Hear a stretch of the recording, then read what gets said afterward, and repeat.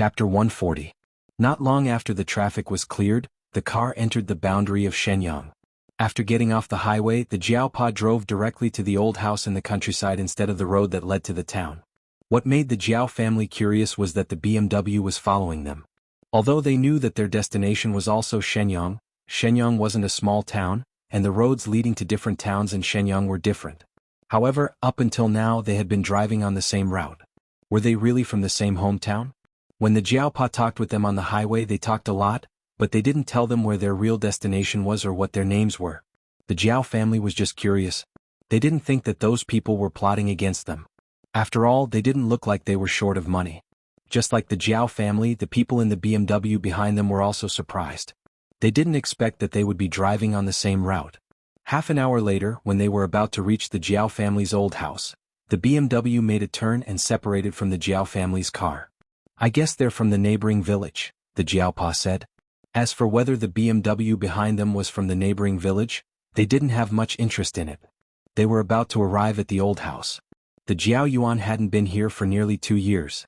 Before the family bought a car, the Jiaopa had something to do and didn't bring the Jiao Yuan with him. Therefore, for the Jiao Yuan, this place was a distant memory. "Hey, there's a department store over there." The Jiao Yuan pointed at a department store that they had just passed by. A department store of this scale was nothing in Chuhua City, but it was a big store here. It was convenient for many people. Yes, it was built at the end of last year. The Jiaopa told the Jiao Yuan about the changes in the past 2 years. Little Pamela was a little nervous. She wasn't familiar with the people here and she had never been here before. The surrounding area was still farmland. When they were about to reach the entrance of the village where the old house was located, they saw an old man standing at the entrance. A big yellow dog was walking around the old man. "Grandpa." Jiao Yuan waved at him through the open car window. Grandpa Jiao, who was standing at the intersection, was grinning from ear to ear. The Jiaopa stopped the car and let Grandpa Jiao get in. After all, there was still some distance from here to the old house. They couldn't just drive away and leave Grandpa Jiao behind, right? Grandpa Jiao thought about it and got into the car. Before he got into the car, he said to the big yellow dog outside, "You follow him outside." The Grandpa Jiao's action of getting into the car made Big Yellow puzzled. Just as he was about to approach Grandpa Jiao, a black cat's head popped out of the car window and meowed. "Woof woof woof woof woof." Zheng Tan leaned against the car window and looked at the big yellow dog outside. He shook his ears and ignored its barks. "Wow, black charcoal is so calm. I forgot to tell you about Lai Fu. I thought it would be better to do an experiment and see how black charcoal would react when he sees Lai Fu.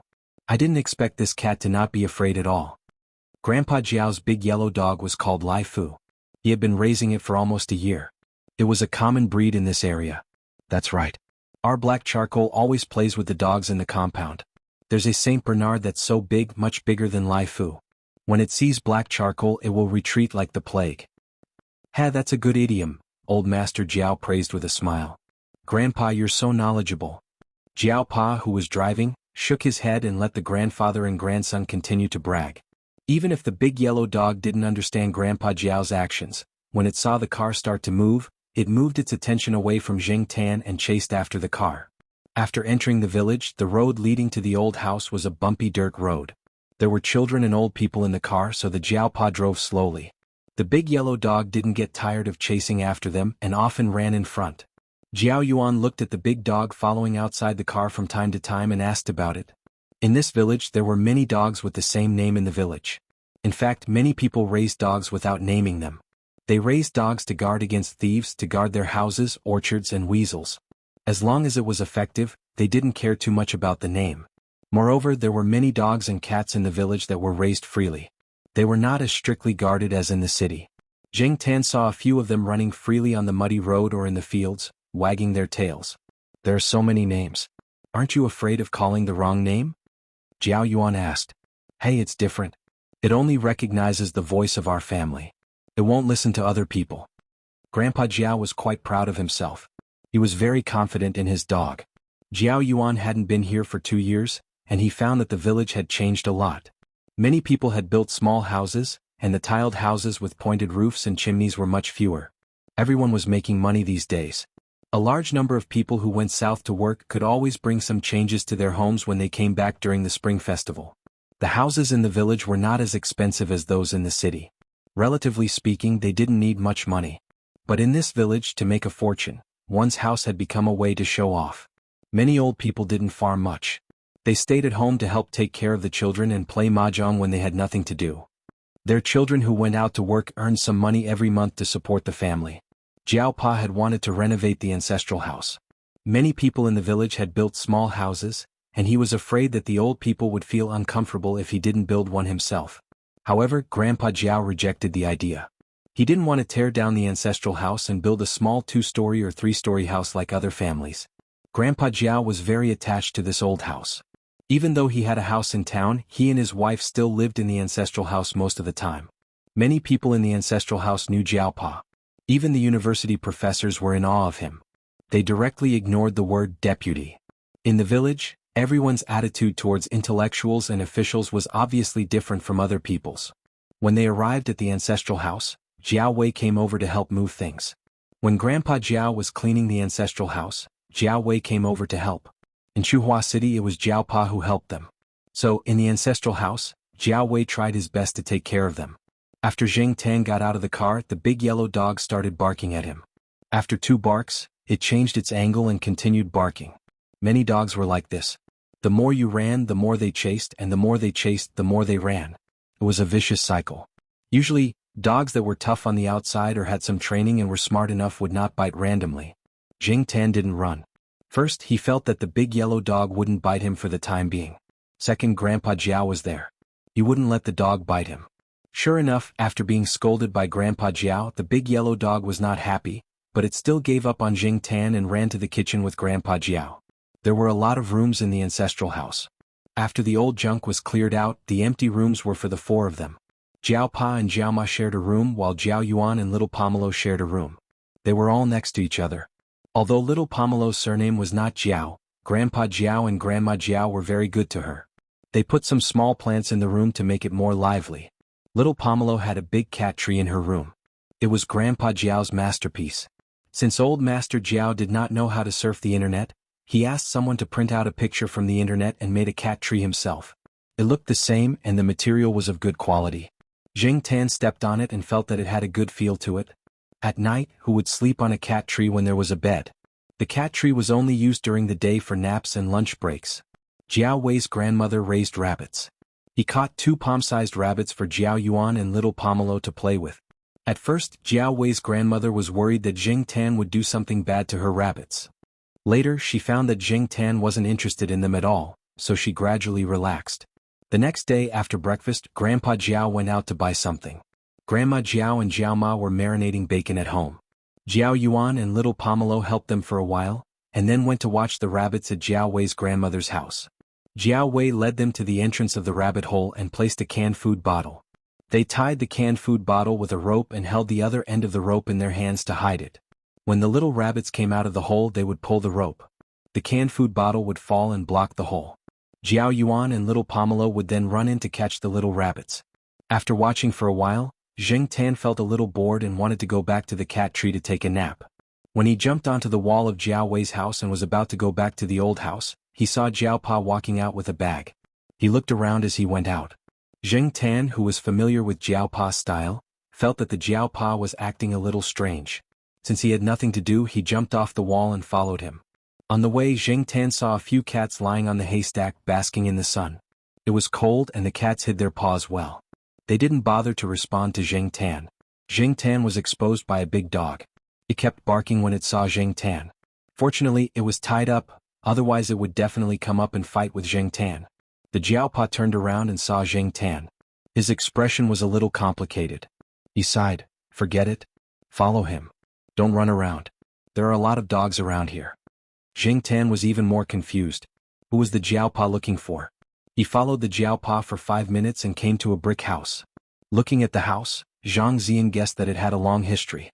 The windows were papered over and the house looked a little shabby. Compared to most of the houses in the village, this house didn't look very well off.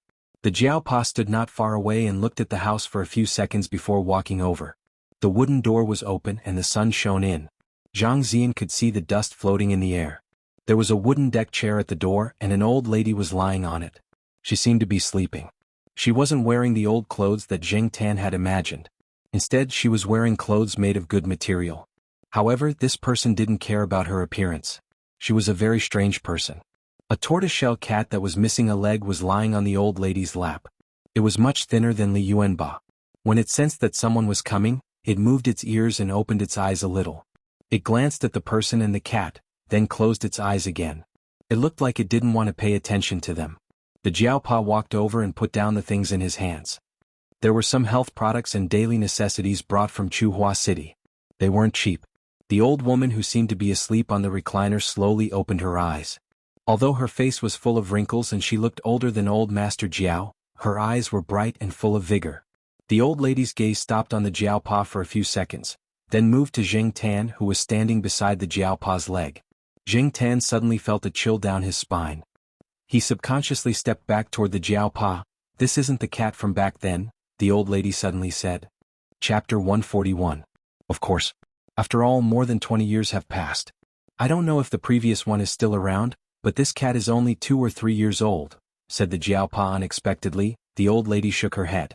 This cat is male. The previous one was female. The Jiaopa was speechless.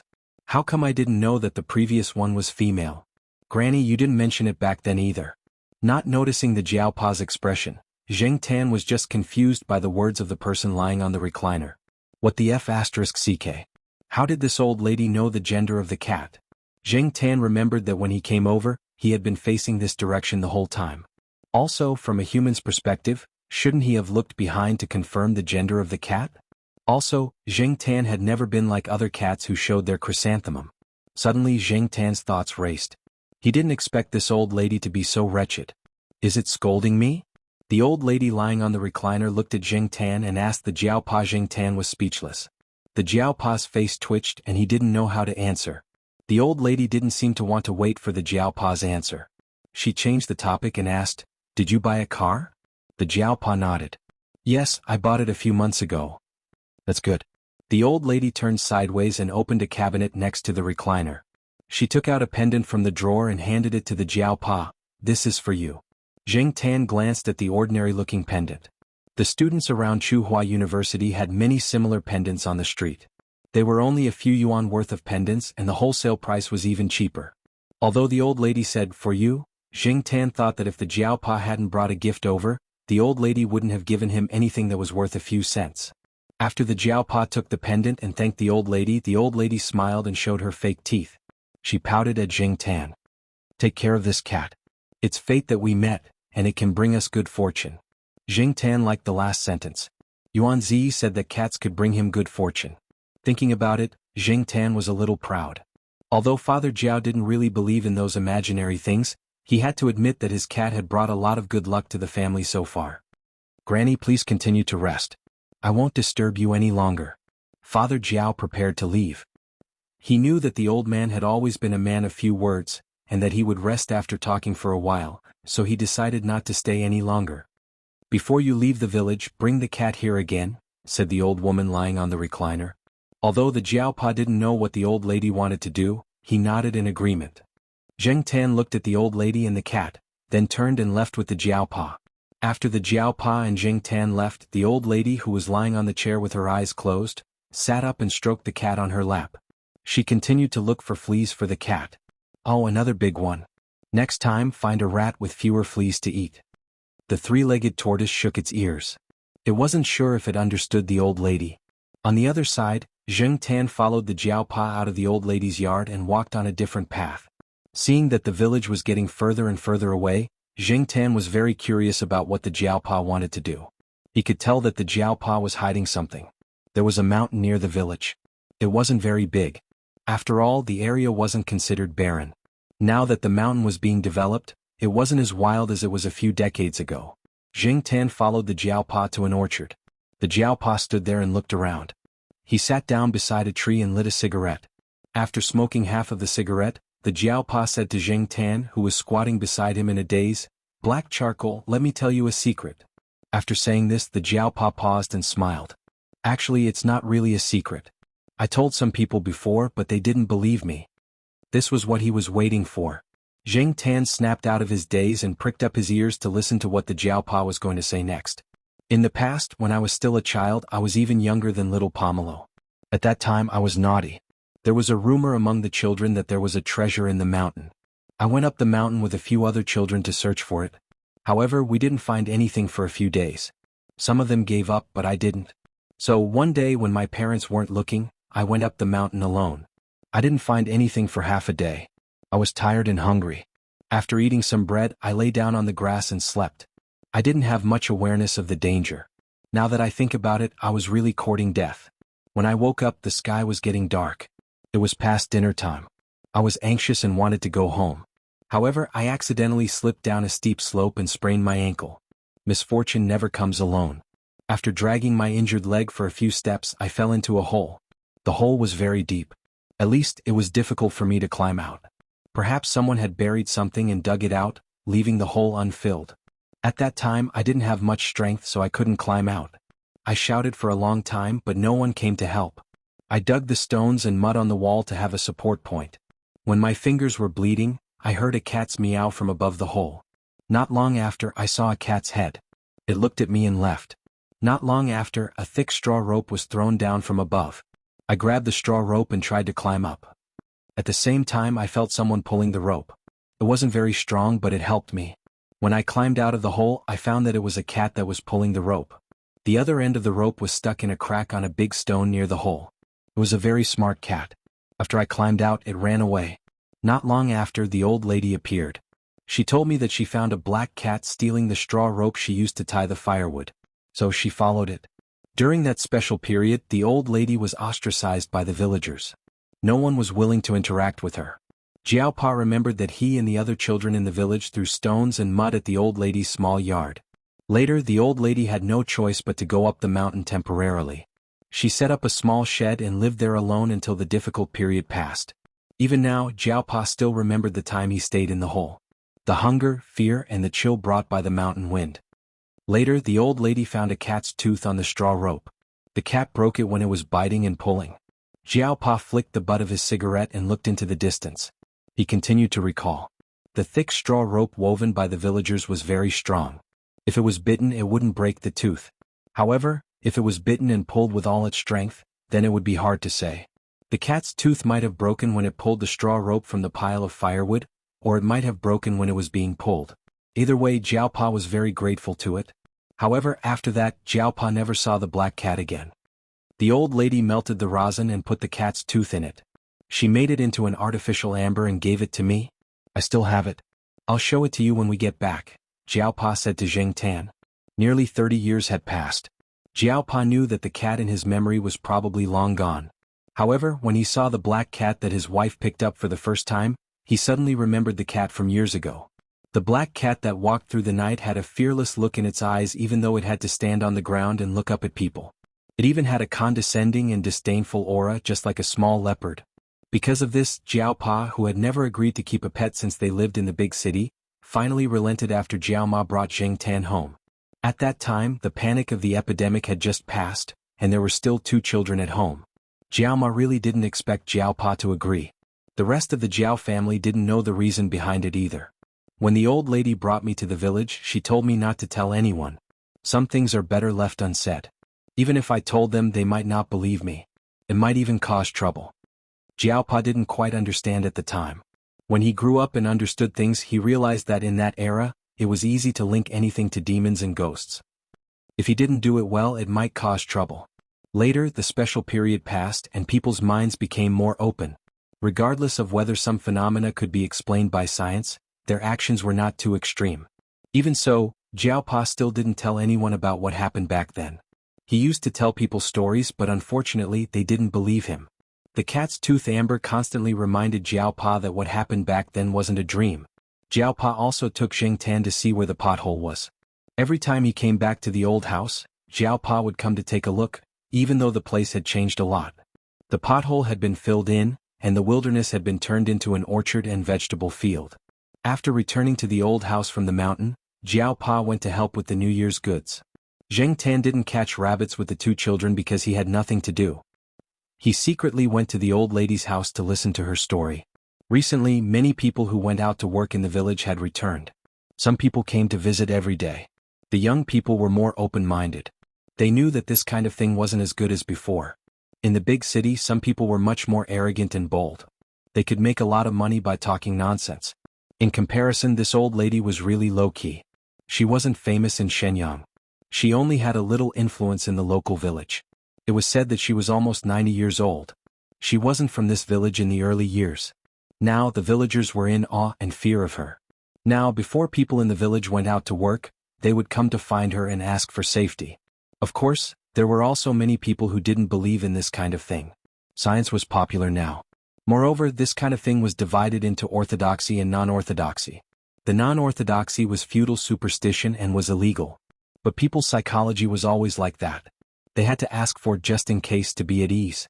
Therefore, although people said that they didn't believe in this kind of thing on the surface and didn't interact with the old lady, there were many people who gave her money and gifts in private. After a long time, everyone came to a tacit understanding. Just like some people said, there were some things that existed if you believed in it and there weren't any if you didn't. Although Zheng Tan didn't know much about this old lady, he could understand some things based on what he had seen and heard.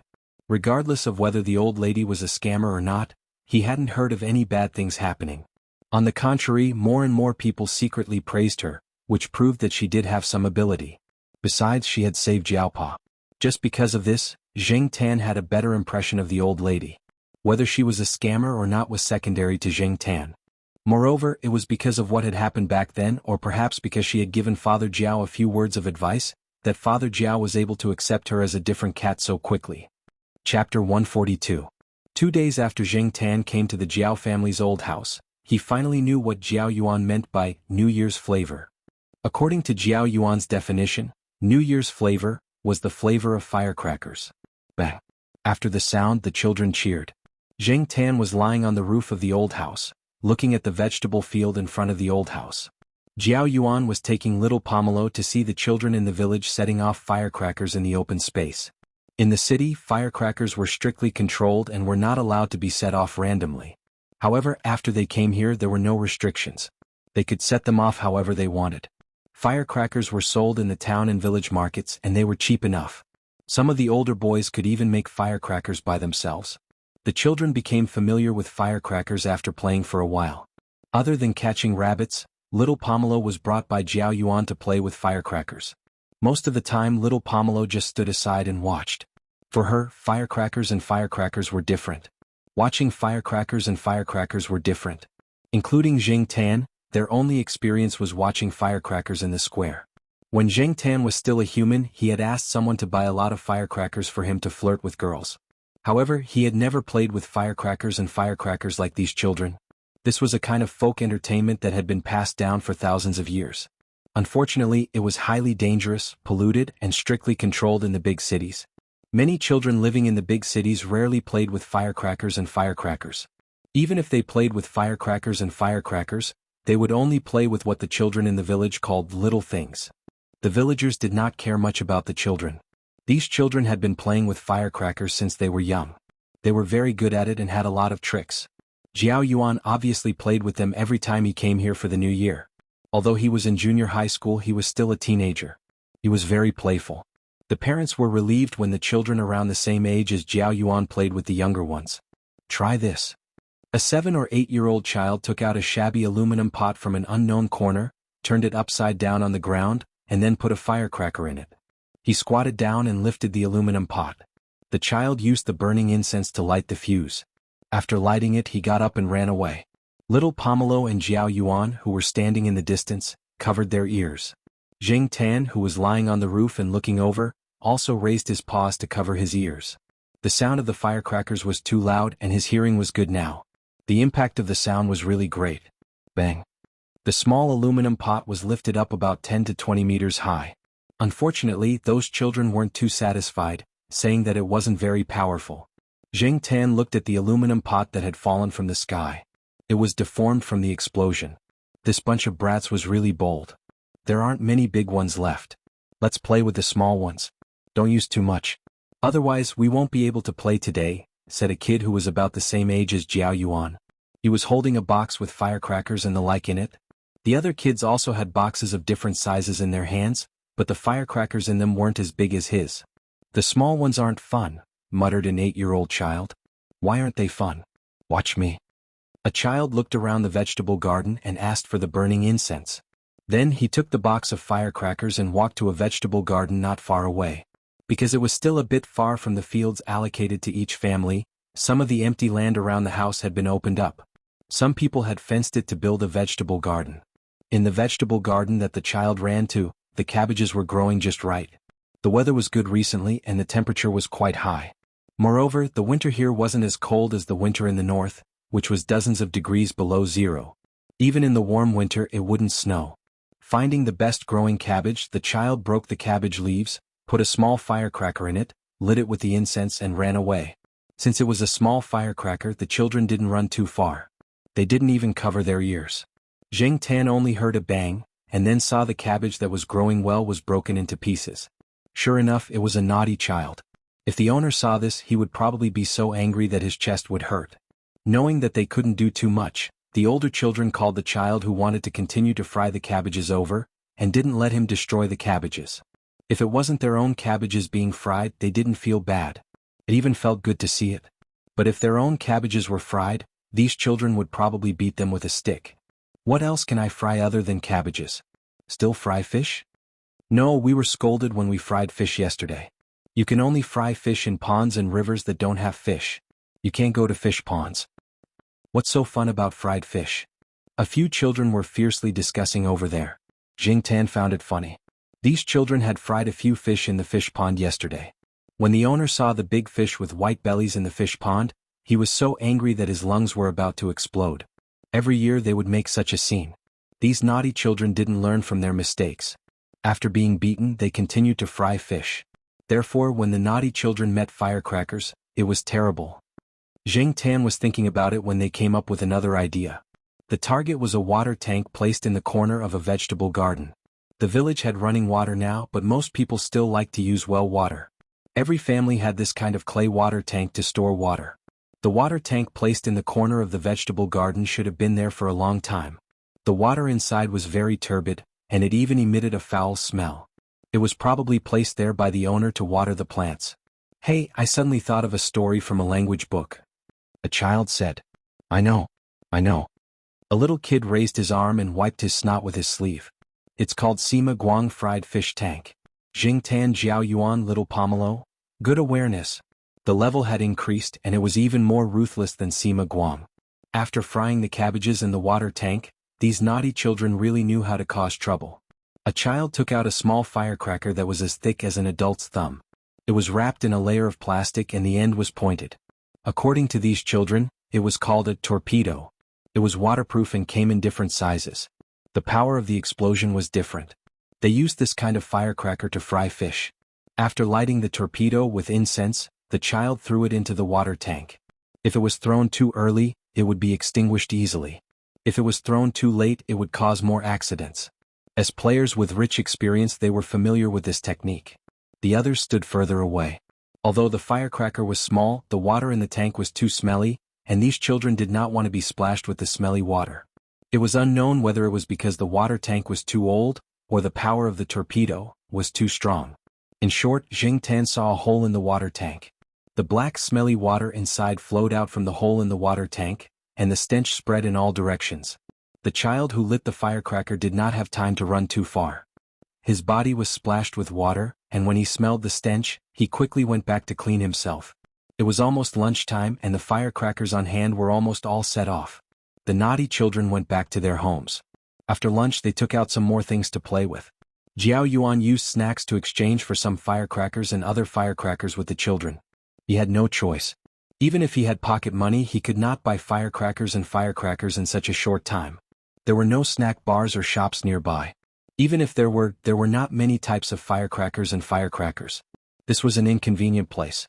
When exchanging firecrackers with the children, Jiao Yuan deliberately picked some with longer fuses. When they went back, he would give them to little Pomelo to play with. He was not at ease if the fuses were too short. Jiao Yuan knew himself well. Although he was older than those snotty brats in terms of experience, he couldn't compare to those snotty brats. When he returned to the old house, Jiao Ma was cooking lunch in the kitchen. The kitchen had an old-fashioned stove, the kind that used firewood. The pot was also a big iron pot. Grandpa Jiao liked to use this kind of pot. The coal stove was now used to cook braised food, fried meatballs, lotus root sandwiches, and other things. It was not used on normal days and it was only used during the New Year. Jiao Yuan took out an incense stick and lit it in the stove. Why did you light this? Jiao Ma frowned. To set off firecrackers. Jiao Yuan answered. Be careful not to hurt yourself. Also, don't scare black charcoal. Jiao Ma was worried. It's okay. Black charcoal is not scared at all.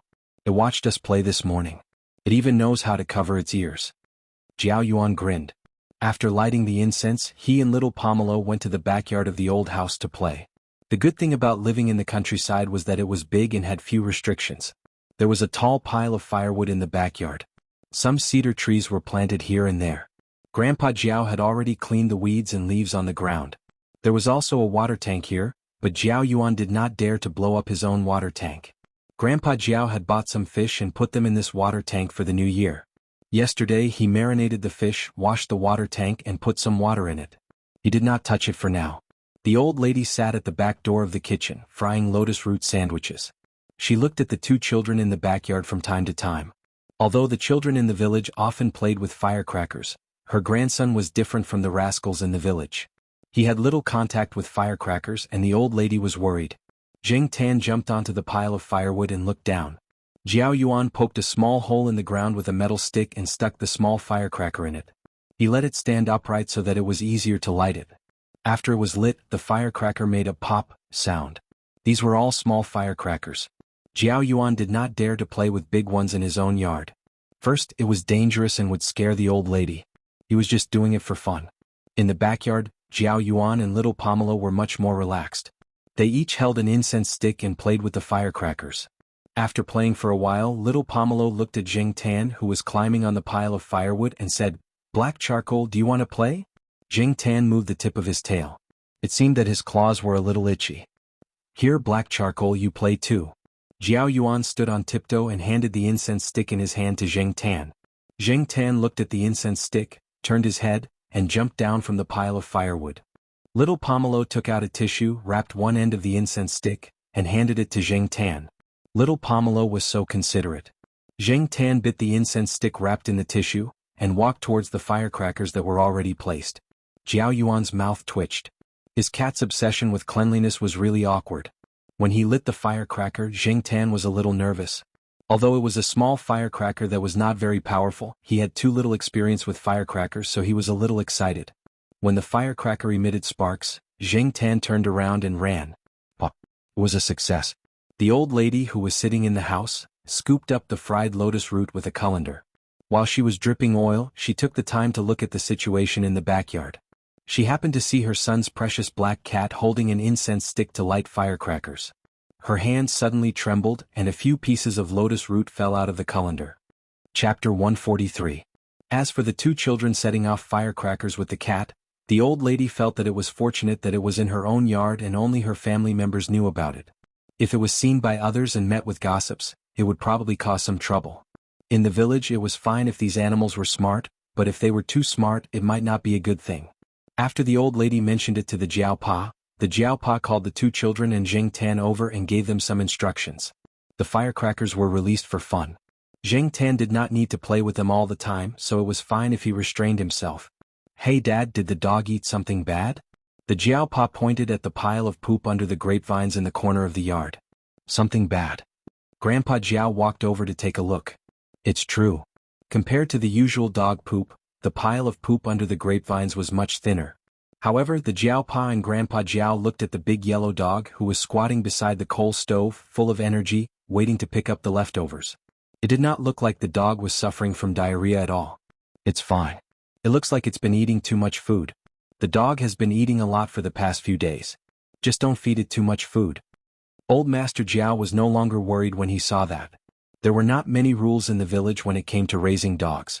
Cats and dogs often ate with people, and the villagers did not have the energy to care if the food was harmful to the cats and dogs. In fact, most of the cats and dogs here did not live to a normal age. There were many people who tricked the cats and beat the dogs, or some people who sold the dogs for some reason.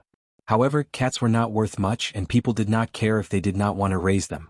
In short, the lives of cats and dogs were cheap. No one would spend time on them. If people could not take care of them, how could they take care of them? In comparison, Grandpa Jiao was good enough. Should we tie it to the side? It's not good to keep squatting there, the Jiaopa said. If the dog was squatting there, there would definitely be spills for it to pick up.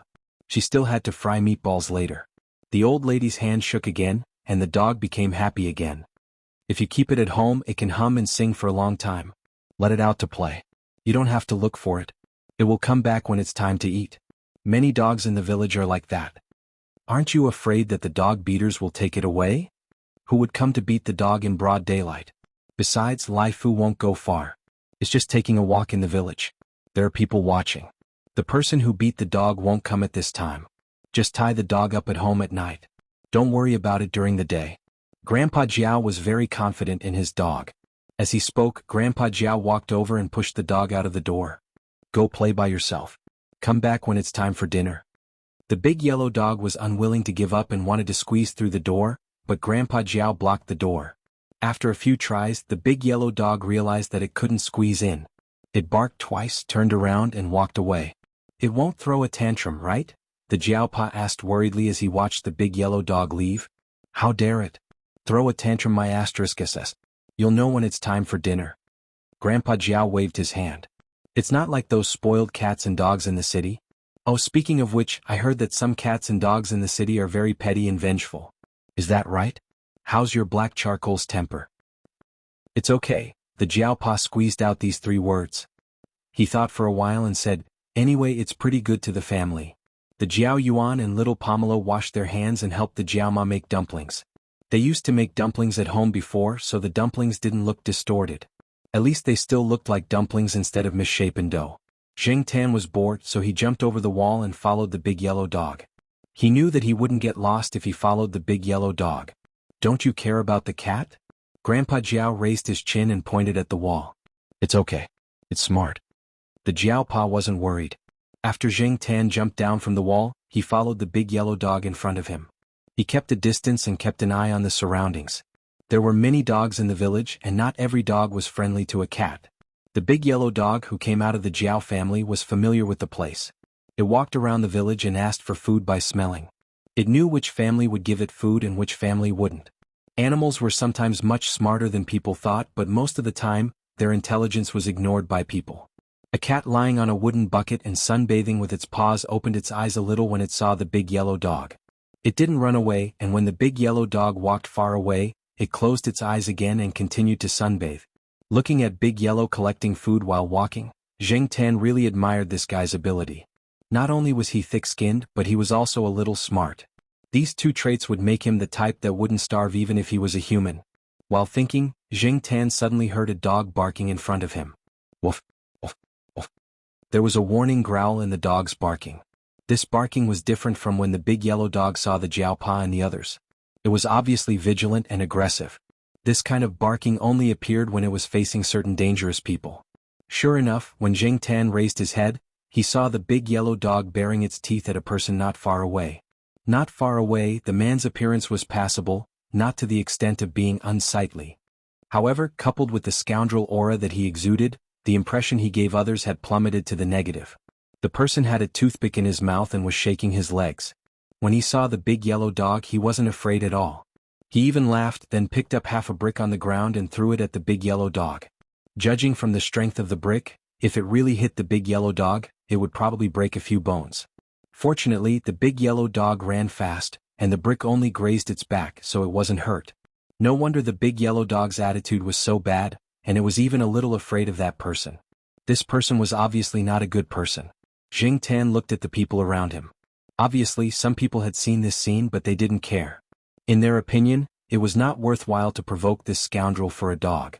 Fortunately, the toothpick man didn't want to continue wasting time with the big yellow dog. He gathered his coat and walked away with his head held high. The big yellow dog didn't relax until the toothpick man was far away. It seemed like it had suffered a loss before. Wah! A child's cry was heard. Zheng Tan looked over and saw that the toothpick man had snatched 2 firecrackers from a child who was playing with firecrackers. Then he played with them. When he threw the firecrackers, he threw them into the vegetable field and blew up a few healthy cabbages.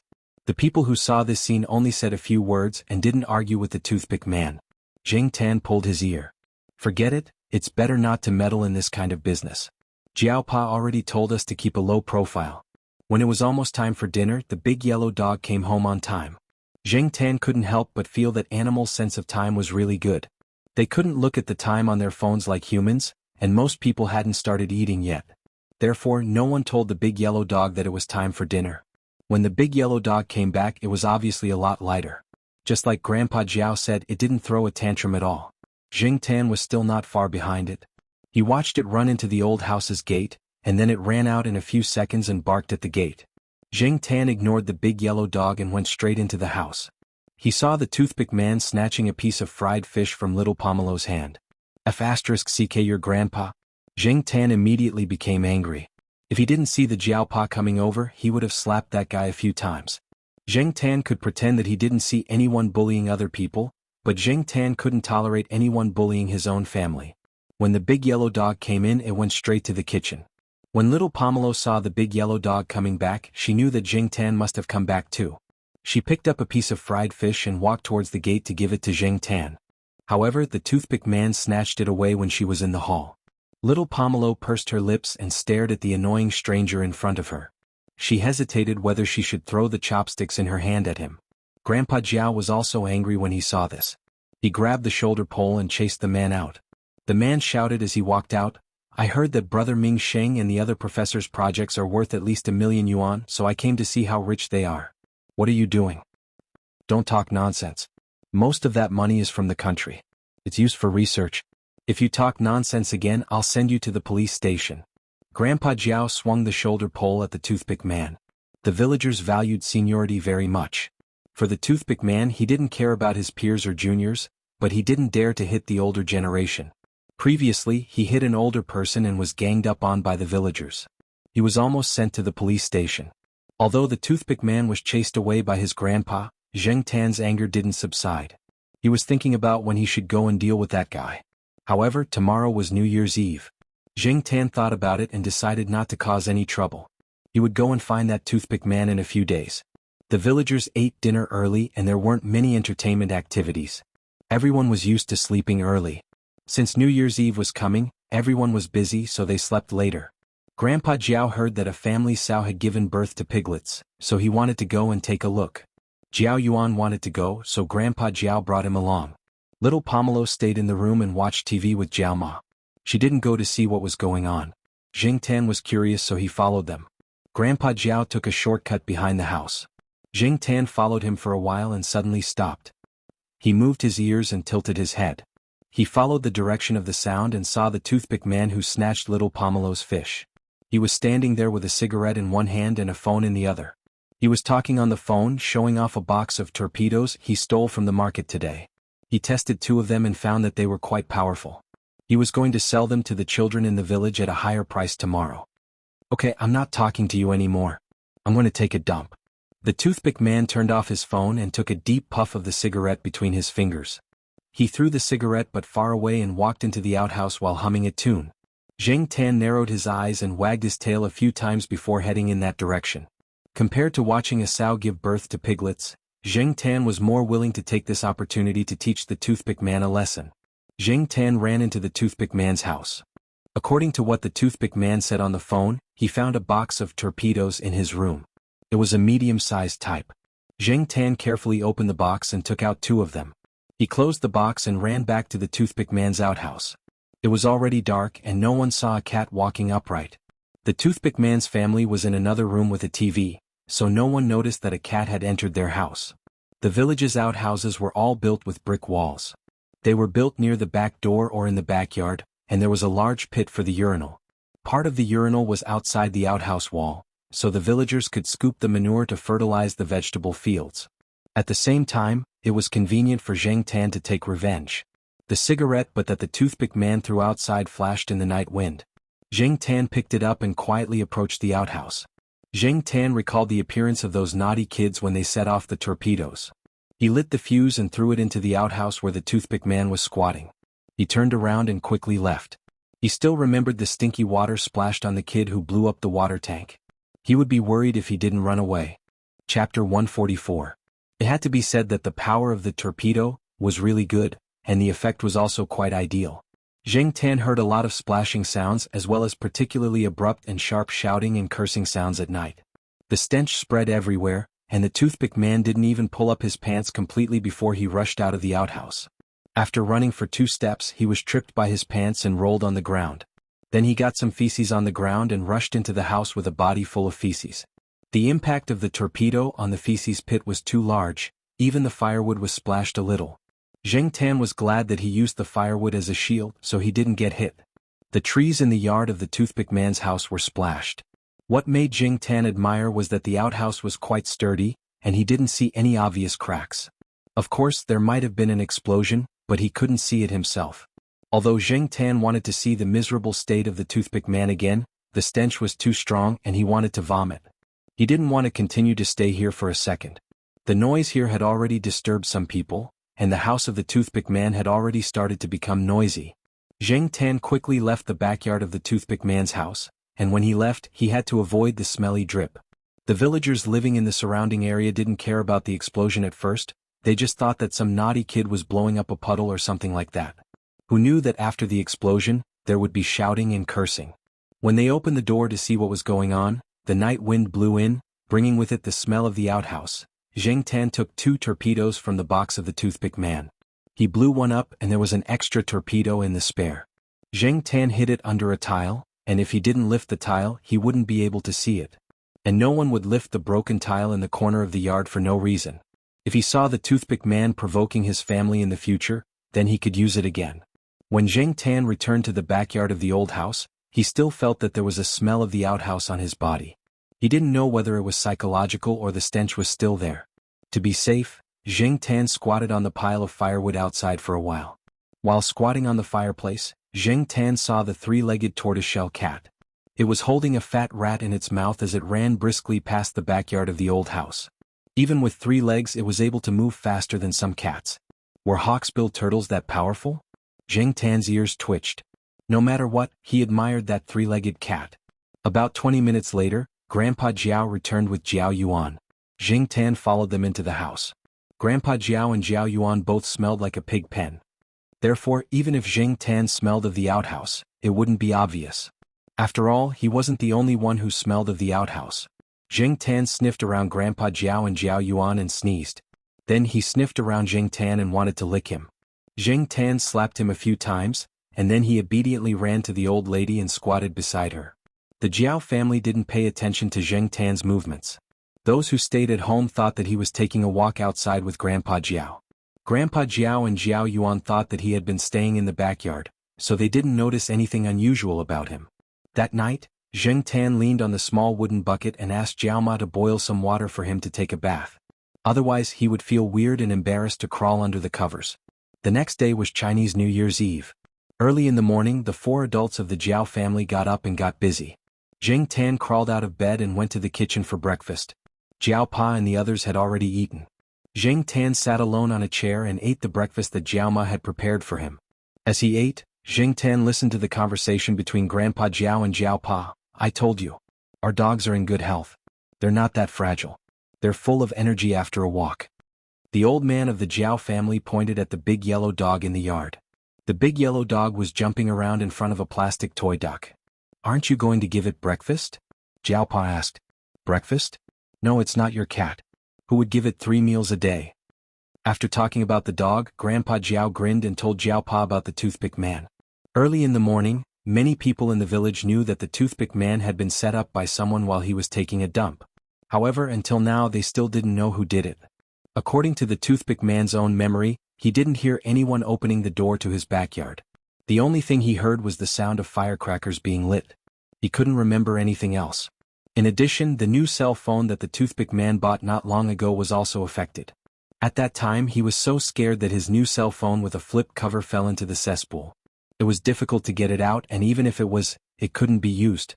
No one would use it again. The toothpick man was so angry that his liver hurt. He couldn't sleep the whole night. His mouth didn't stop and he kept scolding people until dawn.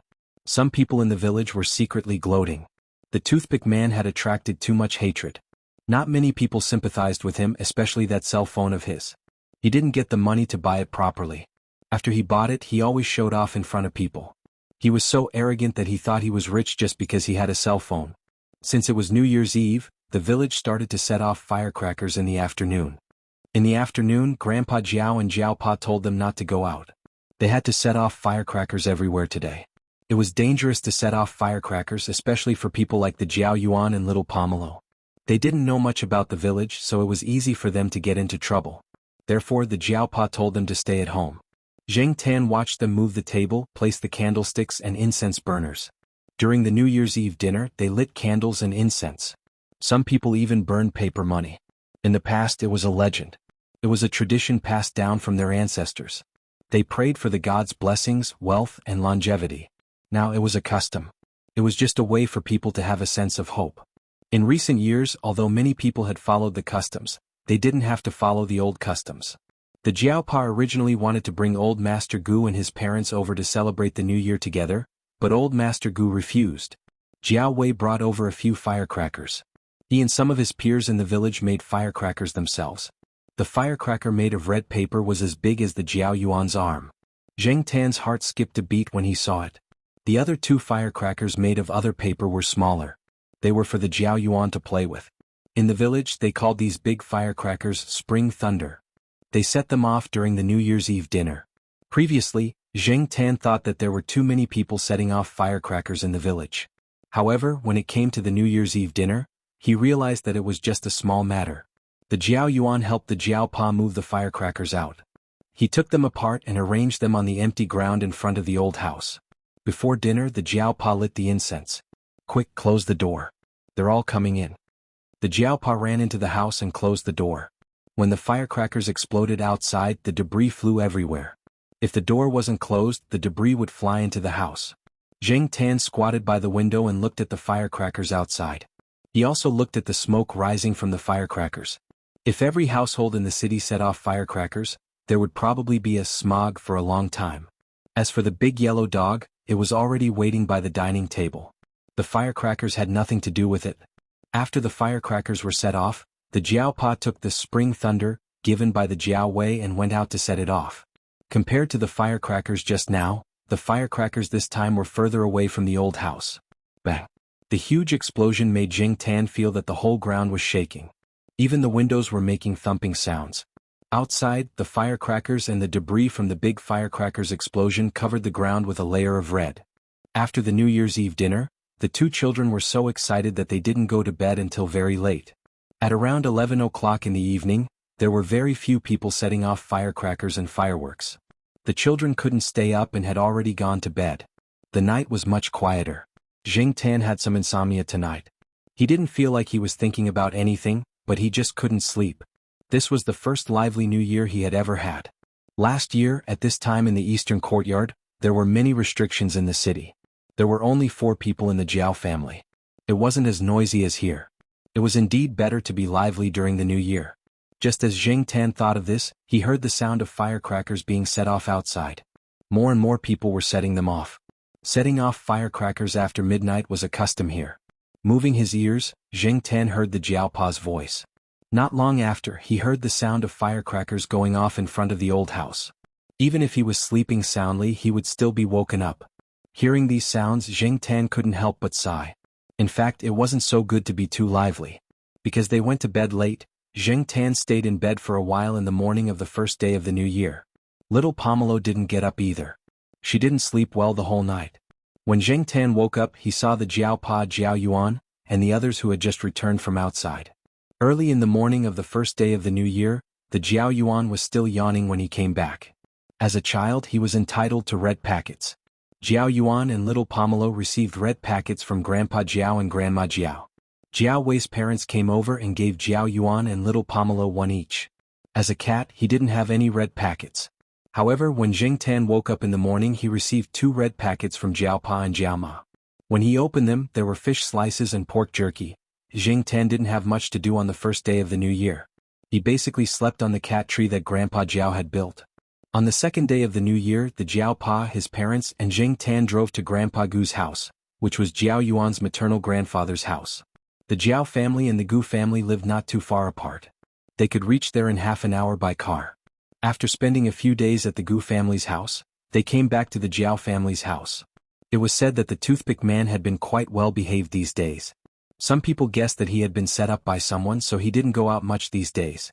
The reason why the toothpick man was behaving like this was because he was afraid of being retaliated against again. Secondly, it was because of his reputation. After all, there were not many people in the village who didn't know that the manure pit had exploded when the toothpick man took a dump. Visiting relatives and friends had nothing to do with Zheng Tan. Seeing the big yellow dog running around and having fun, he couldn't stay idle anymore. After dinner he went out for a walk. During the time he spent in the old house, Zheng Tan had become more familiar with the surroundings and could wander around by himself. Walking in the fields, the old house behind him became smaller and smaller. In front of him, in the fields that stretched into the distance, there were a few graves. Some of them were surrounded by broken pieces of firecrackers and burnt joss paper.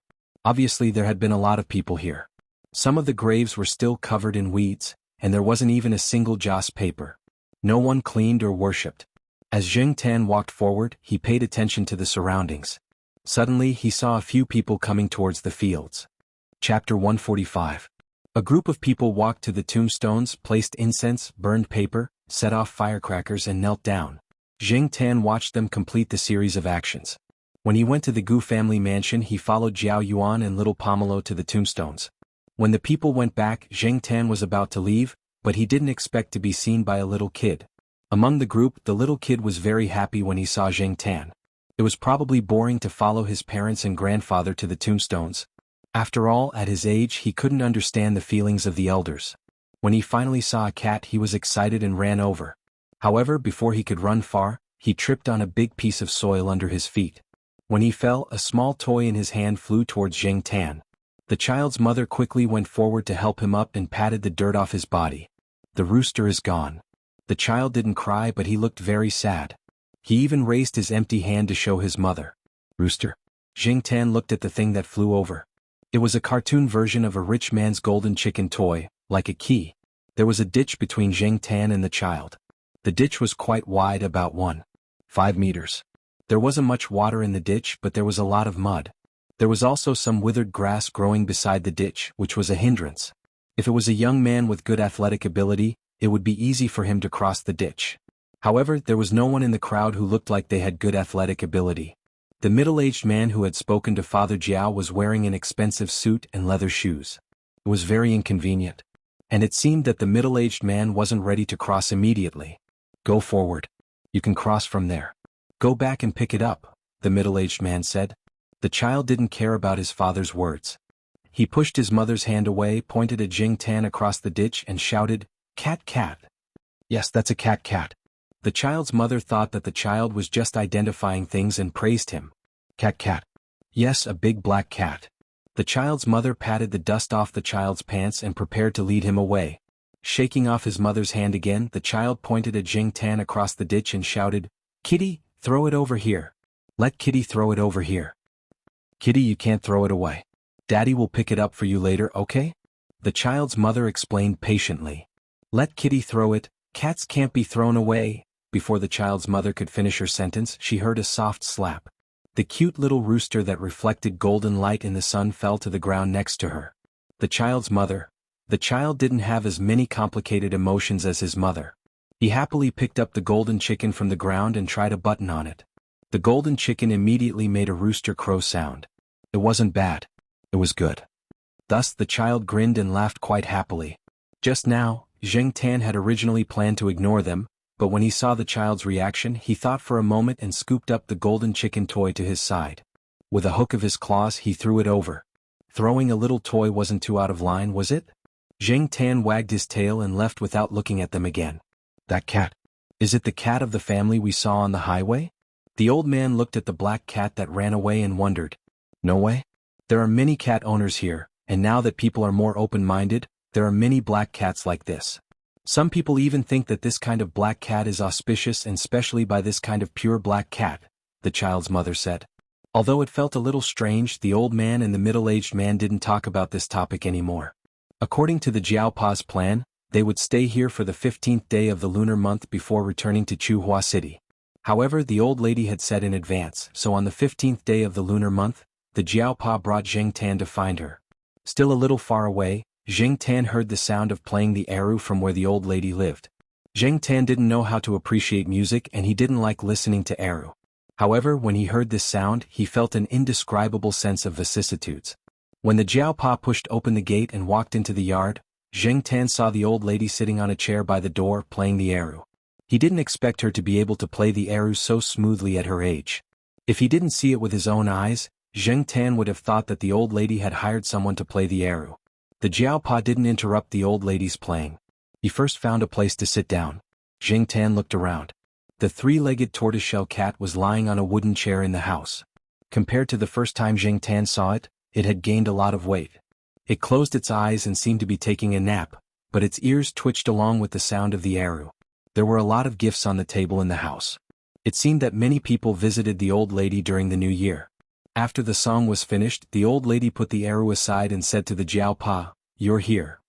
"Yes, I plan to leave early tomorrow morning, so I came here today," the Jiaopa said. The old lady didn't say much. She turned her eyes to Zheng Tan, and Zheng Tan felt a little uneasy. "Black cat, come here for a moment." The granny waved at Zheng Tan. Zheng Tan hesitated. He looked at the Jiaopa, then looked at the old lady in front of him and pulled his ears. "Forget it. Let bygones be bygones. Anyway, the Jiaopa is here. This old lady probably won't do anything that would make people angry." When Zheng Tan came closer, the old lady patted her leg and motioned for Zheng Tan to jump on. This time, Zheng Tan didn't think for too long. He paused for a moment and jumped on her leg. The old lady put her hand into her pocket and pulled out a jade pendant. There were characters written in seal script on it. Zheng Tan only knew one of the characters, Yang, and he wasn't 100% sure that it was Yang. He had never learned seal script. He had only seen it by chance and couldn't remember most of it. The pendant's lanyard had been changed and was woven into a small loop. It was just big enough to wrap around Zheng Tan's neck. After putting it on, the old lady looked at the Jiaopa and said, "Can you let it keep this for me?" Zheng Tan pulled his ears again. "What's the point of asking for its opinion now that you've put it on?" The Jiaopa was confused.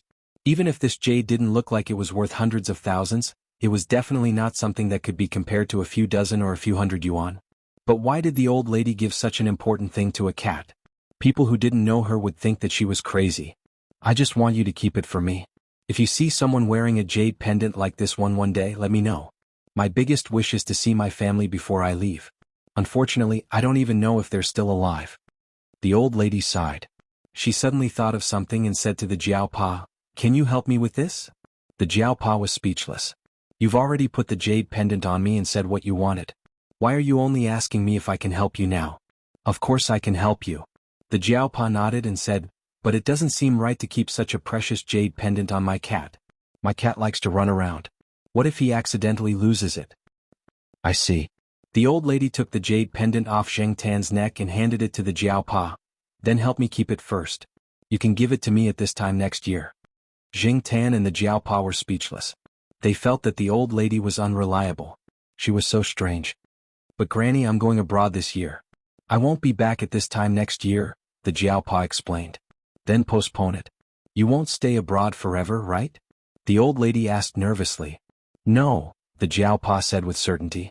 However, he wasn't sure if the old lady would still be around when he came back. After all, according to the elders in the village, the old lady was quite old. "That's fine." The old lady waved her hand. Seeing that the Jiaopa wanted to say something, she said, "Don't worry. I can still live for 3 years." The Jiaopa, whose thoughts were exposed, coughed embarrassedly. He quietly listened to the old lady's next words. The old lady came to this village more than 40 years ago. It was said that she was a refugee. At that time, most of the places in the country were very difficult. The old lady found a place to stay in the village. After she recovered from her illness, she stayed in the village. "In the early years, I tried many methods, but unfortunately I couldn't find him. There was a period of time when I even gave up hope. So, if I can't find him, this jade pendant is worthless to me." The old lady sighed. Zheng Tan muttered in his heart. If she didn't have hope, why did she find him in the Jiao family? It's been more than 40 years. Who would still remember you? Moreover, wasn't this old lady a witch? Couldn't she do the math herself? Thinking about it, Zheng Tan glanced at the old lady. Coincidentally, the old lady looked at him with a meaningful gaze. Suddenly Zheng Tan's heart skipped a beat. F***ck, could this old lady see what a cat was thinking? Some people said that as people got older, they either became more muddle-headed or smarter. Zheng Tan felt that the old lady in front of him was pretending to be muddle-headed. The Jiaopa was thinking about something and didn't notice Zheng Tan's little movements. He said, "The internet is gradually becoming popular these days. There are many ways to find people." The old lady waved her hand. "Forget it. If you can't find him, then it's fate." Zheng Tan patiently listened to the old lady's nagging. Then he walked out of the courtyard with the Jiaopa. The old lady was really good at talking. Once she started talking, she would inadvertently change the topic and then inadvertently come back to the topic. Zheng Tan was too lazy to care about what to do with the jade pendant that the old lady gave him. He left it to the Jiaopa. He was just a cat now. He just needed to eat and sleep well. Early in the morning of the 16th day of the lunar month, the Jiao family drove out of the village with 4 people and 1 cat. After driving for a short while, they saw the familiar BMW appear at the fork in the road. Originally, the Jiaopa didn't plan to stop and say hello. Unexpectedly, there was a traffic jam in front of the wide road. This time, the 2 cars stopped next to each other and rolled down the windows. "We meet again. Yes, it's fate." The Jiaopa smiled and greeted the other party. He took the other party's business card. Zheng Xian, general manager of a company in Nanhua City. If it was just a suspicion when they went to the tomb, this time, Zheng Xian was sure that the black cat looking at him calmly through the window was the one they met at the tomb. Chapter 146. My company is in Nanhua City. You can contact me whenever you want to visit. This is my private number. Zheng Xian smiled warmly in the car next to them. He introduced himself and briefly talked about his family's old house and village. The Jiaopa also introduced himself. This way everyone knew each other. However, the Jiaopa didn't have a business card, so they exchanged numbers. The Jiaopa was going abroad in April. They didn't know when they would be able to contact each other again after exchanging numbers.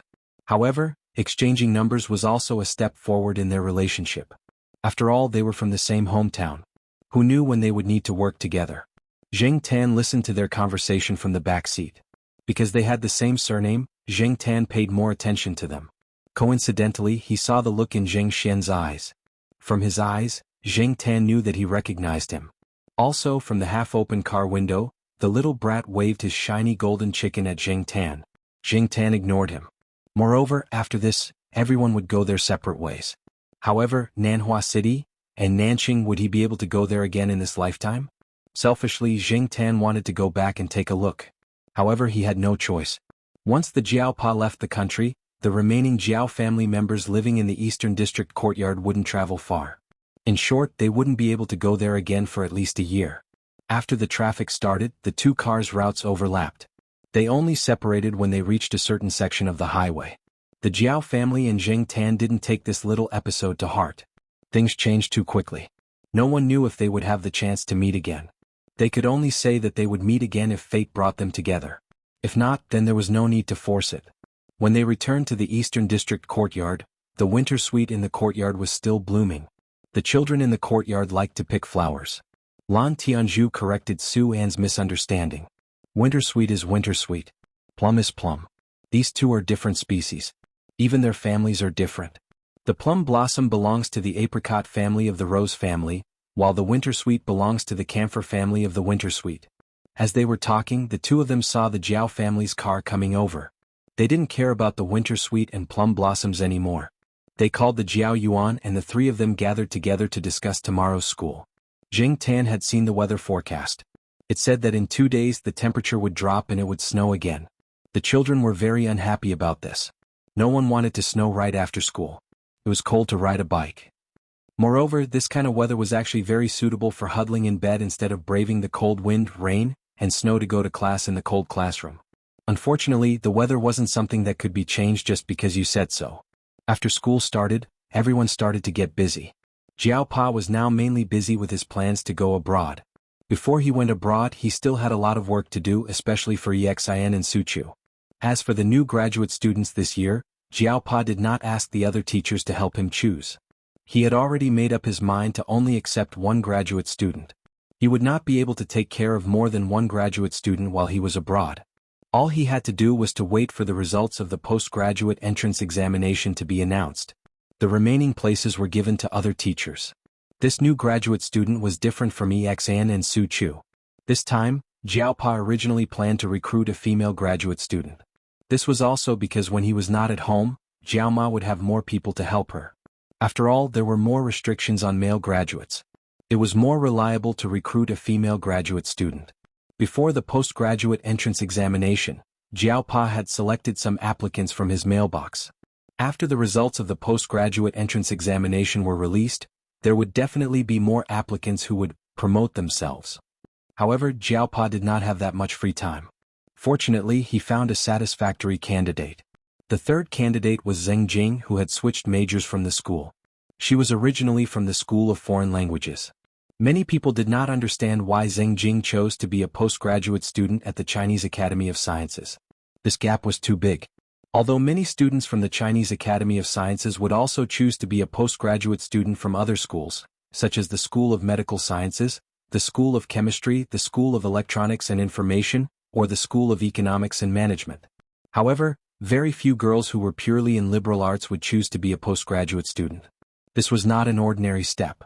Moreover, even if they could pass the entrance examination, some teachers would not be willing to accept them.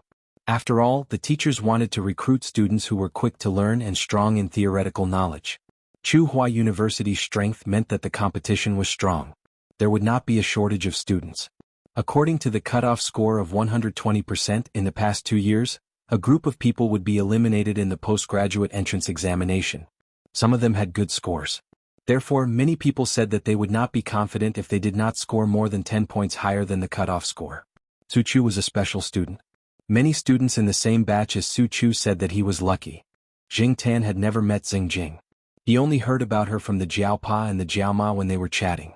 Besides, the cutoff score and cutoff score were not out yet. It was uncertain whether Zheng Jing would be accepted. Therefore, the Jiao Pa only mentioned Zheng Jing casually and did not elaborate further. However, the Jiao Pa was not a person who would compromise. Therefore, there must be a reason why Zheng Jing was accepted by the Jiao Pa. Jing Tan was looking forward to it. After staying at home for 2 days, Jing Tan could not hold it in anymore. There was no news about the cat carriage. He guessed that it was not ready yet. He could not stay at home all day and sleep in a daze. The weather forecast said that it would snow. It had been 2 days, but there was still no snow. Jing Tan looked at the sky. Who cares? Let's go out for a walk first. Jing Tan chose the road leading to the Jiaoyuan school. He wanted to see how the Jiaoyuan school was like in class. Unfortunately, the windows were full of water vapor. He could not see what was going on inside. He could only hear the teacher's voice. Jing Tan did not stay at the school gate for long. He went to Zhong Yan's house. Zhong Yan must be in class at this time. There was no one at home. There were not many people walking around in the neighborhood. He could not hear any gossip. After leaving Zhong Yan's neighborhood, Jing Tan went to see the construction site developed by Yi Hao. Compared to before the new year, there were not many obvious changes. It was probably delayed by the new year. After the new year, the progress would be accelerated. It was still early. Jing Tan was not in a hurry to go back. He looked at the fork in the road and walked in a direction. He had not been there before. He wanted to explore the terrain and expand the area he was familiar with. Tsinghua City was a relatively old city. Although the city was developing rapidly, there were still many old residential areas.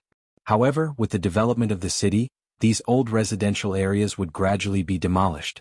After walking through the streets of the old residential area, Jing Tan came to a neighborhood with elevator houses. This area had only been developed for a few years. It was like a crane and a flock of chickens in the old residential area. The greenery in the neighborhood was not bad. Jing Tan saw some wintersweet trees in the neighborhood. The wintersweet was blooming. If it was not blooming, Jing Tan would not be able to recognize it even if he stood in front of the wintersweet trees. There were not many people walking around in the neighborhood. They were either at work or too lazy to go out.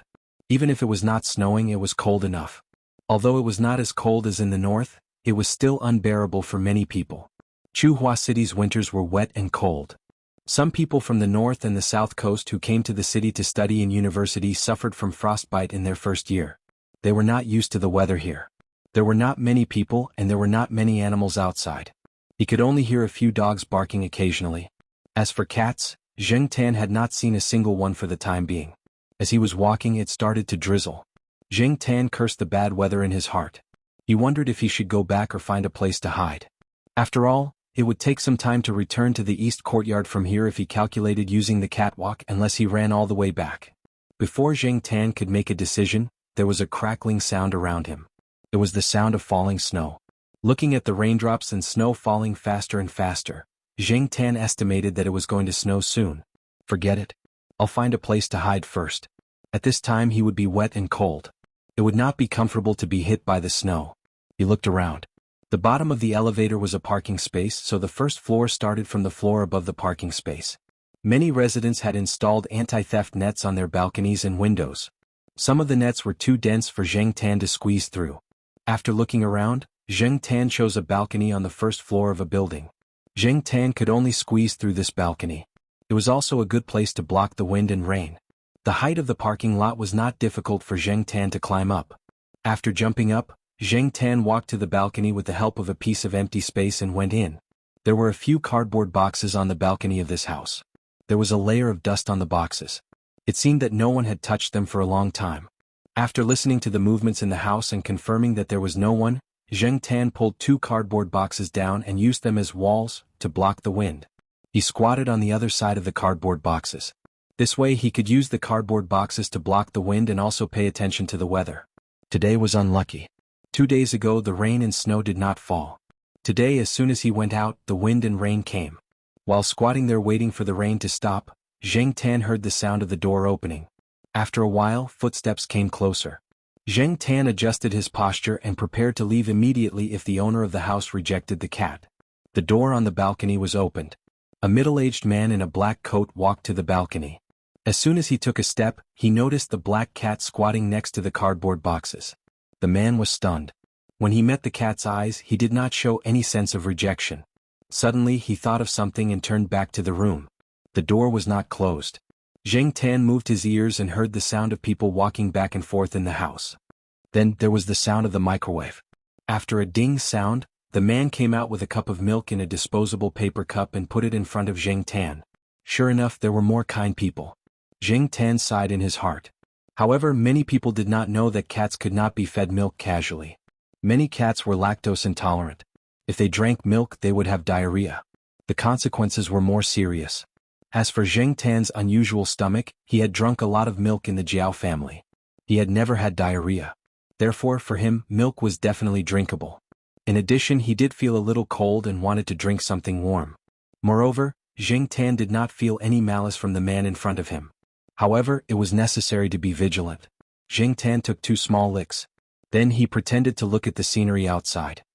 He moved his ears, lowered his head and took another lick. He glanced at the man in front of him and then looked at the scenery outside. He pretended to see something interesting or threatening. He repeated this several times. In this way, after a while, Zheng Tan felt that there was no problem with drinking the milk. Then he drank the rest of the milk. The man saw that the black cat in front of him looked outside from time to time. He thought that the cat was just wary of the people outside. He chuckled.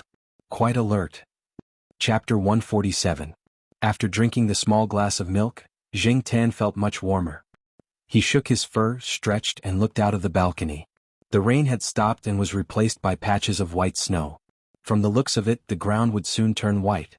Seeing that the glass was empty, the man squatted down to pick it up and walked into the house. After taking 2 steps, he turned around and said to the black cat in the corner, "Come in, it's cold outside." Zheng Tan hesitated. Should he go in to avoid the wind? The wind outside seemed to be stronger. Zheng Tan didn't respond. Seeing this, the man thought that the cat in front of him didn't understand, so he stood at the door and waved his hand, pointing at the glass of milk.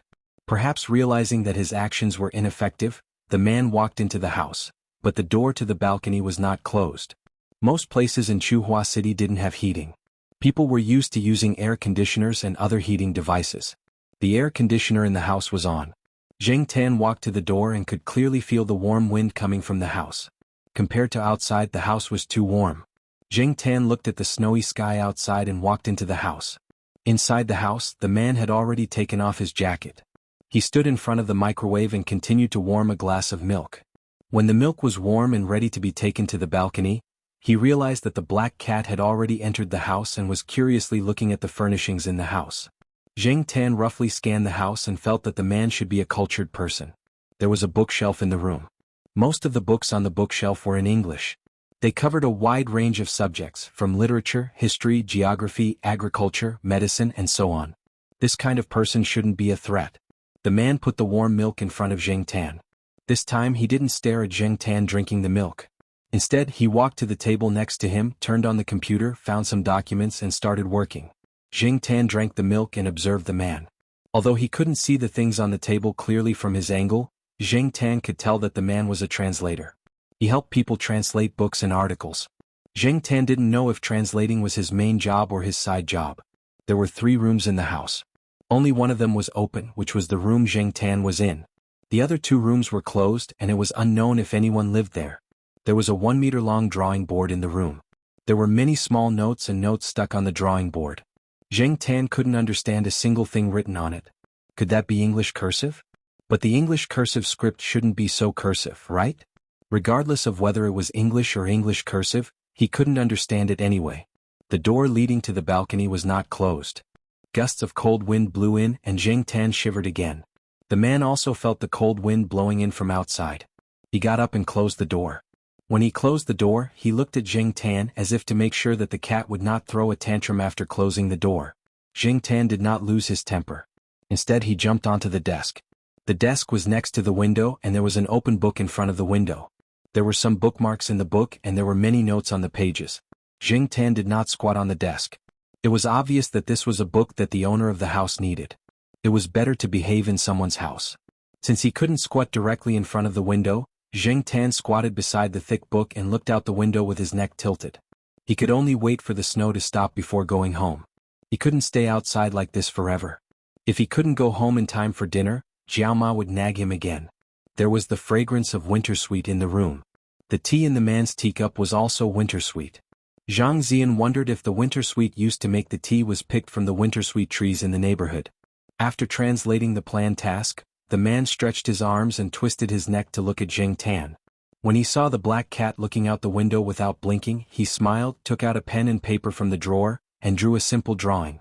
From the drawing, Zhang Zian could tell that the man had learned how to sketch before. His drawing skills were not bad. After the drawing was done, the man showed it to Jing Tan. Jing Tan was not interested. He glanced at the drawing and continued to look out the window. He calculated the time. In another hour, little Pomelo's school would be over. He could stay here for half an hour at most. After half an hour, whether it was still snowing or not, or whether it was snowing heavily, he would have to leave. Fortunately, after half an hour, the snow was much lighter. Although it was still falling, it was not as heavy as before. Zhang Zian could make do with it. Jing Tan moved his neck and stretched. He had been in this position for too long and it was a little sore. After jumping down from the desk, Jing Tan stood in front of the door. He raised his paw and knocked on the door. Then he looked at the man. The man had been paying attention when Jing Tan jumped down from the desk. When he saw Jing Tan like this, he smiled. Thinking of leaving? As he spoke, the man opened the door and let Jing Tan out. Jing Tan could open the door himself. However, in front of someone he had only met once, Jing Tan did not want to appear too special. Moreover, Jing Tan felt that the man should like to smile. However, he always felt that the man's smile was a little uneasy. He could not tell why, but it was just his intuition. After opening the door for Jing Tan, the man watched as Jing Tan squeezed out of the anti-theft net on the balcony. When he jumped onto the ground, he saw a footprint on the ground. When he saw that the black cat had gone far away, he went back into the house and closed the door. After leaving the neighborhood, Jing Tan ran in the direction of Tsinghua University. The snow on the ground was a little cold. The people around did not care about the black cat running on the sidewalk. Their attention was on the thin layer of snow that had accumulated on the ground. When Jing Tan passed by a crossroad, he stopped because there was a lot of traffic. At the same time, he noticed that 2 police cars were driving towards the street he came from. However, he did not have time to be curious. After he crossed the road, he quickly walked across the street with the other pedestrians. When Jing Tan reached the entrance of Futong Elementary School, the school bell rang. Fortunately, there was no delay. At this time, the snow began to fall heavily again. During this period, both little Pomelo and Jiao Yuan were in low spirits because of Jiao Pa's impending departure. They were not very excited about the snow. When the other children walked out of Futong Elementary School, they were very excited when they saw the thin layer of snow on the ground. However, there were many people and the snow was thin. When they stepped on it, they could not see the white layer. There was only snow mixed with the sand on the ground. It snowed for 2 days. When the weather cleared up, the snow began to melt quickly. The weather forecast said that there would be no rain or snow for the next few days. The temperature would gradually rise. When the snow had almost melted, Jing Tan went out for a walk. He still walked along the road that led to Jiao Yuan's school. Zheng Tan was now familiarizing himself with the section of the road. Just like the day of the snow, he walked from Jiao Yuan's school to Zhong Yan's neighborhood. Then he went to the construction site to take a look. Then he walked further and familiarized himself with the area. Before he knew it, he had arrived at the neighborhood with the elevator house.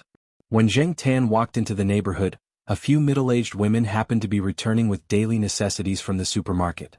"Hey, is there a conclusion to the case?" "I don't think so. I didn't hear any progress." "Hey, didn't they say that they committed suicide by jumping into the lake?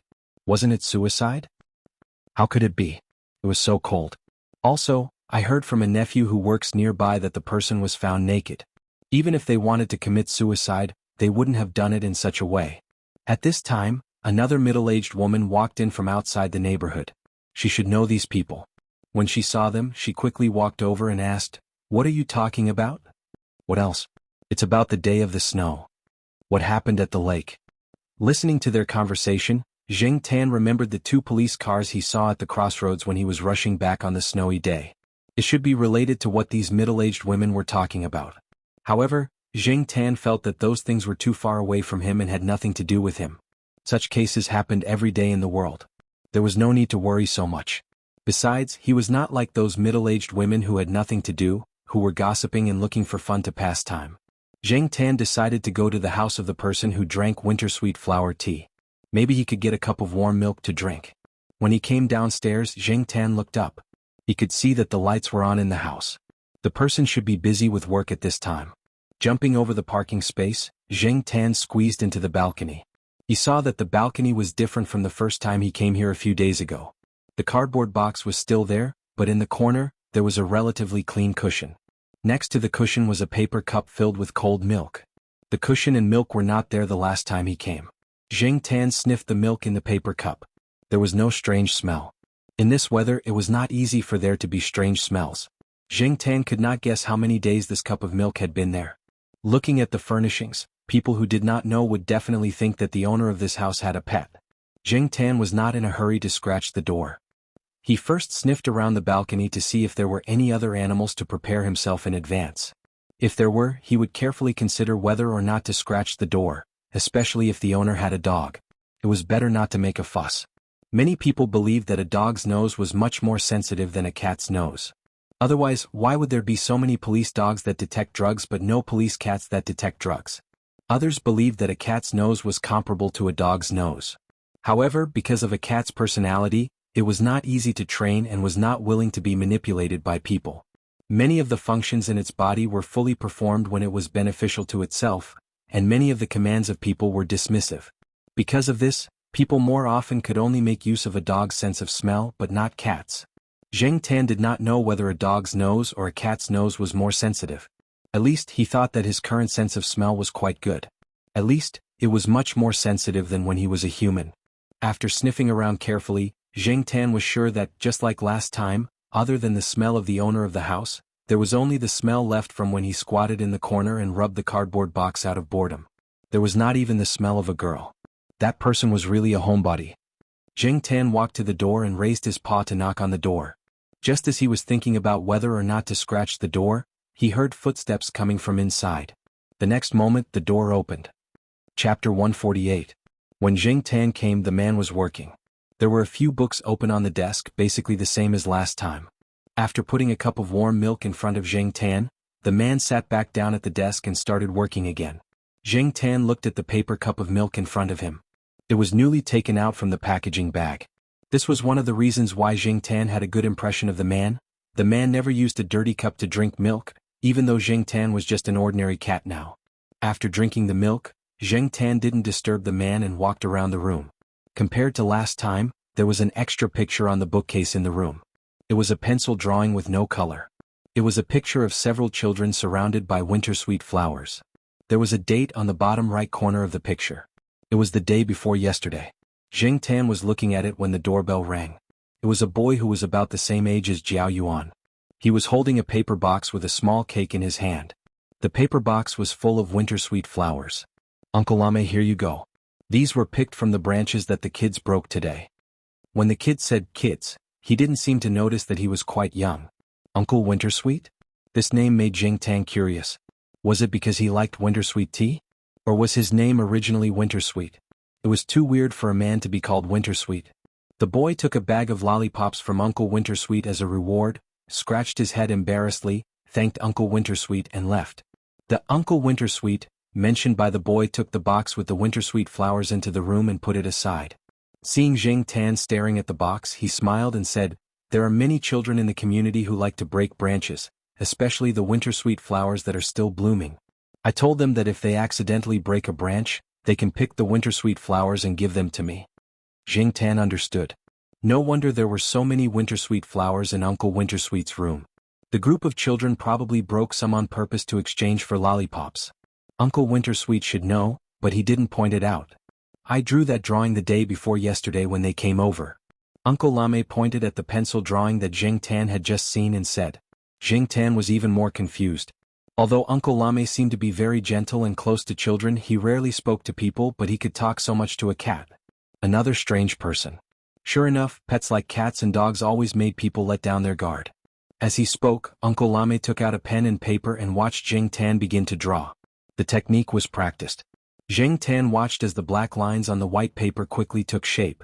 However, Jing Tan suddenly noticed, this guy was actually drawing with his left hand. Left-handed?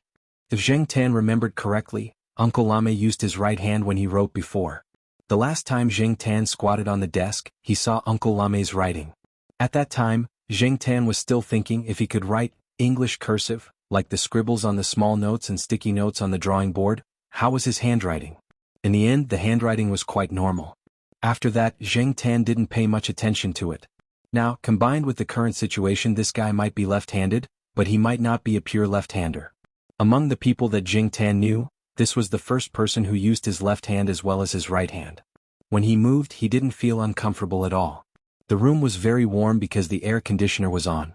Jing Tan squatted there and felt a little drowsy, so he took a short nap. 10 minutes later, a simple pencil drawing was completed. Jing Tan yawned, stretched, and looked over. On the drawing was a black cat, squatting next to a cake box containing Wintersweet flowers. It tilted its head slightly, and there seemed to be some confusion in its eyes. Uncle Lame stared at the drawing in his hand for a while, and then looked at Jing Tan. "I heard that many animals have spirituality. Are you one of them?" Jing Tan didn't answer, and he couldn't answer. Uncle Lame didn't want to find the answer from the cat's mouth. He only asked because he suddenly felt a strong sense of strangeness when he saw the cat's eyes. After asking the question, he remembered that it was just a cat in front of him and it couldn't speak, so he just smiled. Jing Tan was a little confused. There were indeed a lot of crazy people who answered their own questions in front of a cat. Uncle Lame put the drawing in his hand and the drawing of the child into a folder and walked out of the room. Last time when Jing Tan came, there were 2 rooms in the room that were tightly shut. This time, Uncle Lame opened one of them. Jing Tan walked over to take a look. The room wasn't big and it should have been specially soundproofed. The layout inside was very simple, and the most obvious thing was the upright piano inside. He didn't expect this person to be a musician. Jing Tan jumped onto a stool next to him. Since this person was going to play a song, he didn't mind being a guest listener. After listening to the beginning, Jing Tan knew the name of the song Uncle Lame played. For Alice. Although Jing Tan didn't listen to the so-called world-famous songs, he still knew this song. It was too famous and many children liked to play this song. But Jing Tan didn't know much about the piano. He only knew that the version played by this person was different from the version he had heard before. It was slower, but it was also far different from the slow playing techniques taught to children. And there were some other factors involved. The piano version of For Alice that Jing Tan had heard before had a more refreshing melody, and the rhythm was light and comfortable. Some people said that piano music made people feel relaxed and happy. But now Jing Tan didn't feel relaxed and happy at all. Instead, he felt an inexplicable pressure and even felt a chill down his spine. Could it be that the version played by this person in front of him was wrong? After the song, Uncle Lame sat there without moving as if he was thinking about something. Jing Tan stretched his neck to take a look. What the hell? He could even play a song dedicated to Alice until tears welled up in his eyes? Jing Tan expressed that he couldn't understand.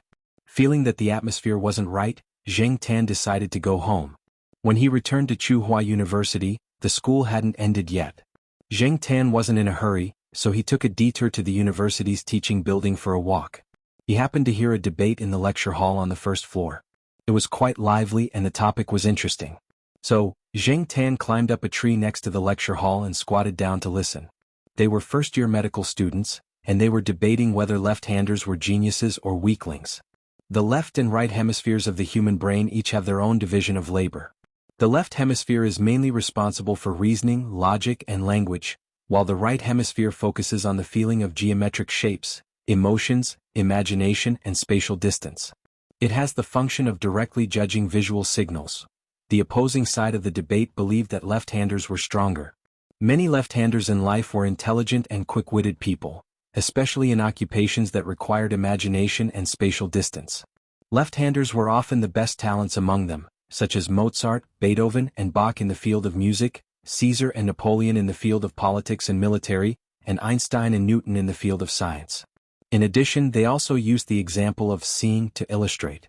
They compared the neural response route of right hemisphere of the brain, left hemisphere of the brain, right hand with the neural response route of right hemisphere of the brain, left hemisphere of the brain with the neural response route of right hemisphere of the brain, left hand. They believed that left-handers had an advantage over right-handers in terms of agility. The opposing side of the debate believed that left-handers were weaklings in life. Otherwise, they wouldn't be so small in the large human population. As for the distinction between left-handers and left-handers in history, it was still controversial and not convincing enough. At the same time, the opposing side of the debate cited a new hypothesis put forward by the Swiss scientist, Dr. Irwin. Irwin believes that in ancient times, the probability of human ancestors using their left and right hands was the same as that of other animals. It was only because they didn't know the plants around them that they accidentally ate the poisonous parts of the plants. Left-handed people had a weak tolerance for plant toxins, and eventually, due to the severe impact of plant toxins on the central nervous system, they couldn't continue to survive. On the other hand, right-handed people, with their strong tolerance, eventually gained the ability to survive in nature. In addition, some foreign scientists have also used experiments to prove that many left-handers have a weak autoimmune system. In fact, 65% of autistic patients are left-handed. Zheng Tan squatted on the tree and watched the students argue until their faces turned red. He found it funny. If this continued, it would probably be the same as a street brawl. After all, they were only first-year students. Most of them had never participated in a formal debate before. At the beginning of the debate, they paid attention to the rules of the debate. However, towards the end of the debate, it became a little chaotic. However, the teacher on the rostrum did not stop them. Instead, she smiled. The reason she organized this class debate was to arouse the interest of the students. Aside from interest, the rules were secondary. After all, it was not a formal debate venue. In the end, the teacher on the podium gave everyone a conclusion. In the biological world, only humans and apes have a distinction between left-handed and left-handed people. Moreover, only humans would discuss which one is better. In fact, so far many people have conducted research on the differences in intelligence, immunity, lifespan, and even the prevalence of mental illness between left-handers and right-handers. However, the results are still indisputable. The second half of the teacher's sentence was the conclusion of the entire debate. Zheng Tan had always felt that debates were elegant and sharp quarrels. The topics of the quarrel were so far without an absolute answer. What a pain in the ass. While despising the students, Zheng Tan lowered his head and looked at his two front paws. He raised his paws and bent them. Suddenly Zheng Tan felt a little depressed. Just as the teacher said, other than humans and apes, there didn't seem to be a distinction between left-handed and left-handed animals, including Zheng Tan himself. Thinking back to when he was still a human, he was used to using his right hand. But now, there didn't seem to be much of a difference. If he hadn't listened to the students' debate today, Zheng Tan wouldn't have noticed this change in himself. After thinking about his changes, Zheng Tan thought of the scene when he saw Uncle Lame painting today. Was that person left-handed or not? Well, I should pay more attention next time I go there for a walk. Zheng Tan had originally planned to go to Uncle Lame's place on Saturday, but Celestine came to Zheng Tan and took him to the night building to play. Chapter 149. On the way to the night building, Celestine still didn't stop talking. Zheng Tan also learned from him that Ajin and the others had now moved from the most ordinary North District to the South District, which was a good progress. It was not in vain for them to leave their hometown and come here, and it also proved their ability. Now they were much more relaxed and had rented a bigger apartment. Even the stray dog that Ajin had picked up was now fat and full of energy all day long. Ajin and the others were now passionate and motivated enough. Some of the people who often went to the night building already had supporters of their band. The person in charge of the night building also thought highly of them, and Jing Tan was also happy for them. Now the person in charge of the night building had been changed. Ran Qi and Leopard had been sent by Yi Hao to be in charge of several important projects, such as the land near Tsinghua University. Therefore Yi Hao transferred another person to replace Ran Qi's position. The night building was still so lively at night. When Jing Tan followed Celestine into the private room on the third floor, there were two other people besides Yi Hao, Leopard, and Ran Qi. Jing Tan had seen one of them before. That person was called Tiger Liang, and Yi Hao and the others called him Huzi. He was also the person in charge of the night building. As for the other person, Jing Tan didn't know him. However, those who could stay here must be Yi Hao's confidants or trustworthy people, and their mouths were tight enough. Knowing Yi Hao and Celestine's way of doing things and means, Jing Tan didn't have to worry too much about it. He still did what he had to do before. No, there was another difference. It was the one lying on the single sofa. On the way here, Celestine also talked about the Monseigneur. Rumor has it that the Monseigneur has performed a meritorious deed again. During the new year, the Monseigneur had been by Master Tang VII's side the entire time. Even though Master Tang VII had retired, his influence behind the scenes was still not small, so he would not be too idle during the new year. Coincidentally, someone had taken advantage of a loophole and attempted to harm Master Tang VII. That person had been scratched half to death by this big cat. For this reason, Master Tang VII was even more gratified. This also caused the Monseigneur's status in the family to soar. After the new year, Master Tang VII did not go out much. Now that his safety was guaranteed, he had Yi Hao look after the Monseigneur outside. Perhaps he could be of some help. As a result, Jing Tan saw the Monseigneur in the night tower again today. Glancing at the Monseigneur who was resting on the sofa with his eyes closed, Jing Tan looked at Ran Qi. Sure enough, that guy was sitting the furthest away from the Monseigneur. Moreover, when he saw Jing Tan, Ran Qi's face clearly stiffened. As usual, when Ran Qi saw Jing Tan and the Monseigneur, he felt that something was wrong. Jing Tan was already used to Ran Qi's behavior, so he did not mind. He jumped onto the coffee table and began to look for food. These people had their own topics to talk about.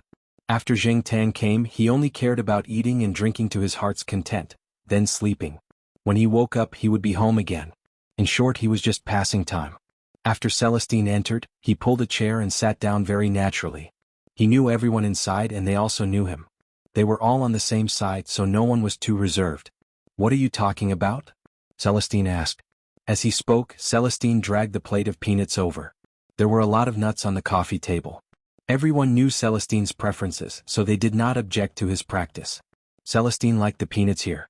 Although peanuts were a bit too popular, the taste of the peanuts fried in each place was more or less different. Celestine preferred the peanuts of the night building. Every time Jing Tan came here, he ate a lot of peanuts. Anyway, he just had to wait by the side. He peeled a peanut and put it in front of Jing Tan. Then Celestine peeled another one for himself, waiting for Yi Hao's answer. Yi Hao did not say much. He handed a folder to Celestine. "Take a look at this first." Jing Tan was also curious and leaned over to take a look. On the top was a photo of a young woman in her 20s. It was probably taken in a bar. The woman in the photo was dancing. Her curves were fully displayed, and her flying hair could not hide her gorgeous face. "Hey, isn't this the little white flower that Lai Er bought?" Celestine snorted with disdain. "What's this woman doing again?" The Lai Er that Celestine mentioned was Yi Hao's rival. The woman in the photo was Lai Er's follower. From time to time, she would come to the night building to cause trouble. Putting the photo aside, Celestine read the following report and suddenly frowned. The report was clipped from a certain newspaper. Nowadays, newspapers often reported such content, and ordinary people were used to it. However, if the culprit was this woman, Celestine was really curious. Suicide. Celestine read the report and could not believe it. The money that Lai Er gave her is enough for her to squander for a long time. This woman loves to enjoy life. How could she commit suicide? Jing Tan read for a while and was a little bored. He was not interested in these things. When he was about to leave, Celestine flipped through another document. There was also a photo. There were 4 people in the photo. 3 fat men and a cute girl of 14 or 15 in a princess dress. Even if the 2 men inside weren't 1.8 meters tall, they were considered to be of average height in Tsinghua City. However, looking at the father and son, both of them seemed to weigh more than 100 kilograms, and their bodies were full of fat. When the 3 fat men stood together, they indeed looked like a family. Because of this, the little girl on the right looked even more outstanding. Jing Tan glanced at the photo. His eyes fell on the girl in the princess dress for a while, then moved to the fat man standing on the far left. He felt that the fat man was a little strange. Yi Hao lit a cigarette and pointed at a fat middle-aged man in the photo. This man is called Chen La. When I came to Chuhua City to follow Master Qi, Chen La was quite famous in Chuhua City's business circle. Lai Er stepped on him to become famous and was put in an important position by Lei Tu. 10 years had passed since then. Who would still remember that fat merchant named Chen La from back then? Who still remembers Lei Tu, who was in the same era as Master Tang VII and Ye 19? Celestine raised his eyebrows and looked at Yi Hao. He did not interrupt and waited for Yi Hao to continue. He knew that Yi Hao was not saying all this to reminisce. Jing Tan was also listening attentively. Every now and then he stuffed 2 peanuts into his mouth and listened while eating. After Yi Hao sighed for a while, he said to Celestine, "Look at the article at the bottom." Jing Tan glanced at it while Celestine was flipping through the materials. It was also a newspaper clipping. Jing Tan knew what it was talking about. He had heard it from a few aunties in the neighborhood where Uncle Lame lived. Back then Chen La had a loyal helper. One day he suddenly disappeared and was later found in the lake, Yi Hao said. Celestine looked at the article in his hand. The same situation as here? The same lake, the same way of death? Yi Hao nodded and continued. Back then, a few days before the Qin family's accident, Qin La's youngest daughter committed suicide by jumping off a bridge. Qin La doted on his youngest daughter very much. The little girl's dream was to be a musician. In order to make her look more Western, Qin La even gave his daughter an English name, Alice. Hearing Yi Hao's words, Jing Tan, who was chewing peanuts, choked. It was not good to cough at the coffee table, so he turned his head and coughed in the opposite direction. After coughing, he realized that the Monsignor was lying there. When Jing Tan coughed, he spat out some peanuts. Lord Ju glanced at Jing Tan with half-opened eyes. He tugged at his ears, shook his fur and shook off the peanut crumbs stuck to his fur. After shaking off the peanut crumbs, he rested his chin on the sofa and closed his eyes again to rest. Everyone's attention was mainly on Yi Hao and Celestine. No one paid attention to whether a cat choked or not. Celestine only glanced at Jing Tan and found that he was just choking on peanuts. It was not a big deal, so he turned his attention back to the materials in his hand. Celestine turned the materials in his hand to the woman from before. This woman, same bridge, same place on the bridge, Yi Hao said. It seems that there are a lot of things that we don't know about, Celestine said after reading the materials. They did not know the people involved in the incident, so for them, it was just a story. According to what we know, the woman said a lot of nonsense before she jumped off the bridge. She didn't seem to be in her right mind, Leopard said. She must have taken drugs. She's been having a lot of fun lately. She must have taken drugs. It's just that the local newspapers didn't report it. Maybe Lai Er covered it up, someone said. Those drugs can make her excited, but they also make her more receptive to suggestions, Ranchi said. They used to come in contact with those drugs in their business, but they never touched them again after they cleared their names. However, they still knew a lot about those drugs. Suggestions? Suggestions to commit suicide? When I did some research, I learned that this woman really hates bridges and things like that. Sometimes she would ask people to take a long detour to avoid a big bridge. If she really had something to do with what happened back then, what Ranchi said might be true, Leopard said. In any case, someone did want to deal with them, Celestine concluded. So, Wei Ling, when you have time, help me ask your senior about the progress of the investigation so that we can take action as soon as possible. It was not that Yi Hao couldn't find out anything by himself, but He Tao could find out more and faster. Okay, I'll keep that in mind. Do you have any suspects? Celestine asked Yi Hao. Yi Hao shook his head and raised his finger to point at the ceiling. Someone up there wants to deal with Lai Er. That guy doesn't know how to restrain himself and not everyone up there likes him. But if it's someone up there, they wouldn't spend so much effort to deal with those 2 people. Originally, I had a suspect, but I'm not sure. Back then, Chen La and his wife died in the fire. Chen La's youngest daughter jumped off the bridge, but Chen La's son was sent away and no one knows where he went. As he spoke, Yi Hao pointed at the fat man standing on the far left in the photo of the family of 4. The 4 people sitting around the coffee table also came over to take a look. After Jing Tan coughed and sprayed peanut crumbs on Lord Ju, he quickly changed his position and squatted down. At this time he also leaned over to look at the photo in the folder. Jing Tan happened to block Ranchi's view. Ranchi could only see the black cat's silhouette or back. Chapter 150. Chen La's son? They looked at the fat man Yi Hao pointed out, but they couldn't figure out who he was. Chen La's son, Chen Jia. When his family got into trouble he was just in university, not Tsinghua University. I remember it was the city's University of Finance and Economics. However, in many rich families, there were many who went to good universities. In comparison, Chinja was not too outstanding. In addition, his figure and appearance at that time were completely inferior to his sister and some of the children of rich families at that time. Therefore not much was known about him. But Yi Hao put out the cigarette in the ashtray and said, "Someone who could disappear so completely must have been killed. Otherwise he's not a simple person. Chen La and his wife weren't stupid, or they wouldn't have taken advantage of the opportunity to make a fortune. Their biggest mistake was not recognizing people and getting stabbed in the back by Lai Er. It could also be Chen La's friend who helped him," Long Qi said. "It's possible, but..." Yi Hao paused for a moment before he continued, "I heard that Chen La has a material in his hands. I don't know what it is exactly, but the seventh master said that the material could make Lai Er unable to rise again. But no one found it back then. Lai Er searched for it for a few years after that but still couldn't find it. So I suspect that if Chinja is still alive, the material must be in his hands. Now that Lai Er lost 2 of his men in the same way, he must have known something and taken action long ago. But now there are many people who want to get their hands on the material." "You want to get your hands on it too?" Celestine asked. "Of course. Besides, if Lai Er's men or other people who want to cooperate with him get their hands on the material, it'll be a big blow to us. Lai Er's appetite is quite big now. Hey, tell me more about Lai Er.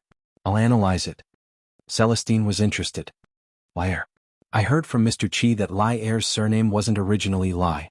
One day Boss Lei laughed and said to Lai Er, 'You're so shameless.' So Lai Er replied, 'Since Boss Lei said so, I'll change my surname to Lai.' Lai Er was the second son in his family, so everyone called him Lai Er until now. But he didn't think it was a shame. Instead, he thought that the name was a symbol of glory. It recorded his glorious history of stepping on Lei to make a comeback. While Zheng Tan was looking at Chen Lei's family's photo, he was looking at the photo of Lai Er's family. He compared the fat man standing on the left with Uncle Lame. Upon closer inspection there was a slight resemblance, but generally speaking, it was indeed difficult to tell them apart. After all, Chinja in the photo was really too fat. At that time he looked like a young boy who had just entered university, while Uncle Lame had a normal build and had a weather-beaten look. Zheng Tan also compared the pretty little girl standing on the right. She was the only one of the 4 with a normal body. But according to Chen Lei's own words, the little girl looked like her mother, and Chinja looked like his father. Chinja and Chen La did look similar in the photo, but he didn't know if they would look like Uncle Lai Mei after they lost weight. The photo alone couldn't prove whether Uncle Lai Mei was Chinja or not. Zheng Tan didn't see anything like a photo in Uncle Lai Mei's room. Moreover, Zheng Tan was only relying on his intuition. He had doubts and couldn't be sure. Just as she was thinking about it, Zheng Tan caught a glimpse of a line of words at the bottom of the photo. The information provided introduced Chen La and his family. What caught Zheng Tan's attention was that it said Chen Lei's wife's surname was Mei. Lai Mei? If there was a connection, this was a connection. Zheng Tan pondered for a while and decided to go to Uncle Lai Mei's house to take a look. It was just a suspicion and there was no way to prove it. If that person was really Chinja. As a cat, it didn't seem to be able to do anything, nor did it bother to care about those things. According to Yi Hao, the situation had probably escalated. As a kitten, it was better for it to squat aside and watch. Yi Hao's gaze moved from the photo of the 4 people to another photo. When they were talking about Lai Er, they talked about the woman in the photo. She was close to Chen Lei's daughter and played well with her. However, she was the one who brought Chen Lei's daughter to the bridge. She might have done something. Otherwise, why would a normal girl commit suicide by jumping into the river? Because of Lai Er's protection and Chen Lei's fall, the woman in the photo was safe and sound for so many years. But now, someone was coming for revenge. Who was the one who gave the woman the hypnosis? Who set up these murderous plots? The person who could do this must have a high IQ. Yi Hao and Celestine stopped talking about Lai Er and Chen La. They turned to talk about the current projects. Zheng Tan squatted on the side and listened to them. He stuffed a few peanuts into his mouth. Celestine had already peeled them and placed them in front of him. Zheng Tan only needed to eat them. The Monsignor was lying on the sofa with its eyes closed the whole time. Occasionally, it twitched its ears to show that it was still alert of its surroundings. Compared to Zheng Tan, the Monsignor was too well behaved. 2 days after returning from the night building, Zheng Tan went to Uncle Lai Mei's house to check on the situation. He wanted to solve his doubts. Zheng Tan arrived at 3 in the afternoon. Just like last time, There was a cushion and a glass of cold milk on the balcony. He sniffed the milk. There was no smell. It should be fresh. After knocking on the door and entering, Zheng Tan jumped on the desk and squatted there. He didn't run around. Looking out from the desk, he saw that the other 2 rooms were closed. He had already checked one of them. It was the piano room and the other was still a maze. Uncle Lai Mei put a glass of warm milk in front of Zheng Tan. Unlike last time, Uncle Lai Mei didn't do his translation work this time. Instead, he was busy in front of the large white drawing board. The sticky notes and slips of paper that Zheng Tan saw for the first time had changed. Although there were still many sticky notes with English cursive, they weren't the same as before. On the white drawing board, there were some lines and symbols next to the sticky notes. Uncle Lai Mei used a marker to write and draw on the sticky notes. There were more and more lines and English cursive on the white drawing board. What made Zheng Tan depressed was that he couldn't understand a single word. Although he didn't understand, looking at Uncle Lai Mei's serious expression, Zheng Tan felt that the slips of paper on the drawing board were probably explaining some secrets. Besides Uncle Lai Mei, Zheng Tan was the cat closest to this secret. Unfortunately, even if he squatted in front of the drawing board, Zheng Tan couldn't see anything from the drawing board. Not wanting to disturb Uncle Lai Mei, Zheng Tan squatted on the desk and looked over quietly. Unlike when he was working as a translator, Zheng Tan sensed that other than the seriousness on Uncle Lai Mei's face, there was a sense of oppression and heaviness around him. There was also a hint of murderous intent. Nowadays, Zheng Tan was sensitive to the surroundings, but he was still a bit restless. To relieve the pressure, Zheng Tan moved his eyes away from the drawing board. There were many books on the desk and not far from where he was squatting, there was an open magazine. These days, some magazines were quite popular, and many people still had the habit of reading magazines. Unlike in the future when computers and phones were everywhere, everyone liked to look at their phones. Walking to the open magazine, Zheng Tan squatted down and looked at the content of the magazine. He wanted to divert his attention and get rid of the oppressive and heavy feeling. However, when he saw the content of the open page, the oppressive and heavy feeling didn't go away but became stronger. The overall content of the magazine covered many aspects. It was divided into several sections including emotions, technology, current affairs, and so on. The page that was open was an article on psychology. How did a good person become a demon? This was the core question of the article. The article was very long, and it wasn't finished on both sides of the open page. There were many relatively professional terms, as well as some related experiments and examples. Zheng Tan skimmed through it and didn't read it in detail. Zheng Tan felt that this article was too profound, and he couldn't understand the deeper things. He thought that he was a layman, and he could only use a layman's perspective to read this article and understand some of the superficial meaning.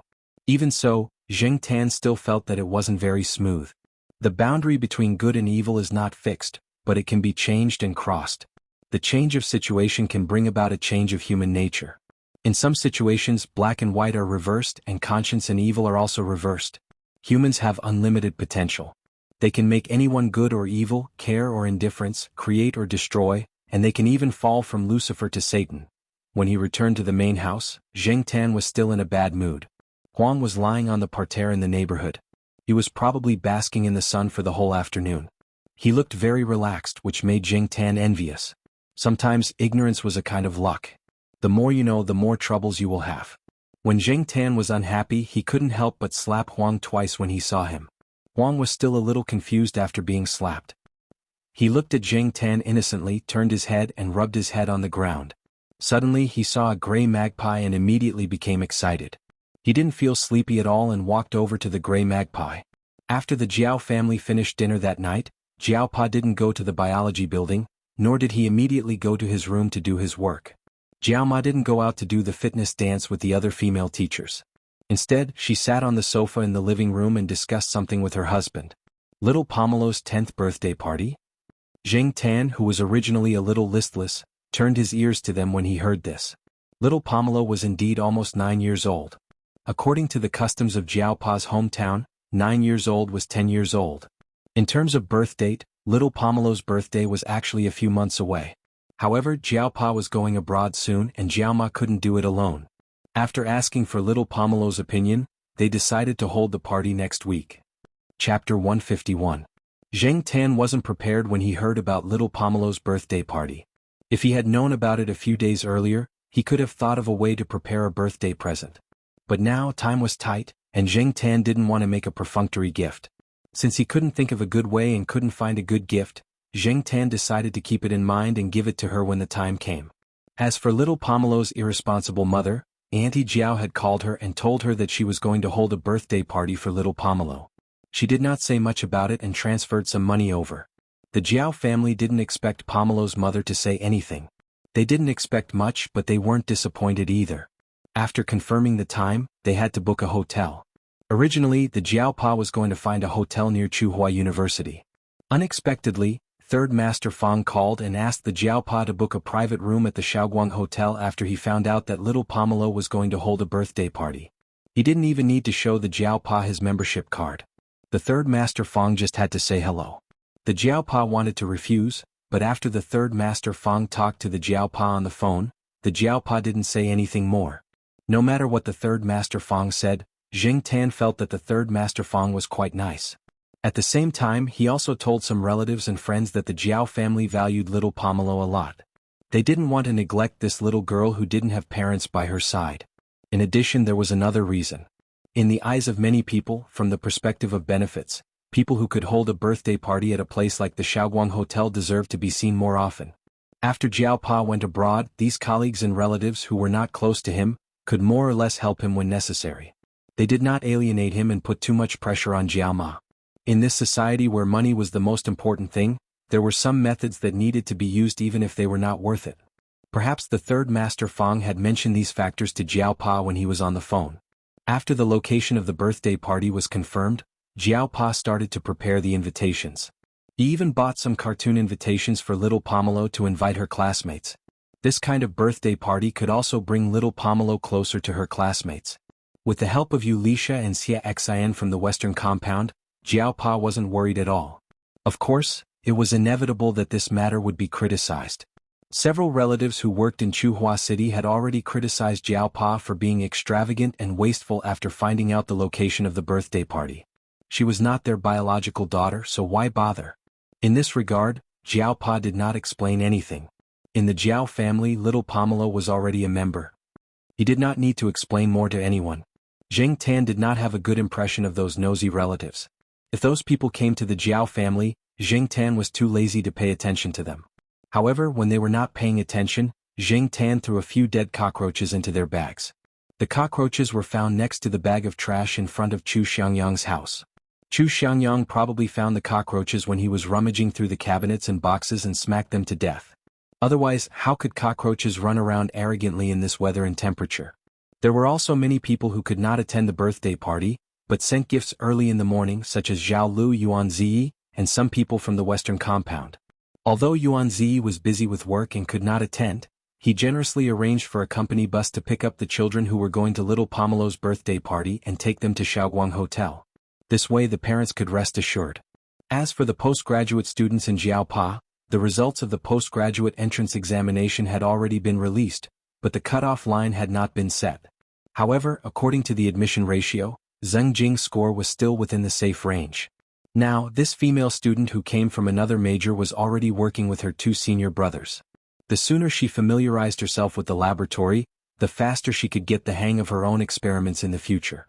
With this new junior sister, Exan was promoted from senior brother to senior brother, and Su Chu was promoted to second senior brother.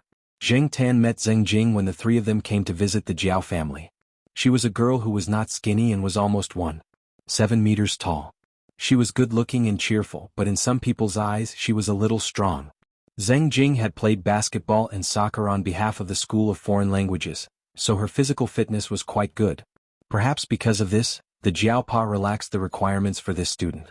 Otherwise, if he recruited a student who was often sick, not only would she not be able to help take care of the Jiao Ma and the two children, but she would also be the one to take care of the Jiao Ma.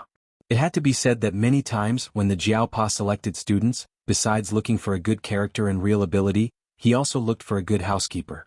Zheng Jing did not know about this at all, and the two senior brothers who knew kept their mouths shut.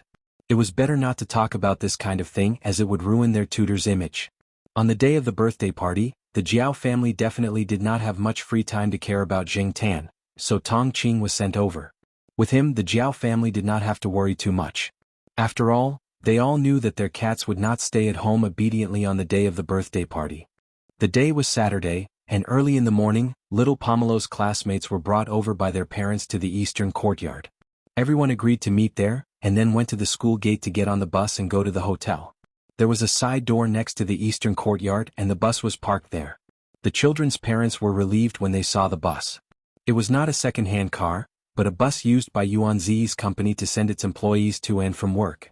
There were always spare cars in the company's garage, and they did not need them during this period of time, so they transferred them over to help. As the birthday girl, little Pomelo felt a little awkward facing so many people today, but she was already mentally prepared. With the help of Yulisha and Xiaoxian, she quickly got used to it. Seeing that Jing Tan was led by Tong Qing, she was relieved to entertain her classmates. As for Jing Tan, Tong Qing, the cat's housekeeper and bodyguard, drove the car. Jing Tan was the only one in the car, which made Celestine jealous. Tong Qing drove the car and followed the bus in front of them. Jing Tan was bored to death, lying on the back seat and thinking about something, the tip of his tail moving from time to time. There was a luggage bag next to him. Jing Tan would have to squat inside and be carried to the hotel. Although the third master Fang did not say that Jing Tan should hide, the Jiaopa and Jiaoma felt that they should not cause trouble for others. If they were seen by others, it would be bad. After all, most people were against pets entering hotels these days, not to mention a high-end hotel like this. They could only let Jing Tan suffer for a while. Fortunately, the luggage bag had been modified. There were a few nets added to it, and it was breathable enough to let Jing Tan see the situation outside through the nets. If the people outside the bag did not look carefully, it would be difficult to see that there was a cat in the bag. Celestine was on vacation today, so he came to the hotel to play a few games at the card table. After lunch, the children all went to the amusement park and some of the adults also left. The people who stayed wanted to enjoy the entertainment facilities of the five-star hotel. Celestine was bored, so he called Jing Tan to go to the night building. There were not many people in the night building at this time, so Celestine did not mind. He was going to sing some songs and then find a chance to fight with Tong Qing. He could see that Tong Qing was also from the army, and he was itching for a fight. Jing Tan squatted in the bag and was carried by Tong Qing. He and Celestine walked out of the hotel together. When they came out of the elevator, there were a few people in front of them. Jing Tan did not plan to pay attention to these people. There were too many people here and there was nothing to see. However, when Jing Tan heard a name, he had to pay attention. "Hey Lier, coming here to eat at this time of the day?" The person who came out of the elevator on the other side said to the person who was protected in the middle of the group. Jing Tan had seen this person before. He was also at the banquet of the third master Fang, but Jing Tan forgot his name. Not knowing the name did not stop Jing Tan from hearing the main point. "Lier?" Jing Tan was immediately interested. He looked out of the luggage net, wanting to see what the Lier that Yi Hao mentioned looked like. The small holes on the net did not stop Jing Tan from seeing the famous person clearly. He did not look special. If he had not heard Yi Hao and the others talk about him, Jing Tan would not have connected this successful middle-aged man with the Lier that Yi Hao mentioned. However, people could not be judged by their appearances. If one took a closer look, they could see a hint of ruthlessness in the man's eyes. Other than Lier, Jing Tan also glanced at the people around Lier. Other than the plump secretary-like woman beside Lier, the others were all men who did not smile. They were probably bodyguards. Tong Qing did not know Lier. Even if he did, he would not care about Lier. He walked straight to the door. Jing Tan did not want to look at the man who was willing to stab his brothers in order to climb up the social ladder. He even changed his surname to Curry Favor. In the end, he killed his former boss. Soon, Jing Tan could no longer see Lier and the others. However, he could hear Lier and the rich businessman mocking each other. The rich businessman seemed to be mocking Lier for being so afraid of death that he brought so many people with him for a meal. Lier was mocking the businessman for his recent investment failure. Jing Tan could guess from the rich businessman that many people knew about Lier's current situation. They knew that Lier was being watched. Well, there was no such thing as a permanent secret in the circle. Since Yi Hao knew about it, he would not be a fool. However, Tong Qing did not walk far before Celestine told him that something came up and changed his mind. He asked Tong Qing to take Jing Tan for a walk while he went back to the hotel. Jing Tan roughly knew why Celestine went back to the hotel. He was curious as well. Was Lier here to talk business, meet someone, or just for a meal? Jing Tan couldn't find out the reason why he didn't dare to do so. Jing Tan did not go for a walk. She walked around the area and then slept in the back seat of the car for the whole afternoon. Tong Qing listened to the traffic radio for the whole afternoon and did not say a word. Chapter 152. The birthday party on Saturday went smoothly. The Jiaopa's goal was achieved. Many people approached the Jiaopa in private and told him that they would take care of Jiaoma and the two kids. After a busy day, the 4 members of the Jiao family prepared to have a good rest on Sunday. However, Jing Tan was not one of them. On Saturday, Jing Tan slept the whole afternoon. He did not help much at the birthday party. He was too lazy to interact with the naughty kids. He slept on his own, ate his fill, and waited for the party to end before going home to continue sleeping. Therefore, the next day, unlike the 4 members of the Jiao family, Jing Tan was in good spirits early in the morning. The Jiao family only had their first meal at noon. After breakfast, they fell asleep immediately. Jing Tan went out to play after lunch. On weekends, the people on campus were scattered. Some were sunbathing, some were on dates, and some were jogging. There were many places where people could be seen. Jing Tan ignored the 7th student who said, "Hey," to him and decided to take a walk outside the campus. The afternoon sun was good. As Jing Tan walked on the fence, he met a few cats who were sunbathing. As he had walked this path many times, Jing Tan had seen most of the cats that liked to wander outside at this time. Of course, there were a few that showed hostility, but Jing Tan ignored them. He did not have time to waste on these cats. Jing Tan walked around the construction site. He was very satisfied with the progress of the construction site. Even though it was not the same every day, the changes were obvious. Jing Tan had something to look forward to. Originally, Jing Tan wanted to go to Uncle Lame's place to check on the situation. After seeing Celestine yesterday, Jing Tan guessed that he must have heard something important. Otherwise, he would not be in such a hurry. Therefore, Jing Tan wanted to see what Uncle Lame was up to. Even though there was no concrete evidence to prove that Uncle Lame was Chen La's son that Yi Hao had mentioned, Jing Tan's intuition told him that it should be this person. The previous 2 murders were very likely this person's revenge. When he was about to reach Uncle Lame's neighborhood, Jing Tan suddenly stopped. He saw a familiar person. After thinking about it carefully, Jing Tan recognized that he was one of the people who were with Lai Er at the Shaoguang Hotel yesterday. But what were Lai Er's men doing here? The surrounding area was an old residential area, and one of them was a private house. Some people had built their own houses and rented them out. Although there weren't many students who came here to rent, it wasn't like there weren't any. In addition, there were office workers around, and the cheap rent here compared to the residential area, the houses here were still in high demand. Jing Tan watched as the man said something to the 2 men standing at the intersection. The 2 men nodded and continued to stand at the intersection. The 3 men were dressed casually. If Jing Tan hadn't recognized one of them, he wouldn't have paid attention to them. After the man finished talking to the 2 men at the intersection, he walked in through the intersection. Jing Tan thought for a moment and followed him inside. As for the 2 men at the intersection, they just glanced at Jing Tan and continued to observe the surroundings. It was just a cat, so they didn't pay much attention to it. There were many people who had cats in the neighborhood, and they had seen 2 just now. From the intersection, there were 5 or 6-story old residential buildings on both sides. The gray walls didn't have many colorful decorations, and many of the residents were drying clothes on the balconies. Because the 2 buildings were too close, the residents living on both sides of the street couldn't really enjoy the sunlight. The road was narrow, and if a family car drove in, the remaining width was barely enough for a bicycle to pass through. Jing Tan kept a distance and followed the man in front of him. He also noticed that along the way there were people standing at intervals. Like the 2 men at the intersection, they were dressed casually, but Jing Tan could feel a bit of fierceness from them. When the people in front of them passed by, they would nod slightly at the people behind them. Perhaps they would even make eye contact. Jing Tan stood at the back and could not see them clearly. He could only try his best to be as natural as possible, walking past them like a normal house cat. Fortunately, these people were like the 2 men standing at the intersection. They didn't take Jing Tan seriously at all, which made Jing Tan's tracking a lot easier. In the process of following, Jing Tan was also wondering what these people were doing in broad daylight. After walking for a while, there were no longer old residential buildings on both sides, but private houses. The man didn't stop there but kept walking. After walking for about 7 or 8 minutes, he stopped in front of a residential building. This residential building had a similar architectural style to the surrounding buildings. It was a small 2-story building with a small courtyard of 15 or 16 square meters. Perhaps because no one had lived here for a long time, there were a lot of weeds in the courtyard. Unlike the narrow feeling when he first entered the intersection, there was still some distance between each building. Many of the houses had their own small courtyards. Although they weren't big, they looked quite romantic. Jing Tan looked around. The private houses around weren't as tall as the ones he saw before. Most of them were only 2 or 3 stories high, leaning towards the American style. The people who lived here should know how to enjoy themselves. A year ago there were actually many private houses in front of this villa just like this one. Now they were all torn down and surrounded by buildings. He didn't know what they were going to build. Some of the people who originally lived here had already moved away. Only the empty houses were left here, waiting to be torn down.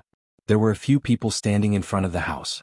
Zheng Tan watched as the man walked over and said a few words to the people at the door, then took out his phone to make a call. 2 minutes later, a car came from the other side of the intersection.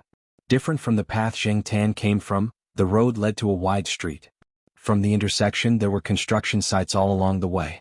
It was likely that this place would be torn down soon, and some of the people who rented here were already thinking about looking for another place. It should be Lai Er in the car. Zheng Tan carefully approached the house while avoiding Lai Er's people.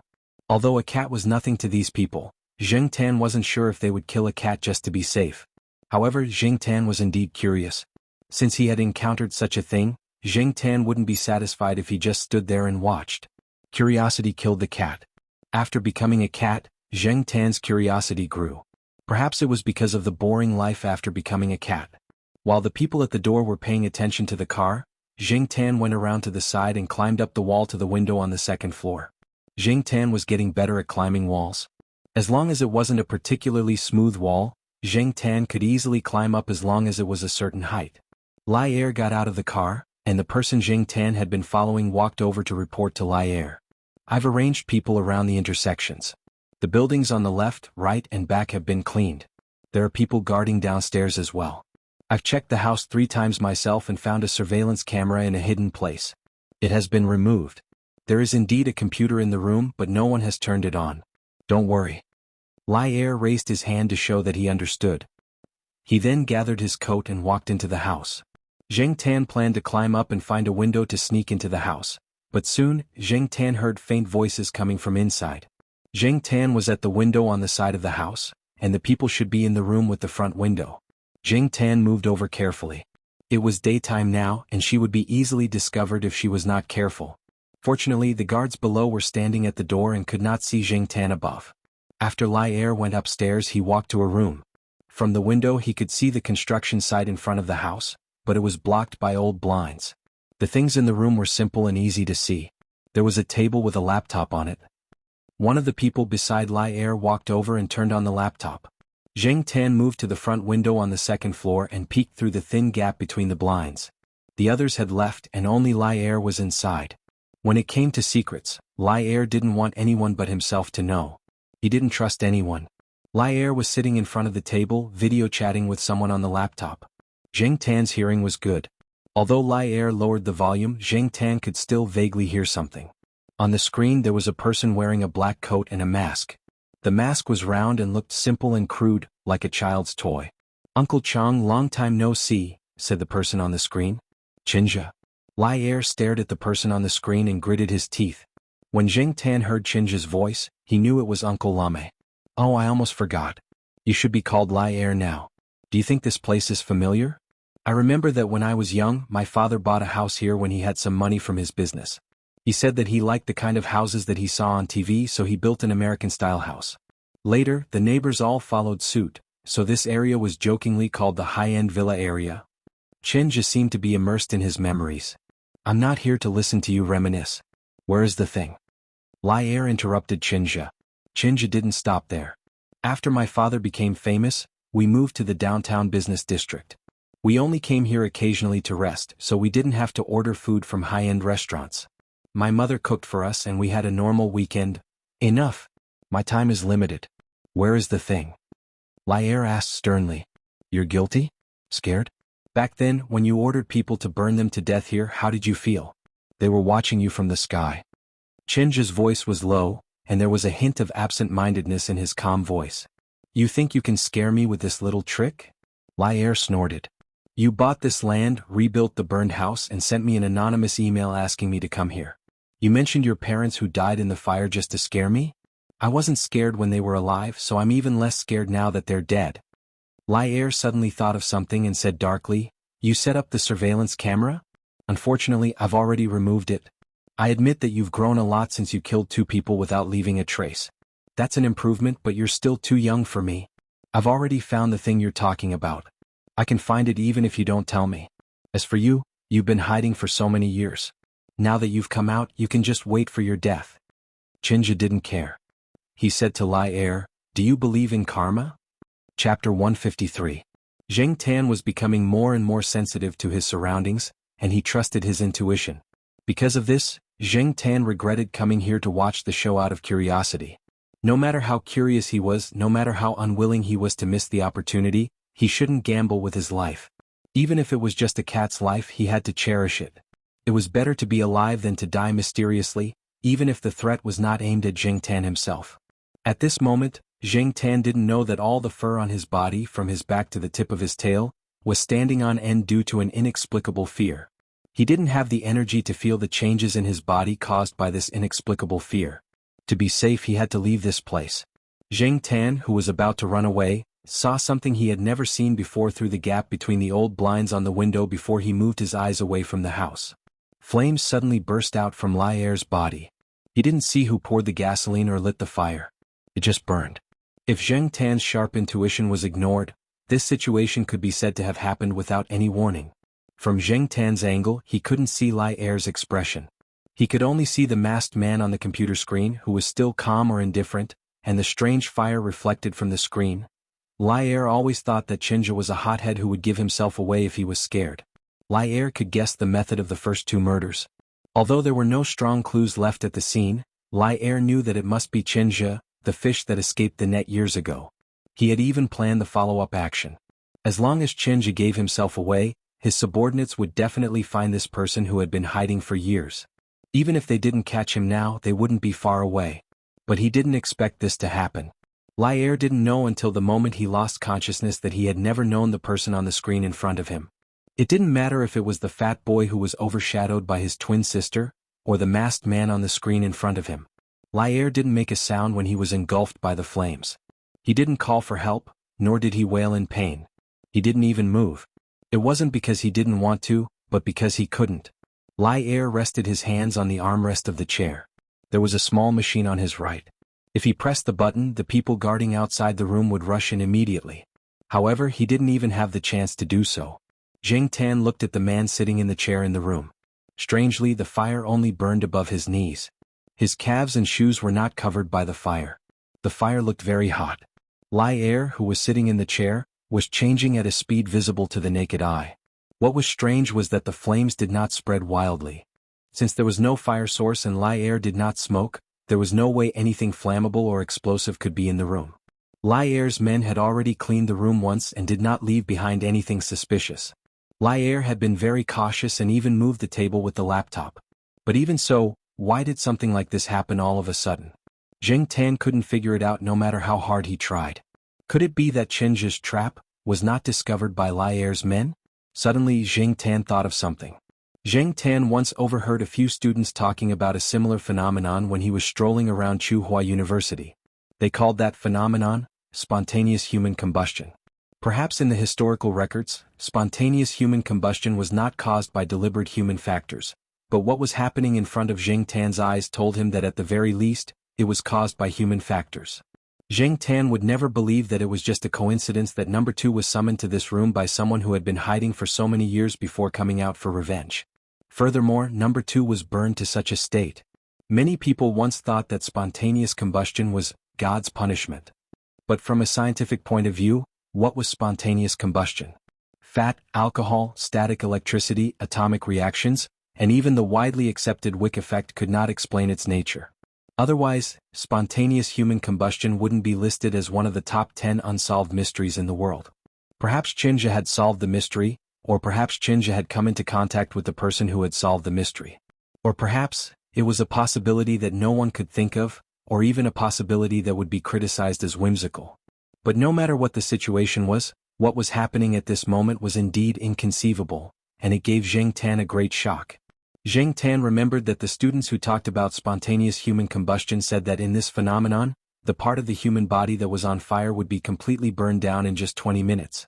Regardless of whether this was the so-called spontaneous combustion of the human body, regardless of whether this was revenge or something else, regardless of what was happening inside the house, Jing Tan only wanted to get as far away from this place as possible, this place that made his hair stand on end. Jing Tan looked at the side of the room. No one was leaving from here, so he immediately jumped down. It was a bit high and Jing Tan didn't have much cushioning. Because of what he saw with his own eyes, Jing Tan's body was still a little stiff, and his legs hurt when he landed. But Jing Tan didn't care that much. His priority was to get out of here as soon as possible. As Jing Tan ran along the road, he saw two people at the intersection who received a phone call. Their faces changed drastically as they ran inside. He knew that Lai Er's matter must have been discovered. But at this time Lai Er was definitely dead. This road wasn't the one that Jing Tan had followed Lai Er's subordinate into, but it was another road that led to the main street. The cars and pedestrians coming and going on the main street also made the street warmer. There was sunlight, but the sky seemed to be covered by a layer of haze. The sunlight was not pure, or maybe it was mainly psychological factors. In short, Jing Tan didn't feel the slightest bit of warmth brought by the sun. Instead, the feeling of trembling didn't disappear completely after leaving that place. Jumping onto a flower bed, Jing Tan squatted down to rest, relieving the pressure caused by the sudden fear and uneasiness. He always thought that he had some guts, but now he doubted it. Before he could catch his breath, the fear had already faded. Jing Tan took a deep breath, preparing to use the breathing method that Jiao Pa once taught him to relieve the pressure. But halfway through, Jing Tan almost choked. He saw a few tall buildings. These buildings were relatively obvious in this area. Although they weren't very close, they weren't far either. That was the neighborhood where Uncle Lame Chinja lived. I should have known. The streets were interconnected. Jing Tan didn't notice it before, partly because there were old residential buildings between here and there. Jing Tan also didn't see it from the right angle, so he didn't notice it. But Jing Tan felt that it was mainly because he didn't know this area well. It turned out that Uncle Lame Chinja lived so close to this place. Did that mean that Chinja had planned this long ago and was waiting for Lai Er to jump in? There was no doubt that Lai Er was dead, burned to death. But at the same time, Jing Tan believed that even if the police came, they wouldn't be able to find any evidence to prove that the fire was man-made. Suspicion was one thing, but evidence was necessary. Without evidence, without clues, everything was just empty talk. Jing Tan thought about what she had learned and what she had experienced and seen with her own eyes today. Chinja knew Lai Er very well. He knew that Lai Er would definitely come here and stay in the room alone. There were blinds on the window and he knew that Lai Er would definitely close the blinds. That way, even if there was a fire in the room, the people outside wouldn't be able to find it immediately, and they wouldn't be able to save Lai Er in the shortest time possible. As long as they could buy some time, the chances of Lai Er dying here would be higher. As for the surveillance cameras and suspicious items that Lai Er's men found, they were probably just a smokescreen. As for the items they were talking about, Jing Tan didn't know what they were, and he didn't want to find out. At a time like this, it was better to just be a normal cat. Looking around, Jing Tan didn't want to run into Lai Er's men. It was impossible to go back through the small path now. So, he looked behind him, then looked at the tall buildings in front of him. He decided to walk around from the front and check on Uncle Lame. This time he wouldn't go into Uncle Lame's house. He would just take a look outside the building to see if the Avenger was there. Then he would leave and go back to the eastern courtyard of Tsinghua University to wait for dinner. Jing Tan had a good plan. This way he could satisfy his curiosity, which had shrunk because of the incident just now, and he could also stay in a safe area. Climbing over the wall into the residential area, Jing Tan came to the building where Uncle Lame lived. Uncle Lame was at home and the lights in the room were still on. Jing Tan could see people moving around in the room from downstairs.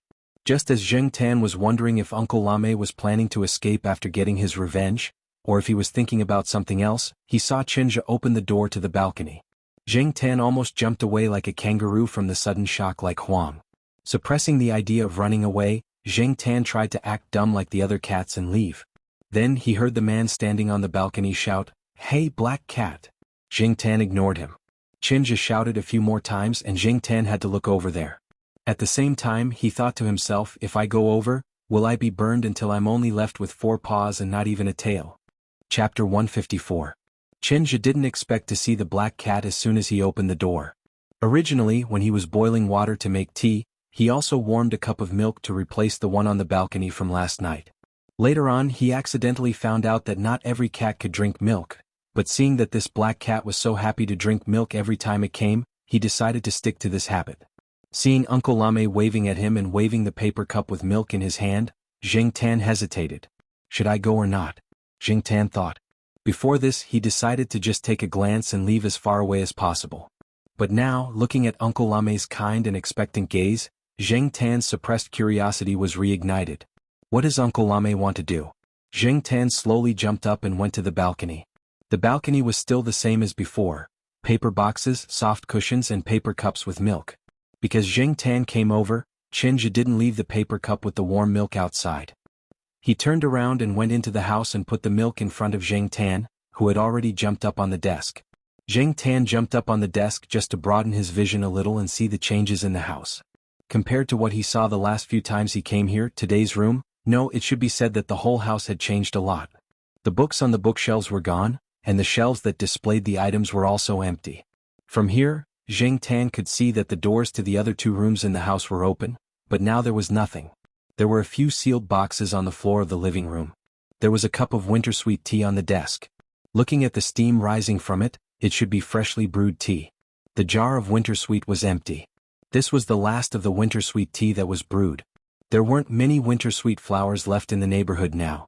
With the arrival of spring, the temperature rose, and the winter sweet flowers disappeared from people's sight. Next to the teacup was an upside-down book in a foreign language. If it wasn't for his recent experience, Jing Tan wouldn't have associated this seemingly pleasant scene with the previous one. Looking at the person in front of him again, Jing Tan realized that compared to the last few times he saw Chinja, the current Chinja had changed a little. Although he used to look quite gentle, Jing Tan always felt that this guy was shrouded in a heavy shadow. Even when he was smiling, the shadow didn't disappear. But now, it was as if the haze in the sky had been dispelled, becoming clear and pure.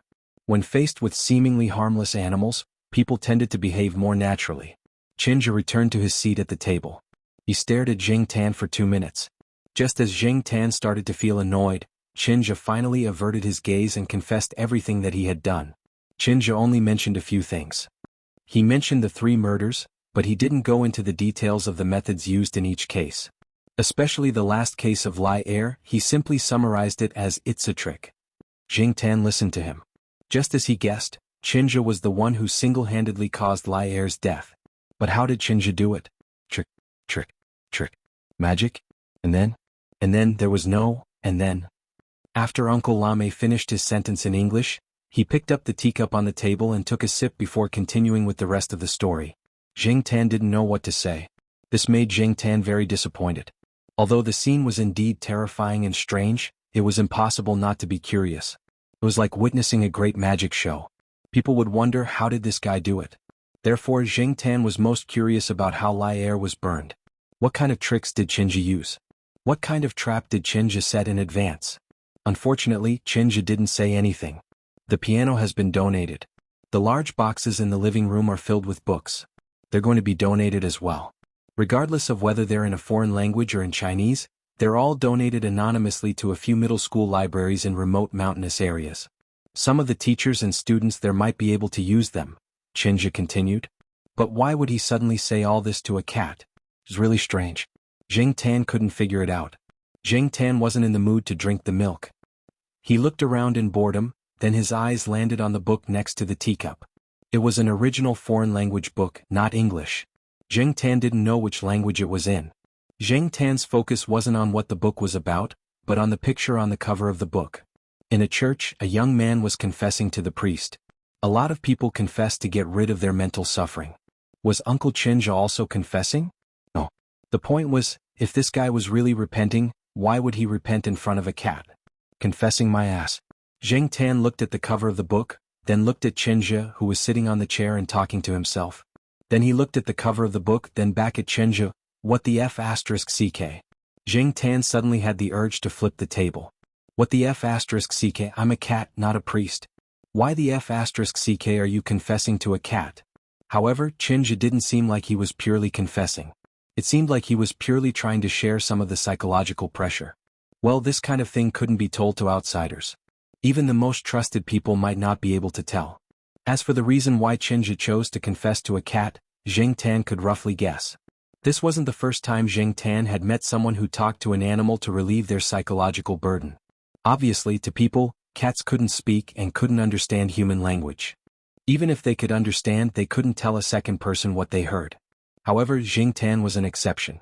Not only could he understand, but he also had a certain degree of understanding about this matter. Ashes to ashes and dust to dust, in the present and certain hope of the resurrection of an eternal life. After Chinja finished speaking, he was silent for a while, then he took a deep breath and smiled as if a heavy burden had been lifted from his shoulders. He looked up and saw the cat squatting on the desk staring at him. He seemed to be very surprised. Chinja smiled again. He had decided to bury these things in the bottom of his heart. He had never thought of talking about these things. Even if he did, he wouldn't have thought that he would talk to a cat. Sure enough, it was much easier to talk about things that were kept in the heart. He was grateful to this cat. If it wasn't for this cat, he would have to carry the words that he had suppressed for so long into the future. Suddenly thinking of something, Chinja took out a golden pocket watch-like object from his pocket and waved it in front of Zheng Tan. Black Cat, tell me, what should I do with this thing? For many people it's very important and can even trigger betrayals. However, I don't want to carry it around with me all the time. Seeing it reminds me of my nightmarish past. In fact, Zheng Tan was already very impatient. He had listened to Chinja's nagging for so long, but this person didn't tell him what he wanted to know. Now he was even waving a pocket watch in front of his eyes, making his eyes tired. This made Zheng Tan even more annoyed, so he raised his paw and slapped the pocket watch in front of him to the side. Chinja didn't hold the pocket watch tightly. When he was talking, he was a little distracted. He didn't want to get any advice from a cat, he just said it casually. Suddenly he felt his hand being pulled by the chain. When he looked over, the pocket watch had left his fingers and was lying on the desk. As if he didn't expect this, Chinja was stunned. Then he looked at the pocket watch that was thrown on the desk. A few seconds later, Chinja smiled in relief. According to your suggestion, that's it. Chapter 155. The gold pocket watch wasn't big, but it should have some weight. Zheng Tan could feel it when he grabbed it. Seeing Chinja's nonchalant reaction, Zheng Tan felt that this pocket watch was like a very common everyday item. There was nothing to be cautious about. When Chinja held it, he didn't hold it tightly. If it was something precious, he definitely wouldn't be like this. Moreover, when he saw Zheng Tan throw the pocket watch on the table with his paw, he didn't check it anxiously. He didn't seem angry at all. However, after thinking about what Chinja said just now, Zheng Tan wasn't sure. Before this, Zheng Tan heard from Yi Hao that there might be a material in Chinja's hands that could defeat Lai Er. It could help Yi Hao eliminate a strong competitor in Chuhua City. Yi Hao also wanted to get that material, but when Zheng Tan eavesdropped on the video call between Lai Er and Chinja, he didn't hear any material. However, the word thing did appear. Moreover, this thing sounded very important to Lai Er. Lai Er also had some idea of what it was. Thing. Zheng Tan looked at the golden pocket watch beside her feet again. How could something that could make people betray their friends just be a daily item? Chinja saw the cat in front of him looking down at the thing at his feet. He thought that it was just curious, as if it was looking at a new toy, so he didn't pay much attention to it. Instead, he continued, before the accident, my father told me that if I could escape, I should leave this place far away and start a new life. If I really couldn't live anymore, I could open it. However, I hate this thing. Every time I see it, I think that it was the betrayer's greed and evil intentions. As for life, it's fine as long as I can earn enough money to survive. There are so many shining people, so I don't need to join in the fun. This world is full of crouching tigers and hidden dragons. Some people are high profile while others are low key. As he spoke, Chinja poked the cat's head with his finger. This thing, just leave it here as you wish. Out of those people, whoever finds it first will get it. It's up to God. This is also a kind of opportunity, don't you think so? It's your grandpa. Zheng Tan tilted its head and avoided Chinja's fingers. It continued to study the special features of the local tycoon's gold pocket watch. What was troubling was that with Chinja watching, Zheng Tan didn't dare to do anything that was too unusual for ordinary cats, such as picking up the pocket watch and opening it. Chinja suddenly thought of something. He got up and walked to a cardboard box in the room that had not been sealed with tape. He opened the box and rummaged through it. Zheng Tan walked over to take a look.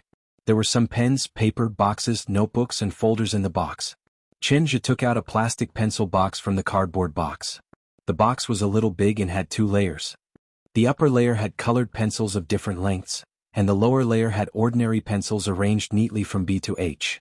These colored pencils of different lengths were given by a child in the neighborhood. Chinja had drawn for them once, so the child gave his old colored pencils to Chinja.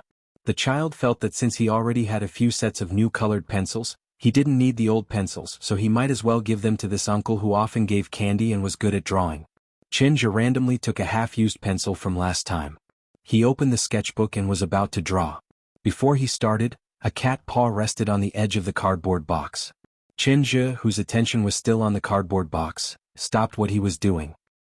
He followed the cat's gaze and found that the cat in front of him was looking at the colored pencils. Colored pencils? Chenja thought for a few seconds.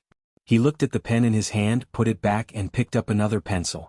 It was a cheap pen, and his drawing skills were far inferior to those who graduated from professional classes, but Zheng Tan felt that the drawing was still very good. At least he felt that Chenja didn't draw himself crookedly. This was also the first time in many years that Chenja had drawn colored pencils. Actually, colored pencils were not bad, right? After finishing the drawing, Chenja wrote down the date and other notes, and then looked at Zheng Tan. Keep it as a memento. I don't like to take photos, so I drew you again. When I recall in the future, I will remember that I used to know a cat. Chenja carefully put the drawing into the folder, tidied up the cardboard box and sat back on the chair. I'm leaving tonight. Maybe I won't come back in the future. Leaving at night? In such a hurry? Did the investigation come? After staying at Chenja's place for another 10 minutes, Zheng Tan couldn't stay any longer. He had to go home. Chenja stood on the balcony and looked at the black cat who quickly ran away and disappeared. The next day, Zheng Tan was brought by Xiaoguo to shoot a video for the promotion of the new product. Zheng Tan didn't have any free time until the evening. After dinner, Zheng Tan thought about it and decided to go out. Since last night, Zheng Tan's mind had been thinking about Chenja and the rich gold pocket watch. After making up his mind, Zheng Tan stretched, jumped off the sofa and prepared to go out. Black Charcoal, are you going out to play tonight? Jiao Ma, who was washing dishes at the kitchen door, looked over and asked. Zheng Tan looked at Jiao Ma and let out a soft wah-woo sound. Zheng Tan still couldn't make the sound of a normal cat, but the Jiao family was used to Zheng Tan's uniqueness. Ah-woo, wah-woo, and other similar sounds were common. Therefore, after hearing the wah-woo sound, Jiao Ma said, "Come back early." In fact, many people who had pets would communicate with them in their daily lives and talk to them in a normal tone. For example, if a family in the courtyard raised a Pekingese that wanted to poop or pee, it would jump with all its might to attract attention. Its family would untie its leash, bring it to the entrance of the building, unlock the door and then say to it, "Go, come back when you're done." Then the Pekingese would rush to the bushes and landscaping trees by itself. After it was done, it would paw the grass a few times to express its carefree and happy feeling. Then it would return to the building by itself, wagging its tail at its owner and asking for a reward. Every time Zheng Tan saw this scene he would despise it. Asking for a reward for taking a poop? It was so stupid. After leaving Tsinghua University, Zheng Tan went straight to Chenja's neighborhood. Standing downstairs, Zheng Tan saw that the lights in Chenja's house were off. The door on the balcony was closed but not locked. Zheng Tan jumped up and opened the door before the street lights came on. The house was empty and there was no one in it. There were only simple furnishings and darkness. This was what Chenja meant when he said "your suggestion," and so be it. Zheng Tan thought the pocket watch was an eyesore, so he threw it to the ground. He didn't expect Chenja to misunderstand. Zheng Tan moved his ears to make sure there was no one in the house. He jumped on the table and saw the rich gold pocket watch on the desk. There was no computer, translation materials, books and magazines on the desk. There wasn't even a teacup. This made the pocket watch even more conspicuous. Zheng Tan walked to the pocket watch and picked it up with his two front paws. Since no one was looking at him, he wasn't afraid of being discovered. The sky was dark and the house was dark. Zheng Tan didn't dare to turn on the lights. Besides, he could see the house without turning on the lights. There was no need to take the risk of being discovered. Just as he thought, the pocket watch was a little heavy. It wasn't as light as it looked. Zheng Tan fumbled with the pocket watch for a while before opening it. When he opened it, Zheng Tan was worried that it might be a trap set by Chenja. Although he didn't have that creepy feeling now, Zheng Tan was still a little nervous. It couldn't be helped. It was the aftereffect of being scared. After opening it, Zheng Tan realized that it wasn't a pocket watch. There was a dial on it, but there were no numbers. Moreover, there was only a pointer. When Zheng Tan held the pocket watch and looked left and right, the pointer moved along with it. A compass? It couldn't be. Weren't compasses double-headed? One was N and the other was S? Besides, the pointer wasn't pointing to the south.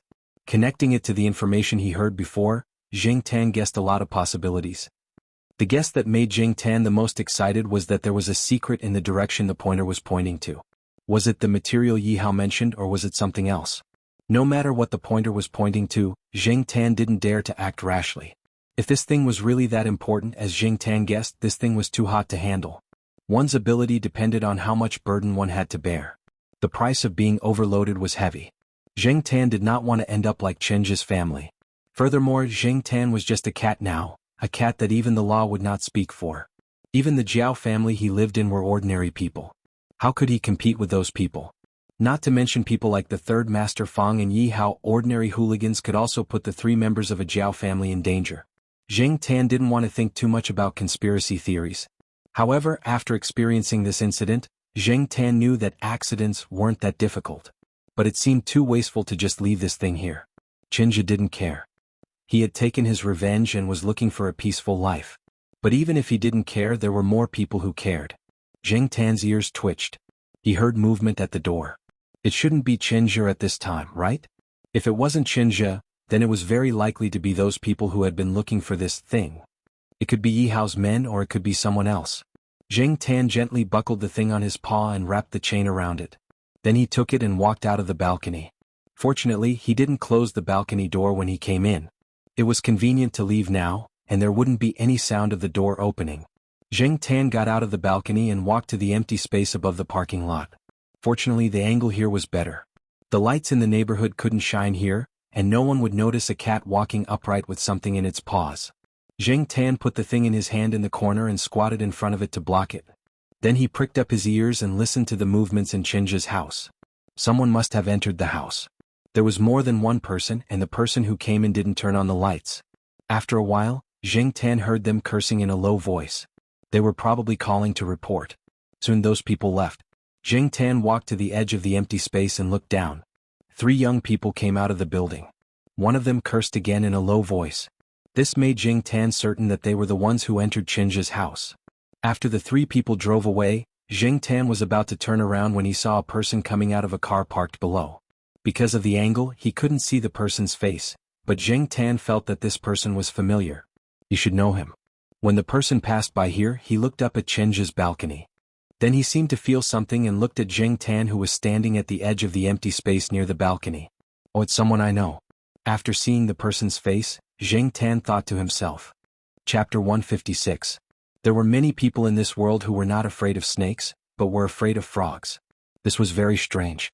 They could play with colorful poisonous snakes without changing their expressions, but when they saw frogs without fangs or claws, they would unconsciously turn pale and break out in a cold sweat.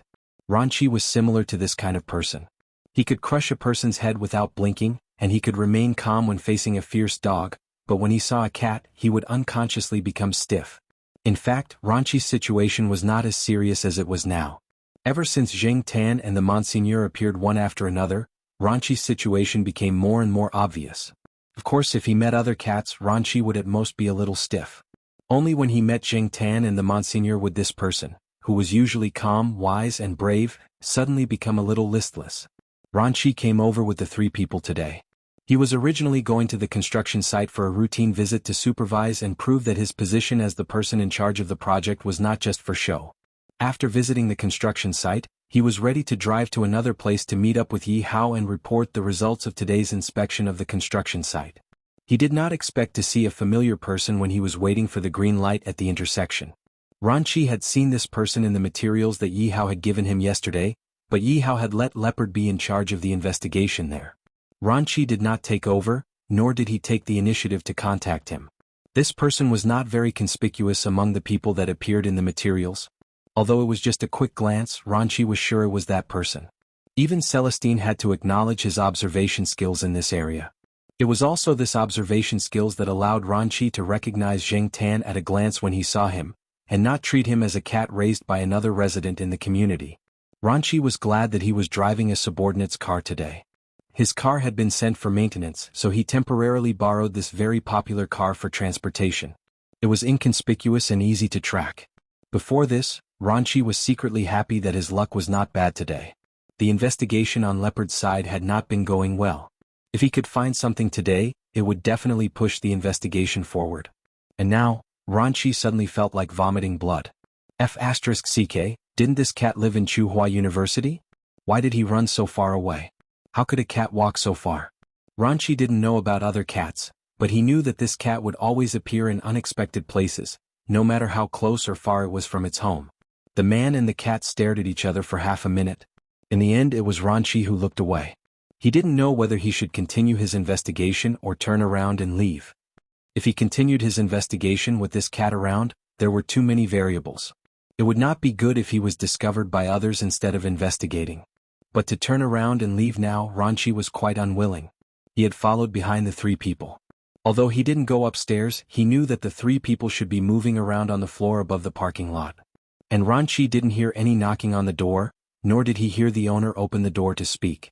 Ranchi didn't think that the three people lived here. So, the biggest possibility was that the three people had broken the door. There was no quarrel, no fighting, most likely because there was no one in the house.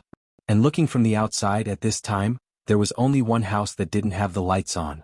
When the three people went downstairs, Ranchi quickly hid in the car. After the three people left, Ranchi planned to go to that house to take a look. But unfortunately, the cat he hated the most was squatting by that resident's balcony. Could it be guaranteed that when he was on the move, the cat would stay where it was and not disturb him? Could it be guaranteed that the cat wouldn't make any sounds to attract more attention and expose him? Could it be guaranteed that the cat wouldn't go into the house from the balcony and cause all kinds of trouble? No. Ranchi didn't have any guarantees at all. What the f***ck? Cats are the most annoying animals in the world. Ranchi thought. Ranchi scolded Jing Tan in his heart. Jing Tan was also hesitating. Before this, Jing Tan didn't decide who to give the hot potato in his hand to. He even wanted to hide this thing first and take it out later. But now that he saw Ranchi, he had to admit that it was just as Chinja said. When you can't make a decision, let them make the decision for you. The reason why Jing Tan hesitated was that he didn't know if Ranchi was reliable or if he would silence him. If the person in front of him was the third Master Fong or Celestine, Jing Tan definitely wouldn't hesitate for so long. But now it was Ranchi, a guy who had an inexplicable prejudice against cats. While Jing Tan was hesitating, Ranchi had already made a decision. He was going to leave first and walk around, or stay in the car to take a nap. He would stay here tonight and observe. After the black cat left, he would act freely. So Ranchi looked at Jing Tan again and turned to leave. But before he could take 2 steps, a black shadow rushed over and stopped in front of him. When Jing Tan saw Ranchi like this, he thought that he was going to leave. He quickly jumped out of the car and stopped Ranchi. He hadn't made a decision yet, but he couldn't let Ranchi leave just like that. If he left, Jing Tan didn't know when he could get rid of the hot potato in his hand. Every second this thing stayed in his hand, Jing Tan felt a sense of crisis. He still had to go home tonight. Jing Tan wouldn't feel at ease if he couldn't give this thing away. Ranchi frowned. He moved his feet 45 degrees to the left and continued forward. The next moment, Jing Tan stopped in front of him again. Ranchi changed to the right. Jing Tan stopped him. Long Chi turned around and walked back. Jing Tan continued to stop him. After going back and forth a few times, Ranchi was furious. He felt that this cat must be bored out of its wits and wanted to find someone to play with. He was just unlucky to have run into it. What was worse was that he couldn't do anything to this cat. After all, Grandpa Tang the 7th and Yihao had spoken. If he really did something secretly, not only would Grandpa Tang the 7th and Yihao, but even Celestine and the 3rd Master Fong would investigate thoroughly. Ranchi definitely couldn't fool them. Ranchi understood the complexity of people's hearts. So, he didn't want to and didn't dare to do anything to this cat. Once he did, it would cause a chain reaction that he couldn't control. 2 years ago, if someone had told Ranchi that he would be forced into this state by a cat, he wouldn't have believed it even if you beat Ranchi to death. So, Ranchi raised his hand and pointed at the black cat in front of him. Let me tell you, don't go too far. He was obviously trying to sound tough. Celestine had told them that this cat had to speak human language. If it sounded like an animal's voice, this cat would ignore it. Ranchi had said that he was waiting for the cat's reaction. Jing Tan's reaction was to look at it with even more disdain. Don't think that I can't see that look in your eyes. Ranchi wanted to vomit blood again. After a minute of confrontation, Ranchi walked into the car, took out his phone and made a call. Brother Ling, I've run into a situation here. Ranchi briefly explained what had just happened. He didn't mention what he was investigating and Celestine didn't ask. Jing Tan saw that Ranchi went straight into the car and didn't chase after him. He wasn't that familiar with Ranchi and he wouldn't jump into the car. Besides, Ranchi closed the car window tightly. When he opened the door, he was afraid that he would follow him in. Jing Tan wouldn't rush to flirt with him. If Ranchi drove away directly, Jing Tan would take it that Yihao didn't have this opportunity. However, Zheng Tan saw that Ran Qi was making a call inside and didn't look like he was going to leave. He quickly got out of the car and walked towards him. Zheng Tan was puzzled. He looked at the phone in Ran Qi's hand again. It was indeed a phone, not a steel pipe. Because of the situation, Ran Qi didn't turn on the speaker, so he put the phone on the empty space by the roadside and took a few steps back. Zheng Tan looked at Ran Qi's phone. It was still in the middle of a call, so he walked over. Black charcoal, are you there? A familiar voice came from the phone. Ran Qi was calling Celestine. Was he complaining? Zheng Tan raised his head and looked at Ran Qi with disdain. Tattletale. Ran Qi was so angry that his stomach hurt from Zheng Tan's look. He knew that a lot of times, a cat's eyes could directly reflect their psychological activities, just like the situation in front of him. Cats were indeed evil creatures. Zheng Tan didn't care what Ran Qi was thinking. He continued to listen to the phone. He felt that this was good. With Celestine there was more protection. At least Ran Qi wouldn't swallow him up and kill him. The swinging tail hit the phone, making a soft sound. This was the answer to Celestine's question. Celestine laughed on the phone. Hurry up and go home. It's so late. Don't wander around outside. Also, you ran too far. Listening to Celestine's nagging, Zheng Tan became impatient again. He turned around and jumped onto the empty space above the parking space. When Ran Qi saw Zheng Tan leave, he was happy. He thought that Celestine's persuasion was effective. He walked over and picked up the phone to thank Celestine. When he hung up the phone and looked up, Ran Qi saw the black cat standing on the edge of the empty space. There was a chain by the black cat's feet. As for what kind of chain it was dark and the light from the street lamps wasn't very good. It couldn't illuminate that angle, so he couldn't see clearly. Zheng Tan threw the thing next to his paw down. Ran Qi hurried over and caught it. He quickly looked around to make sure that no one was paying attention. He looked at the thing in his hand. When Zheng Tan threw the thing down, he had been paying attention to Ran Qi's reaction. Seeing Ran Qi's reaction, Zheng Tan was now sure that Yi Hao didn't find this thing. However, Zheng Tan didn't care whether he found it or not. He also didn't care when Zheng Tan found it. The hot potato was finally thrown out. Zheng Tan's heart was also relieved. He took a deep breath. His body and mind were at ease. It was better to throw it out. After giving the thing, Zheng Tan didn't want to stay here any longer. He jumped off the empty space and ran out of the neighborhood to Tsinghua University without looking at Ran Qi. It was time to go home. Zheng Tan didn't care what Yi Hao would do next. If this thing was really as valuable as Chen Zhe said, with Yi Hao's ability he should be able to cope with the impact of this thing. Of course, if Yi Hao couldn't discover the value of this thing, then it could only be said that this was fate. Chapter 157. In Yi Hao's villa, Leopard reported to Yi Hao what he had found out in the past 2 days. They had found a lot of things, but they had not made much progress on the most important part. Leopard looked like he had not slept well for the past few days. Clearly he had been busy all this time. Ever since Lai Er's mysterious death, his subordinates had begun to seize power and profit. They knew a little about what Lai Er was looking for, but they did not know what it was used for. Lai Er had never told them. However, this did not dampen their enthusiasm. They all had the same idea: find it first, and they could not let the others beat them to it. If we can find this thing, we'll be able to find the answer if we keep digging. Something that can be valued by Lai Er and even classified as top secret must be very valuable, whether in terms of information or material, Leopard said. It's not that easy to find this thing. Yi Hao had already decided to give up. Ever since he knew about Lai Er's mysterious death, he had lost interest in the so-called material in the rumors. Without Lai Er, everything was easy. After taking over a few factories, Yi Hao was a little short on money and manpower. He did not want to waste manpower and money on this uncertain matter. The rumors were about Lai Er's blackmail material, but now it seemed that this was not the case. It made sense. If Lai Er hadn't taken back his own blackmail material when he was dealing with Chen La, how could he have done it so quickly? Leopard opened his mouth, but in the end he did not say anything. In his opinion, he had not come to a definite conclusion. The main reason was that he was useless and inefficient, wasting time and manpower. Just then there was a knock on the door. After receiving Yi Hao's permission, a person walked in quickly. This person was Master Tang the Seventh's subordinate. He had brought a document on Master Tang's orders. Yi Hao did not dare to underestimate a document that could be delivered urgently by someone he trusted. He opened the document. There was a photo inside. In the photo was a golden thing that looked like a pocket watch. This is that thing? Yi Hao asked. As expected of Master Tang the Seventh. While he was still trying to guess what it was, Master Tang the Seventh had already found the specific target.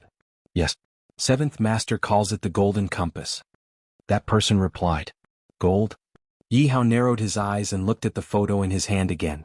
Since this name had come from Master Tang the Seventh's mouth, it did not matter whether Master Tang the Seventh had given it himself. As long as Master Tang the Seventh approved of this name, it proved its value.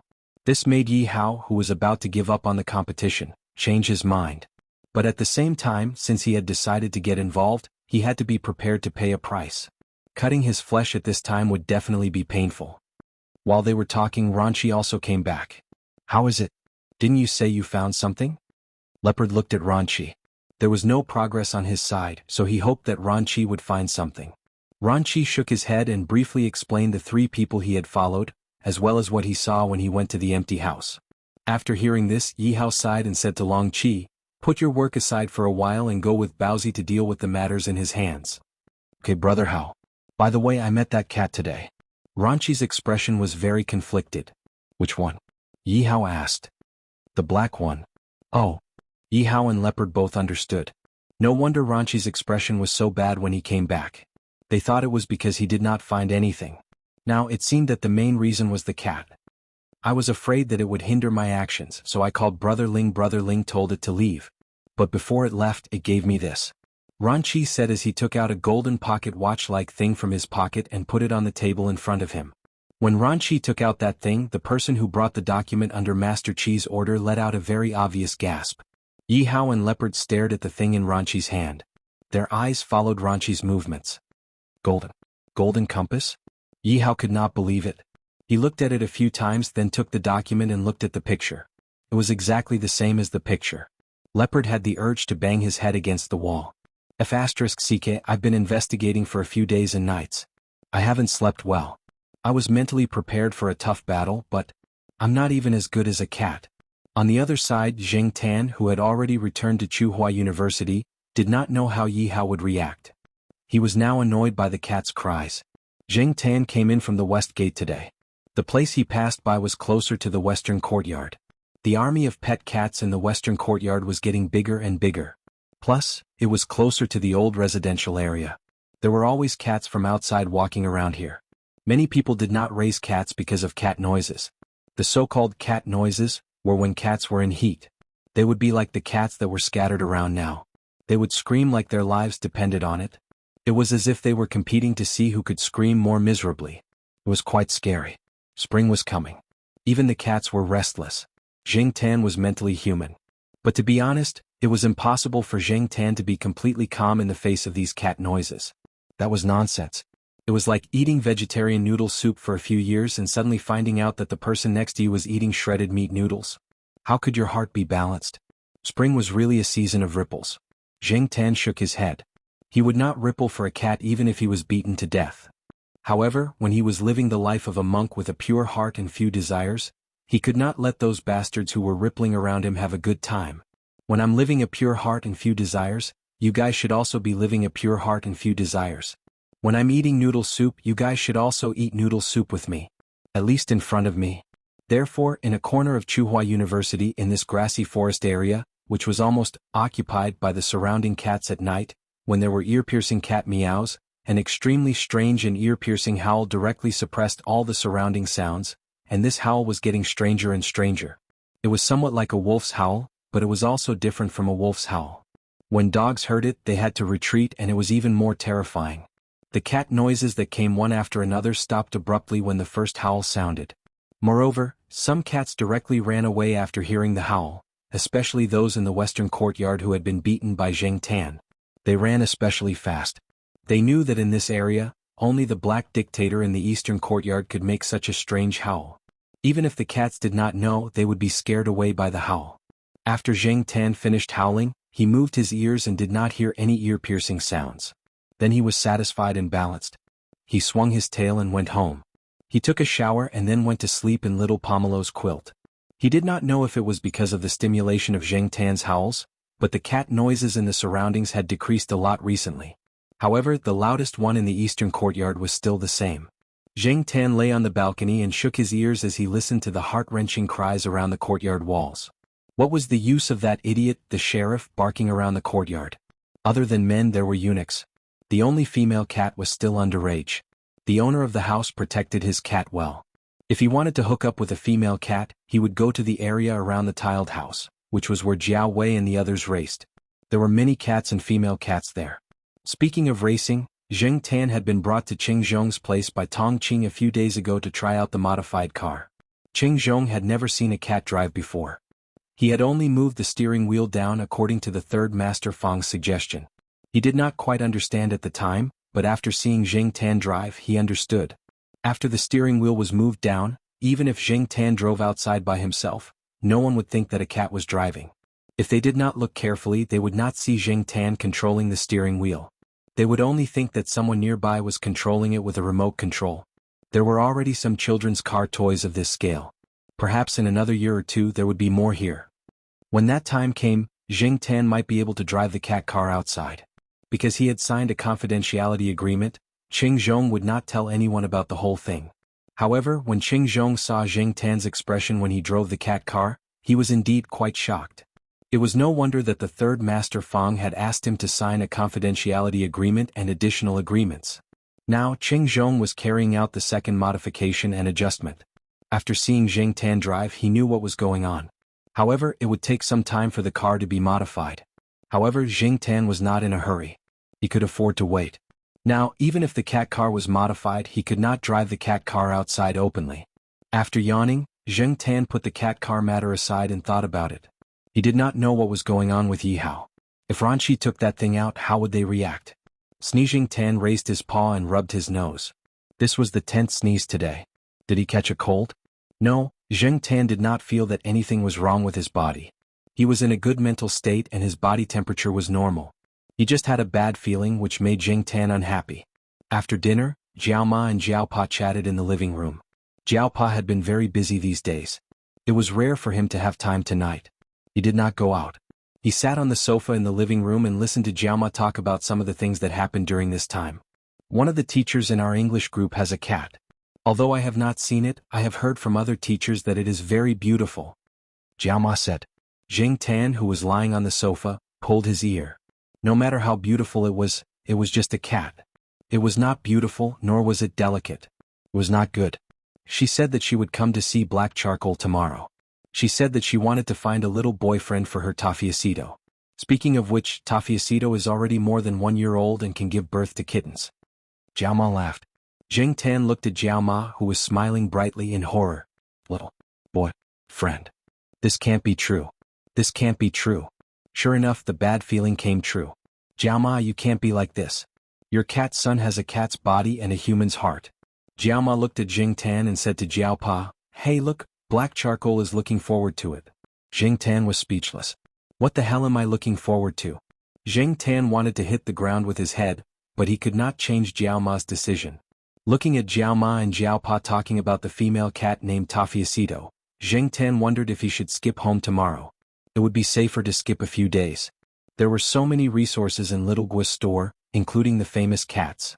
They were all good-looking and well-mannered and they ate the best cat food in the store. They were all fat and healthy and they looked just like nobles when they squatted there. Except for their low IQ and weak fighting skills, they were much better than ordinary cats in everything else. Even if Tafiacito's mother wanted to find a male cat, she would find the ones in Xiaogua's store. Besides, Peanut Candy and Li Yuanba lived in the pet center. Peanut Candy could be pushed out. Chapter 158. Zheng Tan had planned to run away from home to avoid this disaster, but Jiao Ma had reminded Zheng Tan several times. Before going to bed, she pinched Zheng Tan's ears and told him not to run away tomorrow. Even if he went out for a walk he had to come home on time. Shaking his ears, Zheng Tan was very annoyed. Indeed, running away was not a good idea. If he ran away this time there would be a next time and he would have to face Jiao Ma's nagging. What should he do? After thinking for a long time, Zheng Tan still could not come up with a solution. He decided not to think about it anymore. When the time came he would just ignore that cat. Could it be that the female cat wanted to force herself on him? Not every cat was Li Yuanba, and even if it was, Zheng Tan was much stronger than it. The next day Zheng Tan lay on his balcony and felt depressed for the whole day. He mourned for his unsuccessful cat life. And all of this in Jiao Ma's eyes was a sign of impatience. Why the hell am I so impatient? Bang. Zheng Tan did not know how many times he had hit his head on the flower pot beside him today. After dinner, Jiao Ma kept staring at Zheng Tan, as if she was afraid that Zheng Tan would run away. And Jiao Pa did not go out that night. He was reading the newspaper on the side. Zheng Tan lay on the sofa and continued to feel depressed. He occasionally moved the tip of his tail. He had spent the whole day thinking about a few solutions. Just as he was thinking about which one would be the most suitable, Jiao Ma's phone rang. Jiao Ma quickly picked up the phone, said a few words and walked out with a smile on her face. She went downstairs to pick up the teacher. It was the teacher's first time coming here. Jiao Ma had told her to call after she entered the courtyard. Not long after, Zheng Tan heard the sound of someone going up the stairs. He also heard Jiao Ma talking and laughing with someone else. The man was in his early 40s. He was a colleague of Jiao Ma and a teacher in the same research group. He had a good relationship with Jiao Ma. Although he didn't live in Tsinghua University, he wasn't far from here. When the teacher came in, he was carrying a pet bag in his hand. Zheng Tan could feel the scent of an unfamiliar cat inside. However, the sense of invasion was not strong, nor did it show any malice. It was just cautious in an unfamiliar environment. Zheng Tan stared at the pet bag curiously, and the two children who were doing homework in the room also poked their heads out to look at the cat girl who had just arrived. The teacher opened the pet bag and from Zheng Tan's angle, he could see the cat hiding inside. Yes, the cat was indeed hiding inside the pet bag. It was more anxious than curious, so it did not step out of the pet bag. It was a silver-colored Scottish fold. It seemed to be in good health. The owner must have taken good care of it. The Scottish fold seemed to be naturally more lovable than other cats. In terms of appearance, it was much better than Zheng Tan, the country bumpkin. It wasn't a hypocrite like Huang Erwo, nor was it the kind of person who wanted to join in the fun like Sheriff, nor was it as domineering as Li Yuanba. The Scottish fold in front of him, Tafiacito, had a quiet temperament, the kind that seemed to stand aloof from worldly affairs. Jiao Yuan was very curious about the Scottish fold. He wanted to take a closer look, but Tafiacito felt it and shrank back into the bag. Jiao Ma stared at Jiao Yuan, who was walking towards them. Jiao Yuan curled his lips and returned to the room. He stood at the door and continued to watch. The teacher took Tafiacito out of the room and put it in his arms to comfort it, dispelling some of its anxiety about this unfamiliar environment. Tafiacito gradually calmed down.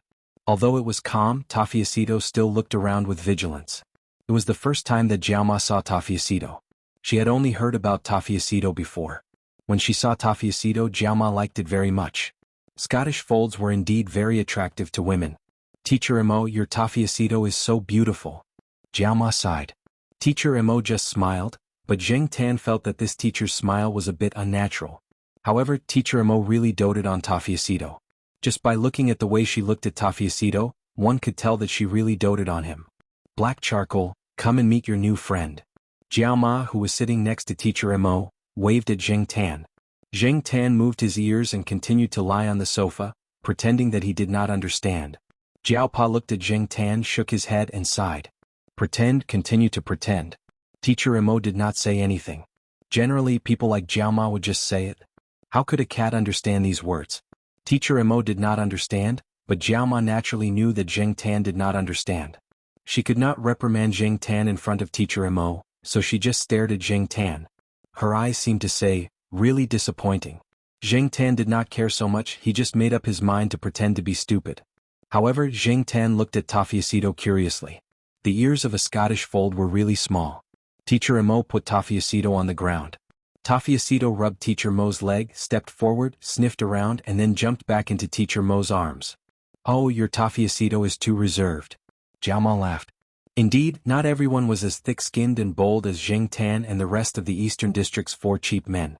Jiao Yuan and little Pamela were sent back to do homework by Jiao Pa. In the living room, the 3 adults continued to chat.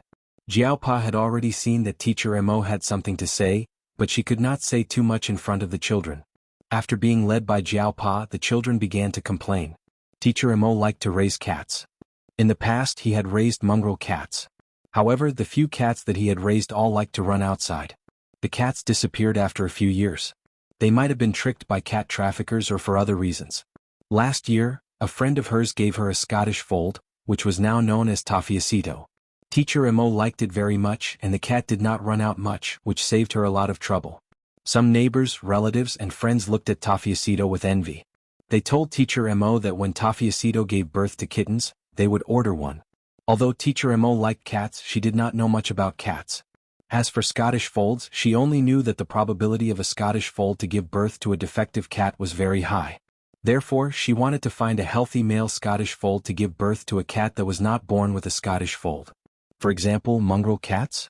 However, Teacher Mo's plan was strongly opposed by some friends. Indeed, there were not many people who used Scottish folds and mongrel cats. There were more British Shorthairs and American Shorthairs. After all, they looked better in appearance, and their commercial value was much higher than mongrel cats. Hearing this, Jiao Ma's expression changed. Yes, Scottish folds looked much more attractive than black charcoal, but no matter what other cats were like, in Jiao Ma's eyes, her own cat was the best. No one could say anything about it. Her own cat was so good. It was obedient, sensible, and helped to take care of the children. Where could she find such a cat? So you don't like it? Jiao Ma, who was about to refute, was stopped by Jiao Pa, who signaled her to continue listening to Teacher Mo. Zheng Tan also listened. He really did not know much about Scottish folds. He only knew that Scottish folds had folded ears and were very expensive. In the eyes of many people, Scottish folds were famous cats. Teacher Mo saw Jiao Ma's reaction just now and continued to speak. She did not have many requirements in terms of appearance, as long as the offspring were healthy enough. What made her change her mind was what she experienced when she took the cat to the pet center at noon. When I raised Tafiacito, many people were envious and bought a Scottish fold. My sister was one of them. However, she stopped raising it after 2 months, so I took it and raised it with Tafiacito. She was also a female cat, but she was 3 months younger than Tafiacito. However, my sister's Scottish fold was not as lucky as Tafiacito. That cat's tail was stiff, and it could not bend like a normal cat. I took it to Xiaoguo's place at noon this afternoon, and the results were not very good. A veterinarian in the pet center who was familiar with Teacher Mo told her that many Scottish folds were accompanied by diseases. Some had short tails or were not flexible, and some had large osteophytes on their legs as well as other bone genetic diseases. Their joints were also much more fragile than that of ordinary cats. Even if they did not have arthropathy, the degree of cartilage wear and tear of their joints was greater than that of other cats, and they were prone to joint pain, limping, and other problems. Tafiacito was relatively lucky. At least, no problems were found, but I am not sure how long it will be so lucky. In the past, I didn't know and didn't understand these things, but now that I know and since I raised them, I have to be responsible. I need to spend more energy to take care of them and take them for regular checkups. Before I figure it out, I don't want it to have kittens for the time being. The doctor in the pet center told me that this breed is very special. Even if you want to breed it, you need to have professional knowledge and a certain amount of experience. There are very few people who breed them in China, and there are not many cats who are as lucky as Tafiacito. He advised me not to breed this kind of cat privately. He also said that my sister's cat has to bear the pain caused by bone deformities every time it takes a step. We are all cat owners, and we all know that although cats have expressions, not everyone can understand them. Their pain tolerance is very strong and they will not cry out in general pain. They are also used to covering up their injuries. This is their nature to protect themselves. So it's hard for me to know how they feel. I just think if I let Tafiacito give birth to kittens without knowing anything, and there's a kitten with a serious bone disease in the kitten, I feel very uncomfortable. Jiao Ma was really silent this time. She didn't have much experience in raising cats. Over the years, Zheng Tan was an unusual cat that she didn't need to worry about. She was not a cat, so how could she understand the pain of a cat? Even Zheng Tan couldn't understand the feelings of those cats. After all, Zheng Tan was different from other cats. I am here now to tell Teacher Gu not to think too much, Teacher Mo explained. Jiao Ma quickly waved her hand to show that she understood, and asked about the situation of the other cat. Teacher Mo talked with Jiao Ma for a while and then left with Tafiacito. There was still a cat at home that had just been adopted. Teacher Mo was worried and wanted to go back to see it as soon as possible. Zheng Tan's first forced blind date was over before he could carry out his plan to make trouble. However, Teacher Mo asked Jiao Ma to take Zheng Tan to play when she was free. Her 2 cats didn't like to go out, and Zheng Tan had too many criminal records. All the teachers in the English group knew that Zheng Tan could go to the school for a walk. In the evening, Jiao Pa deliberately looked up some documents and magazines about Scottish fold cats published in China and abroad. She browsed the pet forum and Zheng Tan squatted on the desk to read. There was a lot of debate about this breed. Maybe the problem wasn't as simple as black and white. The reason why Scottish fold cats were demonized was probably because people who didn't know anything and only saw the commercial value of the breed. Chapter 159. Although the Jiaoma felt regretful about Tafiacito's incident, it did not dampen her interest in finding Jing Tan a little girlfriend. This made Jing Tan very annoyed. Therefore, Jing Tan rarely stayed at home except for going home to eat and sleep. When he was at home, he could always hear the Jiaoma nagging about it. Jing Tan was also often scolded by the Jiaoma. When Jing Tan returned home at dinner time, the Jiaoma was chopping ribs in the kitchen. When she turned her head, she saw Jing Tan running back from outside. "You've been walking outside all day. I bet you've already become a father." The Jiaoma raised the knife and cut the ribs on the chopping board into smaller pieces. "I bet you won't even know that you've become a father." Jing Tan heard the sound of chopping ribs in the kitchen. He raised his paw and rubbed his ears uncomfortably. The Jiaoma was so scary like this. Today the weather was clear and the sun was shining brightly. The weather warmed up and it felt much better to go out for a walk. Jing Tan sniffed an unknown flower on the grass and sneezed. It had been a week since he gave that thing to Ranchi. Jing Tan did not know how Yi Hao would react. However, Celestine did not appear during this time. No one from the Jiao family came to disturb him. Perhaps Jing Tan did not know that they had disturbed him. He just observed that the Jiaopa did not do anything unusual recently. Jing Tan went to Uncle Lame's neighborhood again. He did not find anything unusual. It was still empty, so he did not go there again. He walked slowly to the side of a sports field. There were some people playing football in the field, but they did not pay attention to whether there was a cat watching them. This sports field was considered one of the older sports fields in Tsinghua University. Compared to the surrounding buildings, the sports field was slightly lower. Jing Tan stood on a slightly higher ground and watched. There were some bushes and evergreen trees here. They did not look bleak in the winter. When spring came, the flowers would not sprout vigorously like other trees to show their vitality.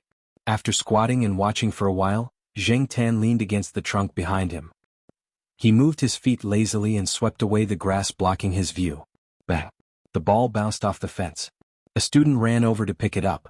When he looked up, he saw the black cat sitting against the tree. He shouted, "Look, the cat's sitting posture is so interesting. It's like a human."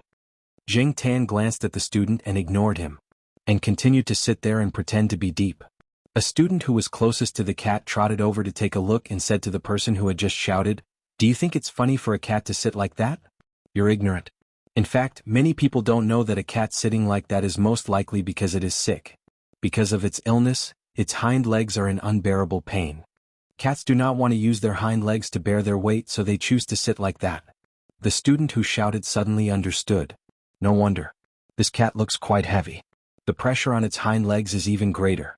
It's so pitiful. It's such a good cat. Unfortunately, it's a sick cat. Jing Tan. Bullsh **T. You're the sick one. I'm so healthy and strong. How can I be sick? The two students had walked away and continued to play football. Even if they were here, they could not hear Jing Tan's roar in his heart. Jing Tan stomped on a few innocent flowers beside him. He used to sit like that too. He was even more arrogant when he was in the night building. Why didn't he hear about it from others? However, even though this was the first time Jing Tan had heard of such a theory, he was not sure if the reason why the other cats were sitting like that was what the student had said. It might be and it might not be. The Scottish Fold incident made Jing Tan understand that many cats in the world did not have a good body since birth. Jing Tan felt lucky, and at the same time, he also felt that it was good to be an ordinary cat like him. Although cheap, ordinary cats had their own advantages. On average, ordinary cats were born with stronger physiques than ordinary cat breeds, and their ability to survive in the wild was not weak. After comforting himself, Jing Tan got up and shook off the grass on his body. He looked at the sky, glanced around, and walked out from the side door closest to him. Jing Tan usually did not walk through this side door. Since he was bored today, he went out for a walk. After going out of the side door, Jing Tan walked along the outside for a while. When he came across an outer wall, he jumped on it and continued to walk forward. At 3 or 4 o'clock in the afternoon, some students would set up street stalls here to earn some pocket money and sell some small things. Most of them were gadgets and clothes that girls liked. The cost of this kind of business was not high and the sales were not bad. At this time, some people had already come to grab the space. They put a layer of cloth on the ground to occupy the space, and then put the goods one by one. When it was almost 5 o'clock, the surrounding open space was full of students setting up street stalls. Jing Tan squatted there and watched these students busy. As he watched, he suddenly heard a few girls not far in front of him cheering. There was bamboo planted in the wall of this area, and a few bamboo leaves blocked Jing Tan's sight. Jing Tan pushed the bamboo leaves in front of him away, walked a few steps forward, and looked in the direction of the sound.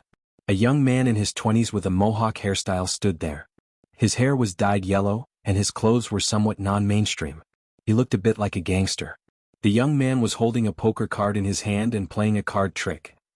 His eyes intentionally or unintentionally swept over the high peaks of several female students in front of him.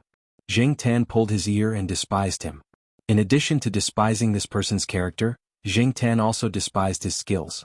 Since he had seen Uncle Lame's tricks, looking at these street tricks again, he suddenly felt a little uninterested. However, street tricks were also very technical. Even if there were fewer inherited tricks now, he had to admit that there were indeed some capable people who were even more capable than some of the so-called XX masters. Zheng Tan squatted on the wall and watched the person play cards. Although he despised this person just now, he had to admit that this kid had some skills. Perhaps he was aware of the different sight of the surrounding crowd. The young man turned his head and looked behind the wall after playing a game. This person's perception is quite sharp. Zheng Tan evaluated in his heart. However, after seeing the young man's face, Zheng Tan was puzzled. Why does he look a little familiar? However, Zheng Tan was very sure that he had never seen this person before. Today was definitely the first time he saw him. That's strange. Who is this guy? For a moment, Zheng Tan couldn't remember why she felt this familiar feeling. Compared to Zheng Tan's puzzlement, the young man seemed to be startled when he saw Zheng Tan. His hands didn't play well and a few cards flew out. Because of this, he was laughed at by several beautiful female students standing at the side. Zheng Tan watched for a while and then left. Little Pamela was about to finish school, so he had to go and wait for her. When the young man turned his head for the third time, he found that the black cat had finally left. He quickly put on a smiling face and joked with the surrounding female students. 10 minutes later, a car slowed down and came over. The car window opened and the driver whistled. Sorry, I'll be leaving first. See you guys. The young man who was playing cards put the cards neatly into his pocket and walked towards the car. Before he left, he even sent a flying kiss, causing the female students to cover their mouths and laugh. The young man opened the car door and got into the back seat. He stretched out his arms and crossed his legs. You're late, senior brother Wei, the young man said. The person in the driver's seat was Celestine, whom Zheng Tan hadn't seen for a while. Isn't this good? I even gave you a chance to talk to the female students. Celestine said. Don't mention it. I originally wanted to get to know a few girls and get their phone numbers. I didn't expect to meet a cat. What made me the most unhappy was that the cat kept staring at me from behind. It caused me to lose my ability to play. Celestine's eyebrows twitched and asked, That cat is black, right? That's right. That's why I said that the black cat is evil. The person in the back slapped his thigh and sighed. Thinking back to the black cat, he didn't pay attention to Celestine's tone just now. Finally willing to come back? I thought you would always be a rebellious prodigal and stubbornly stick to that path and never look back. Celestine said. Let me correct you. That's called a game life. Moreover, stubbornness doesn't mean stubbornness. The person in the back answered confidently. Oh, so you've realized? With your current image? Celestine laughed. What's wrong with my image? I think my current image is quite good. The person in the back shook his non-mainstream jacket and touched his new hairstyle. Yes, it's good. It's so good that it can make your dad's dormant volcano erupt again. Then what do you think my image is now? Rascal? Boorish? Ruffian? TSK, you don't understand. The person in the back waved his finger. Have you heard of the term ruffian philosophy? If there was no ruffian philosophy, our country's history wouldn't be so rich and colorful. Just think about some of the founding emperors in ancient times. Also, don't people fake things in football games? Even if it's a strategic dive, it's still a dive. Who doesn't play a little rogue and pretend to be a little ruffian? Tiske, I haven't seen you for a few years and you're already acting as a philosopher. Celestine smiled and shook his head. The person in the back didn't comment. He looked at the surrounding buildings through the window and said excitedly, Shall we go play at the night building you mentioned? No, let's go to Senior Walnut's first. No, I'll be beaten to death by Senior Walnut. The person in the back covered his face and screamed. It's okay, I'll collect your corpse.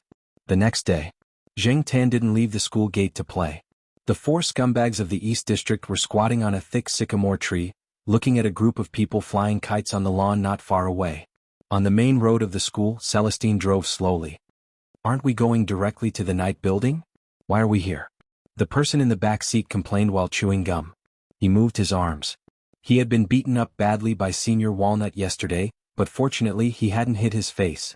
Celestine didn't answer. He just drove slowly and paid attention to the surroundings, especially to the older and thicker trees. After seeing the 4 cats squatting on the trees, Celestine smiled and drove the car in that direction. Found it. The person in the back seat rolled down the window and looked in the direction Celestine pointed. There were people flying kites there. He thought Celestine was talking about one of them, but after noticing the 4 cats squatting on a tree, his expectant smile disappeared. Cats are a bunch of idiots. PFFF. After scolding, the person in the back seat spat the gum in his mouth into the trash can next to him. He was very proud that he could spit it into the trash can from more than a meter away. But his pride didn't last long. When he raised his head to look at the 4 stupid cats in the tree, he was choked by what he saw. Chapter 160. The reaction of the 4 cats seemed to be telling the person in the car, "We won't bark, we'll just look at you like this." Perhaps it was a psychological effect, but the person who had said, "Cats are a bunch of idiots," felt that the gazes of the 4 cats had changed from 30% disdain and 70% alienation to 30% alienation and 70% disdain. In fact, he hadn't finished the sentence of, "Cats are a bunch of idiots." After spitting out the chewing gum, he should have proudly added, "Even if you scold it, it won't know." Unfortunately, before he could finish the sentence, he was choked back by the reactions of the 4 cats. Wei Lung looked at the person who was choked to the point that his face turned pale. He smiled and said, "Mao, why do you dislike all cats? They didn't provoke you." Mao, the person with the mohawk hairstyle, didn't answer. Instead, he pointed at the 4 cats on the tree and asked Celestine, "Those 4 cats, are they looking down on me? Why do I feel like they're scolding me in their hearts?" "You're thinking too much." Celestine knew his junior very well. This kid had a bit of a persecutory delusion. But he couldn't be blamed. He was forced to do this. It was an unbearable past. In fact, the situation of the 4 cats looking at Mao could only be said to be a coincidence that Zheng Tan didn't expect. Among the 4 cats, Zheng Tan definitely understood Mao's words. There was no doubt about that. Fatty was probably able to understand a few of the words. Even if he didn't, he probably felt that Mao was talking about them a lot just now. It was too targeted. Fatty was keenly aware of it, so he also looked over. As for Huang Erwo, this guy only looked over curiously when he heard the sound of Mao spitting out the chewing gum. As for Sheriff, he did whatever the other cats did. Thus, there was a situation where the 4 cats were looking at Mao at the same time. Was he thinking too much? Hearing Celestine's words, Mao scratched his head. He was probably overthinking. Thinking of this, Mao looked up at the tree again and happened to see Zheng Tan looking at it with even more disdain. Compared to the other cats, this look was too obvious.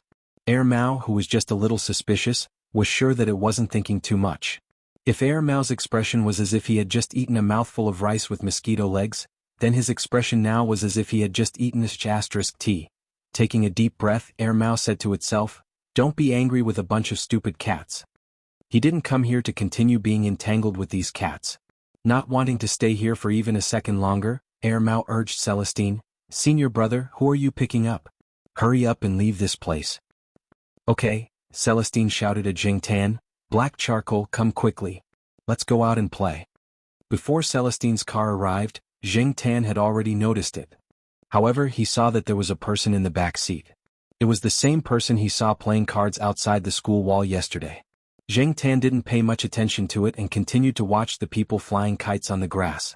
He was just watching 2 kids having a kite fight. He didn't expect to suddenly hear a curse directed at cats. Did the 4 of them offend him? Obviously not. Was the person Celestine brought an idiot? After hearing Celestine's call, Zheng Tan didn't immediately go over. He didn't like the kid in the back seat.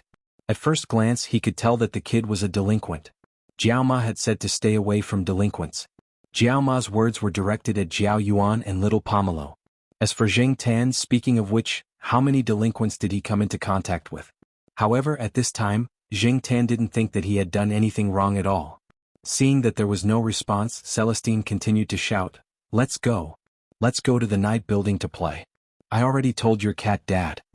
Originally, Zheng Tan didn't plan to go out to play. However, after thinking about it, going to the night building was also a good idea. He wanted to see what Yi Hao and the others were up to. Thinking of this, Zheng Tan came down from the tree and walked towards Celestine.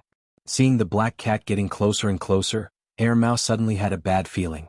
He was wondering who Celestine was talking to. Now it seemed that it was actually a cat. Therefore, Mao's first reaction was to quickly roll up the car window, afraid that the cat would jump into the car. However, even though the back window was closed, the front window was still open. Zheng Tan jumped into the car through the window next to Celestine. Since there was someone in the back seat, Zheng Tan directly stayed in the front passenger seat. Mao looked at Zheng Tan as if he was the plague. However, there was only so much space in the car, so he couldn't avoid Zheng Tan. Mao's expression didn't look too good. Zheng Tan squatted in the front passenger seat and kept staring at Mao. The more he looked, the more familiar it seemed. Where had he seen it before? Zheng Tan really couldn't remember. After Zheng Tan jumped into the car, Celestine drove away from Tsinghua University and headed towards the night building. Celestine had a house not far from Tsinghua University. It was in a residential area that had just been built a few years ago. There was an elevator house, but usually Celestine didn't live at home. After all, he was the only one there and it was boring to stay at home. Therefore, most of the time he still lived in the company. At least there were some comrades and other colleagues there. When he was bored, he would play cards and chat. Every week he would hang out at the night building to relax. His life was pretty good. Recently he even hooked up with a primary school teacher, but Celestine didn't tell anyone about this. After receiving a call from Mao saying that it was coming to Tsinghua, Celestine had been tidying up at home for the past few days. He prepared a room for Mao. Mao's parents lived in Tsinghua, but Mao would never live with his parents. Otherwise there would be a small quarrel every day and a big fight every 3 days. It would cause a lot of trouble. After thinking about it, only Celestine, who was single, would be more convenient. Therefore he called Celestine to come over and stay the night. As for how long he would stay, it depended on Mao's mood. On the way, Mao complained to Celestine about why he had to bring a cat to the night building. Celestine simply told him about Zheng Tan's past. This cat is very popular. Not to mention Yi Hao and the others, even Senior Walnut owes this cat a favor. Mao looked in disbelief at the black cat squatting in the passenger seat. This cat was really something to be able to make Senior Walnut owe it a favor. However, the more it was like this, the more it highlighted how strange this cat was. If it was a normal cat, then it would be fine. As for this kind of special cat, Mao felt that such a cat should be kept at a respectful distance. Cats are quite annoying. They just like to torment people. Mao sighed. While Celestine and Mao were chatting, Zheng Tan was also observing them. He knew that these two were fellow disciples. Zheng Tan was also curious about what Celestine's master did. These 3 fellow disciples had different professions. Moreover, he didn't know if there were any other disciples besides these 3. However, other than that, Zheng Tan's main attention was attracted by the way Celestine addressed him. Mao? This name sounded very familiar. Zheng Tan tried hard to recall and finally remembered. Celestine and Senior Walnut had mentioned this name before. Zhao Lu and that guy called Wang Bin had also mentioned it before. Wang Bin. Zheng Tan raised his head and stared at Mao. At the same time, he recalled the young man called Wang Bin that he saw at the 3rd Master Fang's banquet. No wonder he looked so familiar. Mao and Wang Bin looked so alike. If it was just their faces, they were exactly the same. It was just that their temperaments were completely different. One was mature and steady and looked like an elite. As for the one in front of him, no one would doubt that he was a hooligan. Therefore, at first glance, even if Wang Bin stood beside him, very few people would notice. If these two were really twin brothers, then Mao's background wasn't simple. However, why did Mao look like he wasn't doing well? The difference was too big. Compared to Wang Bin, it was like heaven and earth. Zheng Tan thought of Zhong Yan. Was Mao's situation similar to Zhong Yan's? Perhaps not to the extent of having a stepfather or stepmother, but he was probably not loved by his parents. How pitiful. Mao, who was sitting in the back seat, had been chatting with Celestine and looking at the scenery outside the car window. However, from the corner of his eyes, he kept looking at the black cat that was squatting in the front passenger seat. Finally, he couldn't stand it anymore and patted the driver's seat. "Senior, can you stop this cat from staring at me? The Tijans are here." Celestine was helpless. Black Charcoal stopped staring at him. Zheng Tan had also finished studying Mao. He lowered his head and closed his eyes to take a nap. It would take about half an hour to get to the night tower. The exact time would depend on the traffic. During this time, Zheng Tan could take a nap. After arriving at the night tower, Yi Hao took Mao through the side door and went straight upstairs to the private room that Celestine often used. Zheng Tan followed them upstairs. The guards at the side door were already used to the black cat. Mao, on the other hand, was curious about their reactions. After seeing the black cat, they didn't react at all. During this time, Yi Hao was very busy. Celestine didn't want to disturb them. He took Air Mao to the private room to drink and chat. At night, they would listen to the performance of the East Palace. Celestine didn't want to tell Air Mao about Yi Hao's situation. Moreover, Yi Hao was busy with something that needed to be kept confidential. This time Yi Hao really had to thank Xing Tan. Why did Master Tang VII call it the Golden Compass? Because it was related to gold. Lai Er's subordinates were fighting fiercely. Others were taking the opportunity to reorganize and get involved. It was very chaotic. On the other hand, Yi Hao and the others were quietly making a fortune. Xing Tan jumped onto the sofa and occupied it. Air Mao didn't sit on the sofa.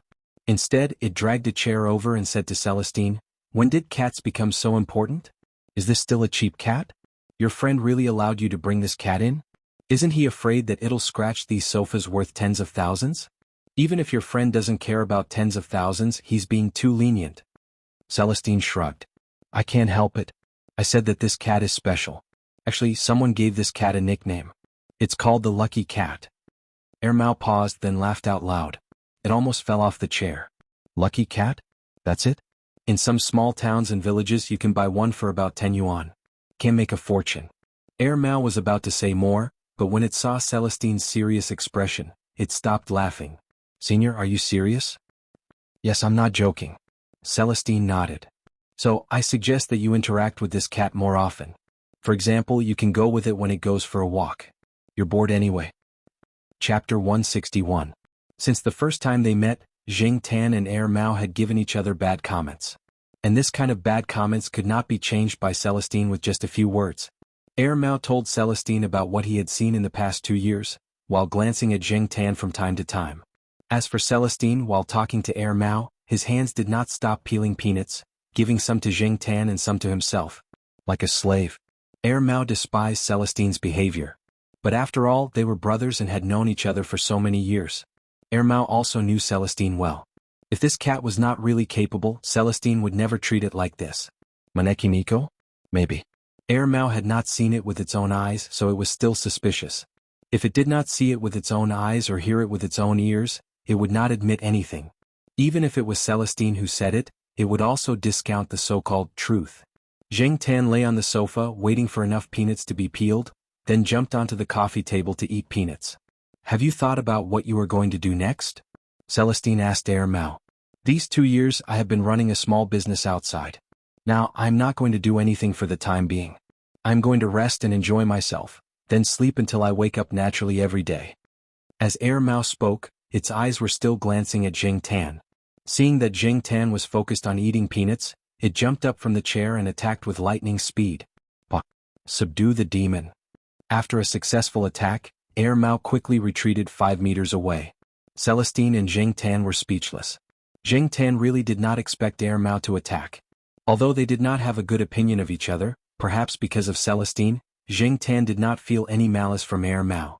Because of this, Xing Tan lowered his vigilance a lot. He was not prepared at all, but in the end he fell into Air Mao's trap. Air Mao didn't hit him. His quick move was just to stick a paper on Xing Tan's forehead. Xing Tan didn't know what was drawn on the paper pasted on his forehead, but looking at the situation, Xing Tan could guess that this was the legendary talisman that could summon gods and exorcise ghosts, subdue demons and cure diseases. Subdue demons and devils? Subdue your Motherf * King Demon. Damn it. Motherf * Cur. Xing Tan shook his head to get rid of the sticky paper on his forehead. He stopped eating peanuts and jumped off the coffee table to rush towards Air Mao. "If I don't flip out, you'll really think I'm weak and easy to bully." Thus, the man and the cat began to fight in the private room. At first, Air Mao used a feather pillow on the chair to block the attack, but when he realized that the pillow was quickly torn apart and realized that he had seriously underestimated the enemy's attack power, Air Mao covered his head with his jacket and hid behind Celestine. After the feather pillow was torn apart, feathers flew everywhere in the private room, and the tidy room suddenly became a mess. Celestine looked at all of this. He really wanted to drag Air Mao over and beat him up. He was already in his 20s, but he still looked so unreliable.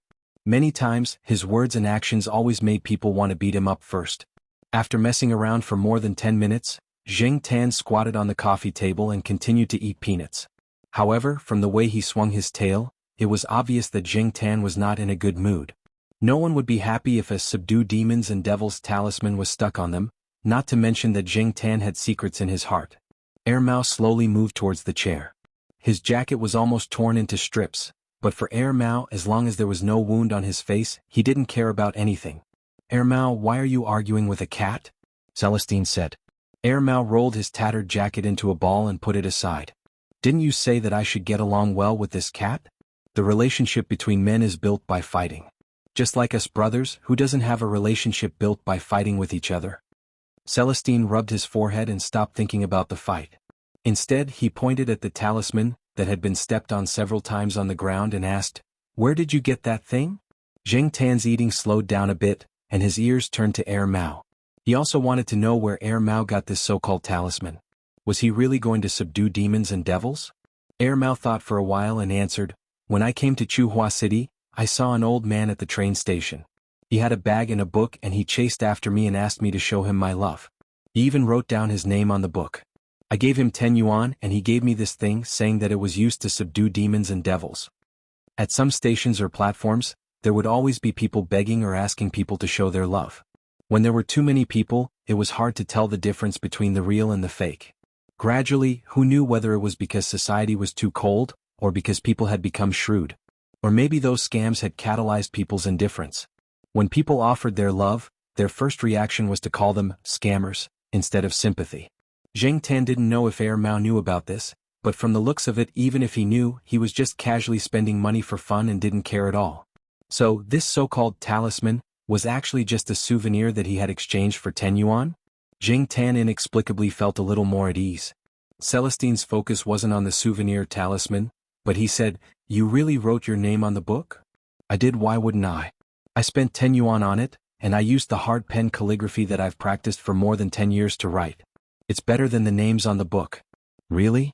If that's the case, then when those people who offered their love later in the book wrote their names, they would know that a person called Wang Ming had donated 10 yuan, Celestine said in a mocking tone. "I'm not stupid enough to write my name and tell others that I was also scammed. That would be so embarrassing." Sometimes people who gave money didn't do it willingly but were asked to donate.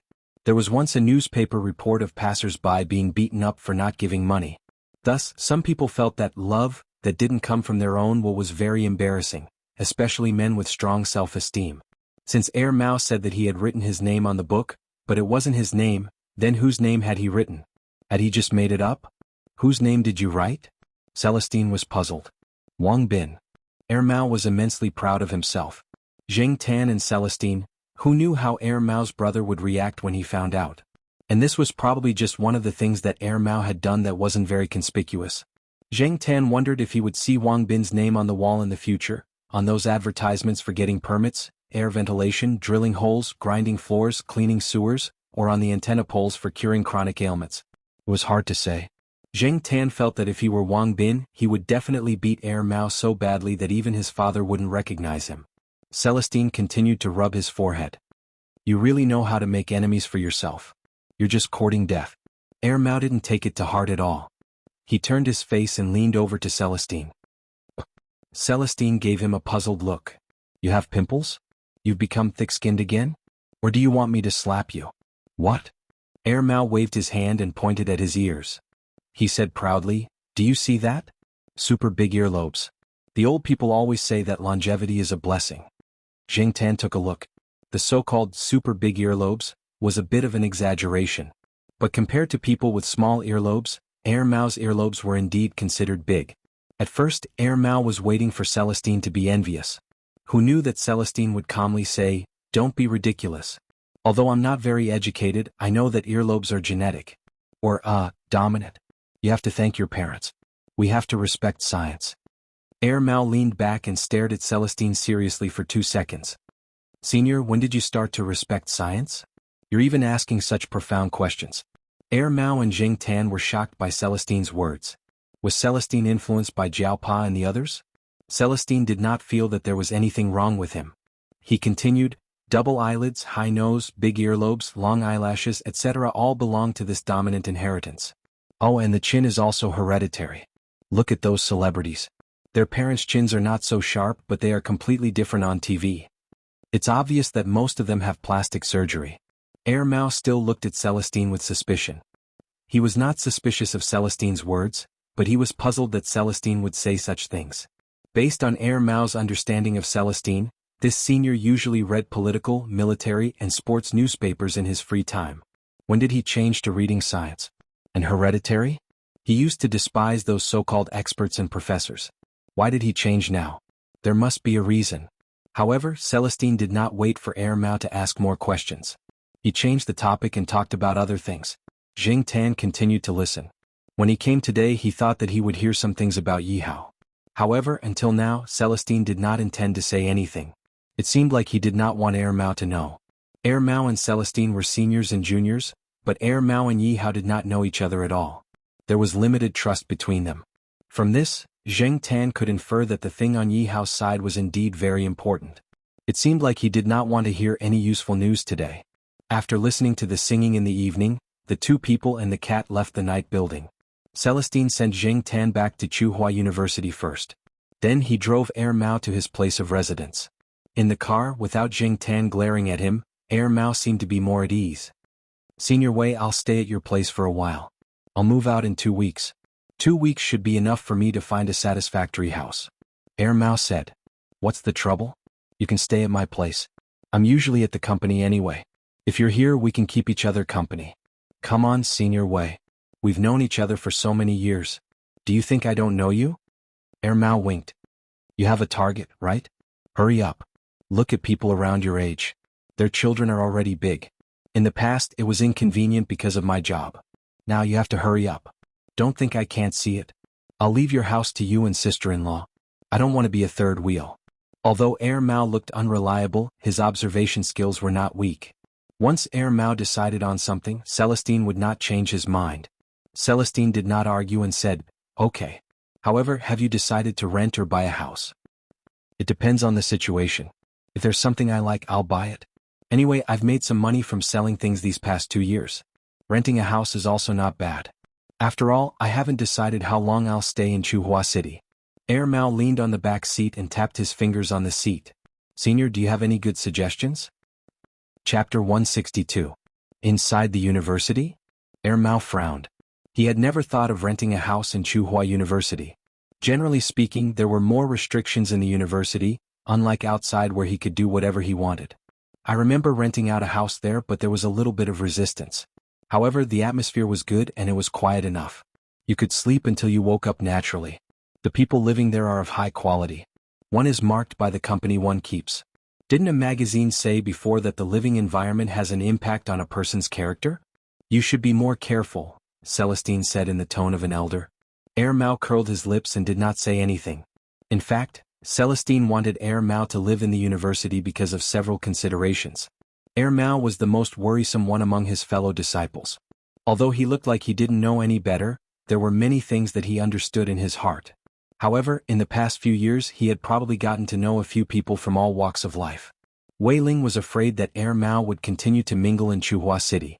Although he didn't expect this fellow to immediately turn over a new leaf, he still hoped for a better transition. Celestine was not sure about the other places in Tsinghua University, but the East Side family compound was really good. If Mao could gain some positive energy from the retired teachers, Celestine would be quite satisfied. He would be more confident when he called his master. As for the resistance of renting a house there, Celestine believed in Mao's ability. After all, Mao was not the kind of person who did not know anything. If he really made a decision, he would definitely have a way. Celestine lived close to the university. If something happened to Mao, he would not go to his father. As his senior, he would be responsible for cleaning up the mess. In addition to Mao, Celestine also considered the Jiao family. Associate Professor Jiao would be leaving soon.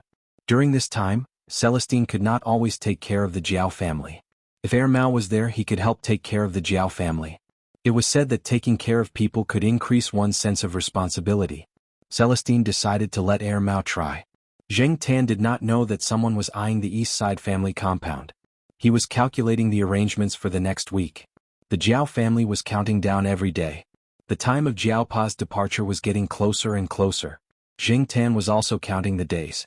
One afternoon, Zheng Tan lay on the sofa and looked at the calendar on the wall. Next Monday he would probably spend the whole day at Xiaoguo's pet center. On Friday night, a foreign band would perform at the night building. On Saturday, the third master Fong would go to talk business with old Lu. Zheng Tan would follow him and race toy cars with old Lu's son Lu Yao. Apart from these things, Zheng Tan did not plan to go out for a walk before Jiaopa left. He would just walk around the campus. Most of the time, he would lie on the tree in the east side family compound and sleep. When the Jiao family came back, they would be able to see him. However, Zheng Tan wondered if his life would be more difficult after Jiaopa left. Most of the time, Zheng Tan would go out for a walk with Jiaopa's permission. Jiao Ma was more conservative. Many times when Zheng Tan went out to play, especially at night, Jiao Ma was against it at first. She was scared by the cat trapping incident. She felt that it was not safe to go out at night with cat traffickers everywhere. She was afraid that Zheng Tan would not be able to come back after he went out. If Zheng Tan made a mistake outside when the Jiaopa was not around, such as coming home late or getting hurt in a fight outside, Jiao Ma would not let him go out. What would he do? Would he have to stay at home all day? He would definitely be bored to death. He might even get depression. After getting used to running outside, Zheng Tan deeply felt that staying at home was a waste of time, because he could only sleep at home. Rolling on the sofa, Zheng Tan hung his head on the edge of the sofa. The tip of his tail wagged rhythmically as he thought about what to do in the future. His gaze swept across the living room and stopped at the master bedroom. The door to the master bedroom was open. The door to the balcony was also open for ventilation. The sunlight shone in, raising the room temperature by a few degrees. However, Zheng Tan was not staring at the master bedroom because it was well lit and ventilated. His target was actually the bulky desktop computer on the desk. This computer was usually only used by the Jiaopa. Jiao Ma did not use it much. Jiao Yuan and little Pomelo were only allowed to play it on the weekends. The Jiaopa was afraid that Jiao Yuan would get addicted to the game, so he strictly limited the time. The computer had a password, and other than Jiao Ma, only Zheng Tan knew the password. Usually, when the Jiaopa used the computer to surf the internet, Zheng Tan would be watching from the side, so he was very familiar with the password. Think about it, the Jiaopa was abroad, Jiao Ma was working, and Jiao Yuan and little Pomelo went to school from Monday to Friday. This way, Zheng Tan could surf the internet without worrying about being discovered by the Jiaopa. The Jiao Ma was not that observant, so Zheng Tan would not be discovered if he was careful. It had been a long time since he went online. Although the Jiaopa knew that his cat was different from the rest, he would never have thought that his cat had already started to think about the computer. After finally thinking of something to kill time at home, Zheng Tan jumped off the sofa with satisfaction and decided to go out for a walk. The temperature in Chuhua City was rising fast, so it would not wait for you to prepare yourself. After the weather warmed up, there were no more coats, cotton-padded jackets, or down jackets. Depang squatted on its balcony, kicking its paws to bask in the sun. When it saw Zheng Tan coming out of the building, it squinted its eyes and looked at him, then closed its eyes and continued to sleep. It did not have any intention of moving at all. Zheng Tan did not see the other two cats, and Sheriff had stopped barking around recently. Maybe he went somewhere else to look for female cats. When he slowly walked out of the gate of the courtyard, Zheng Tan saw a man in sportswear and sunglasses squatting on a stone block by the gate of the east side courtyard, with a lollipop in his mouth. When Zheng Tan came out, the man kept staring at Zheng Tan with a weird smile on his face. He looked very annoying. At first, Zheng Tan just glanced at him casually, then stopped looking. He cursed in his heart and was about to ignore him. But after 2 steps he suddenly stopped. Oh, this person must be someone he knew. Zheng Tan turned his head and looked at the man squatting on the stone block. After a closer look, he realized that the thick sunglasses could not hide the idiot temperament. This guy was definitely that idiot Air Mao. Different from the last time Zheng Tan saw Air Mao was not wearing the non-mainstream clothes today. His hair was dyed black again, and he was wearing the same sportswear as the students on the school field. If the sunglasses were removed, he would look very similar to the atmosphere of the school. Seeing Zheng Tan look over, Air Mao raised his hand and waved. "Hey Black Coal, go out and play." Zheng Tan was speechless. Black Coal, your ass. This kind of person who added words to other people's names for no reason was the most King annoying. Zheng Tan looked around. The entrance of the courtyard was indeed not a good place to fight. Forget it, he would let Air Mao go this time. Zheng Tan turned and continued to walk forward, quickening his pace. He did not want to stay here and face Air Mao. "Oh right, Black Coal, I will be moving here in a few days." According to initial estimates, it should be in your building," Air Mao said slowly. Zheng Tan heard the words behind him and stopped abruptly. He pulled his ears and looked at Air Mao, trying to figure out if Air Mao was telling the truth. Zheng Tan originally thought that Air Mao was like Ranchi, who would avoid cats as much as possible. But looking at Air Mao's despicable look, this guy was preparing to go against the flow and become braver with every setback.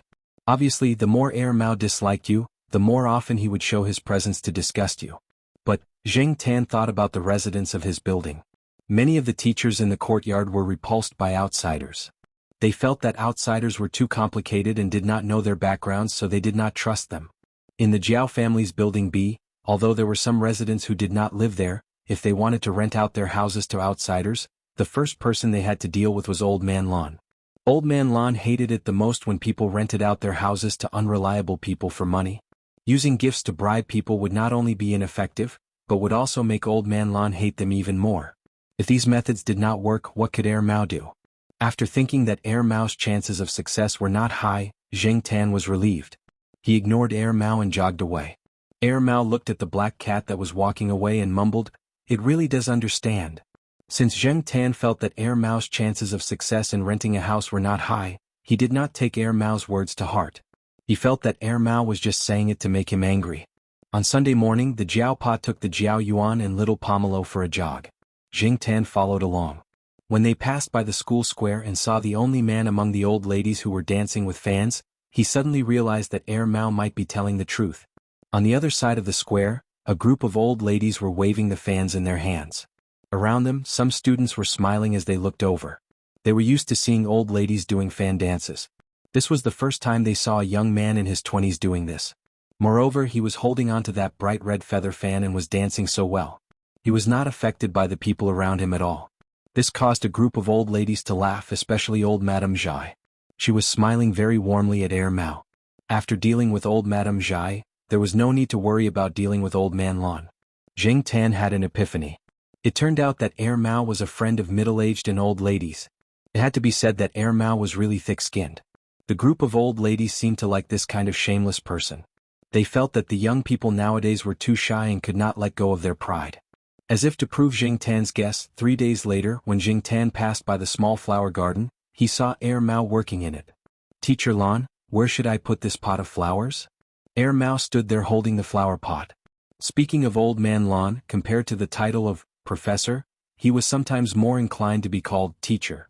However, most people would call him Professor Lan, or Elder Lan, to show their respect. Unfortunately, Old Man Lan did not necessarily appreciate it. Now that Mao had called him that, it was as if he was scratching an itch in his heart. "Put it there, next to the pot of rhododendron reflection." Old Man Lan pointed at a place. "What about the pot of Echo Mountain Red?" "Put it there." Looking at Mao helping to move the flower pot and dig the soil, Zheng Tan had to admit that Mao's goal was almost achieved. Because of this matter, Zheng Tan's mood was really not good recently. On the way back to the courtyard, Zheng Tan walked while thinking about how to mess up Mao's matter. Suddenly, he heard a childish and crisp voice coming from diagonally in front of him. "Brother He." Chapter 163. Zheng Tan felt that his luck was really bad today. Nothing good happened when he went out.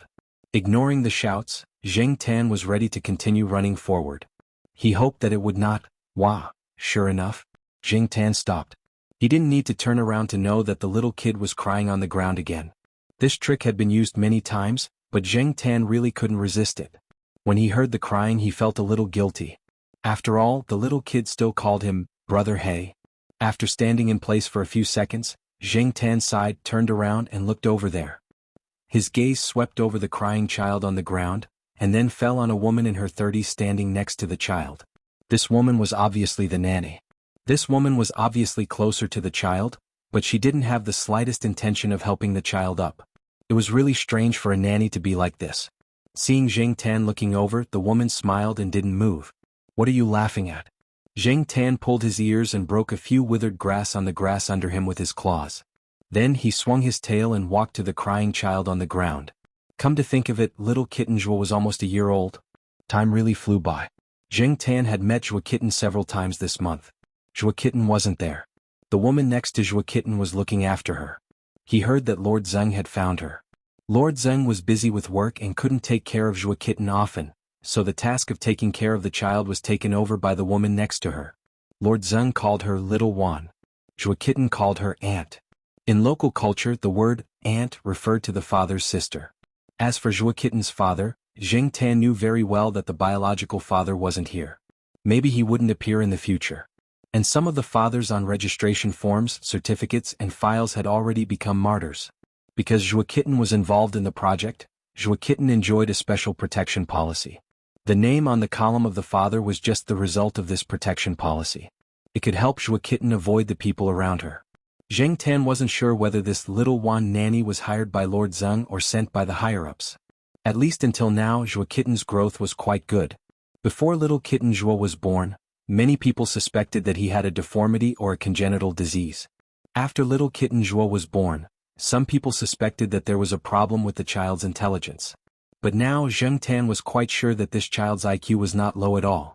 She wasn't even a year old, but her ability to judge people's dishes was getting better and better. If this kind of child was called mentally retarded, then what were the others called? Labrador? Even though he knew that the little lousy child was pretending to cry, Zheng Tan still walked in front of him.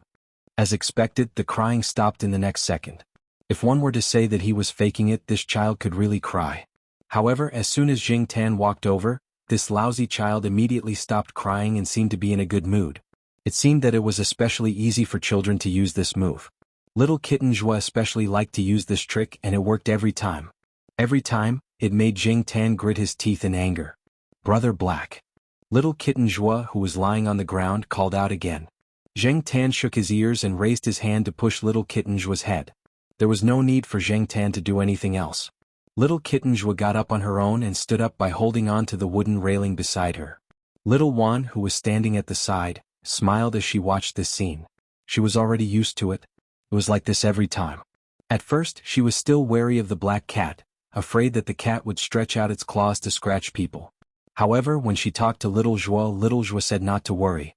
Later, she tried a few times and found that the cat did not cause any harm to the child, so she stopped guarding against it. Little One still remembered that when little kitten Zhuo had just started walking, she liked to hold on to the wooden railing beside her to walk a few steps every day. When she saw the black cat, she would lie on the ground and cry. It was useless for her to go over and help her unless the black cat came over. Later, there was one time when she did not immediately go over to help her. She waited to see how the situation would develop. The child wore thick clothes, and the key parts that were more vulnerable to injury were protected. There was no need to worry about falling and hurting. Moreover, there was only grass around them, so falling to the ground would not hurt. Later, when she saw little kitten Zhuo deliberately lying on the ground and pretending to cry, she did not care anymore. Every time little One heard little kitten Zhuo call the black cat Brother Black, she wanted to laugh. After that, she learned some things from little Zhuo and relaxed a lot about the black cat.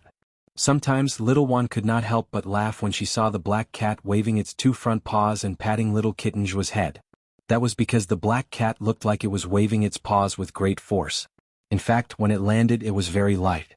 It was almost just a slight bump, and it always kept its paws well.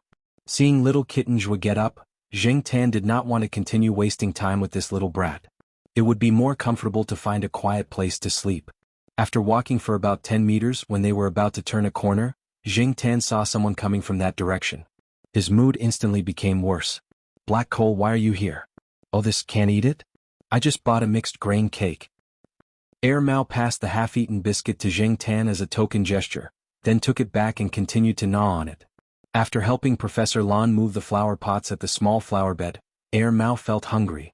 He ran to the small stalls and shops at the school gate to buy something to eat. In his hand was a bowl of packed tofu pudding which he was going to give to Professor Lan later.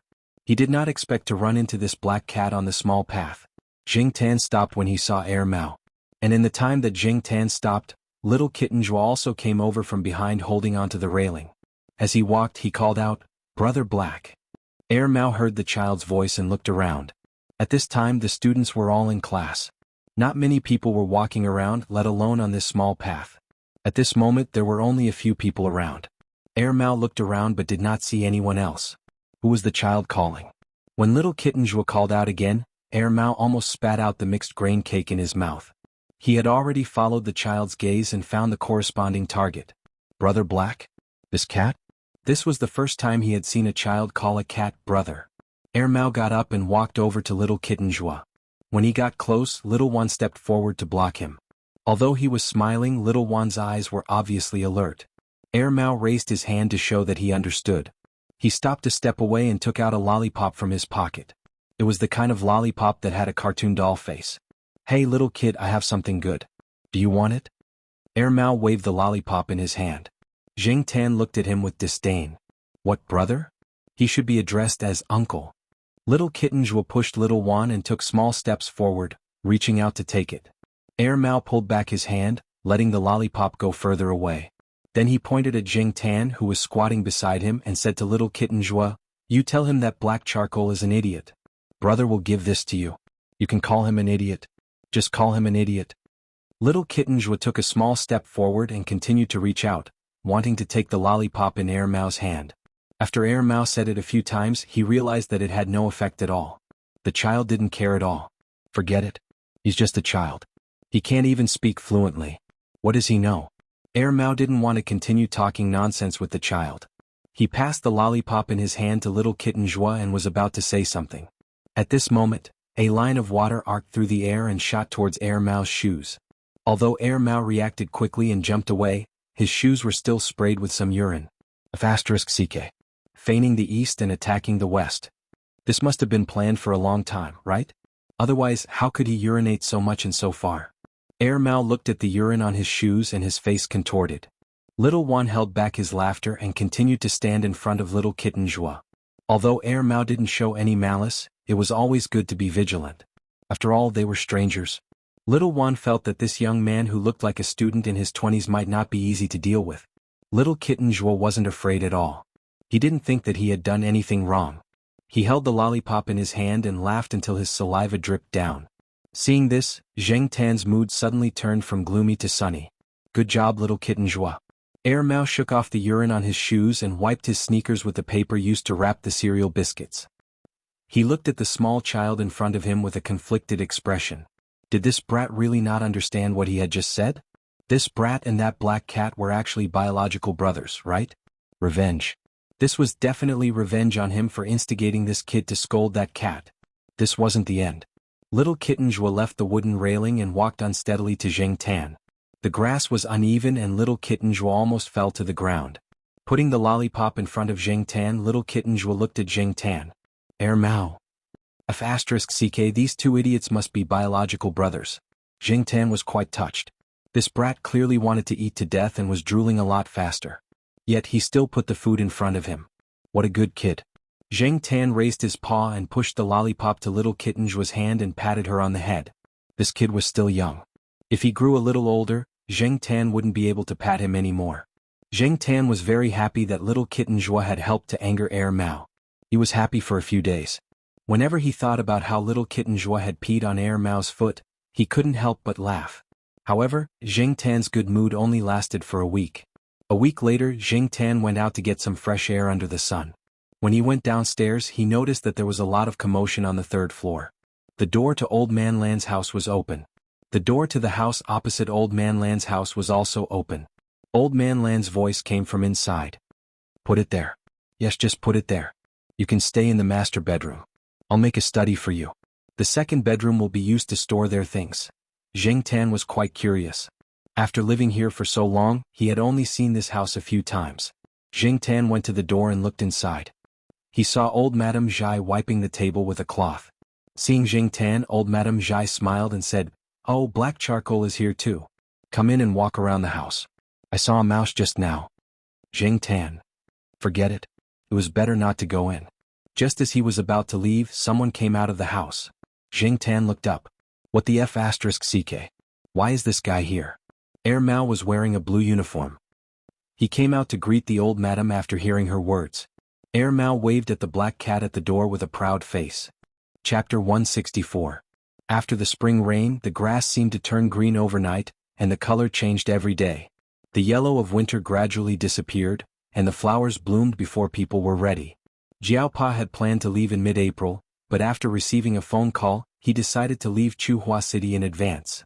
He would go to Beijing first, talk with an old professor at Beijing University, and then go abroad together. With the help of the old professor, everything would be much smoother. 2 days before Jiaopa left, he had already arranged the work in the institute. Besides 2 graduate students and a prospective graduate student, there was also a junior student who was going to be Jiaopa's graduate student. All of them were assigned tasks. The student who was going to be submitted was selected by Jiaopa. She was also a girl and like Zheng Jing she was not the weak type. Some teachers in the institute joked that Associate Professor Jiao liked to recruit students who looked strong. Besides his students, several family members were also called by Jiao Pa to have a private talk, including Zheng Tan. At this moment, Zheng Tan was squatting on the cat tree, seriously listening to Jiao Pa's instructions. Don't cause any trouble when I'm not here. Don't think that I don't know anything about my family when I'm abroad. Don't play dumb. I know you can understand. Even if you don't understand everything, you can understand part of it, right? Well, let's make it simple. To sum it up, don't cause any trouble. Of course, just because you don't cause any trouble doesn't mean that you're afraid of trouble. Well, that's not quite right. It was probably the first time that Jiao Pa had been away from home for so long. Thinking that he would be separated from his wife, children, and pets for at least a year, the Jiao Pa's usual calmness was not much left. And Zheng Tan was the biggest headache for Jiao Pa, that guy named Yi Hao we talked, Jiao Pa said. Zheng Tan's ears turned to the Jiao Pa as he waited for him to continue.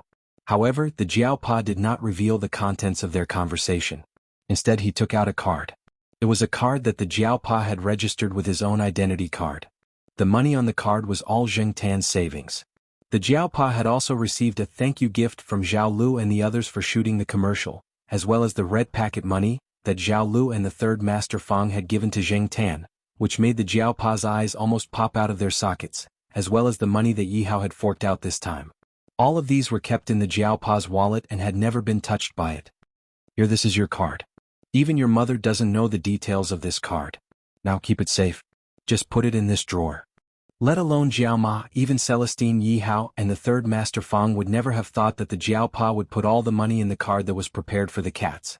Now, the money in the card was considered a huge sum of money for some people, but other than the Jiao Pa, no one knew where the money was kept. The Jiao Pa opened one of the drawers that was connected to the cat tree and put the card into an unlocked drawer. This drawer was the masterpiece of the third Master Fang. There were 3 small drawers on the cat tree, and if one didn't look carefully, one wouldn't notice that there was a key in each drawer. Zheng Tan had hidden the key well, so it was Zheng Tan's private property. As for the card, Zheng Tan was really surprised. He didn't think that the Jiao Pa would give him a card. After putting the card away, the Jiao Pa patted the cat tree. Do you think that if a thief comes to the house, he or she will find a card hidden in the cat tree? Zheng Tan wagged his tail. No thief would think that there would be precious things hidden in a cat nest, especially in a commoner's house like the Jiao family. After all, this kind of behavior was really crazy in some people's eyes. Zheng Tan deeply felt that normal people wouldn't think in this way. The Jiao Pa was silent for a while, then got up and went back to the bedroom. After a while, he came out with a box in his hand.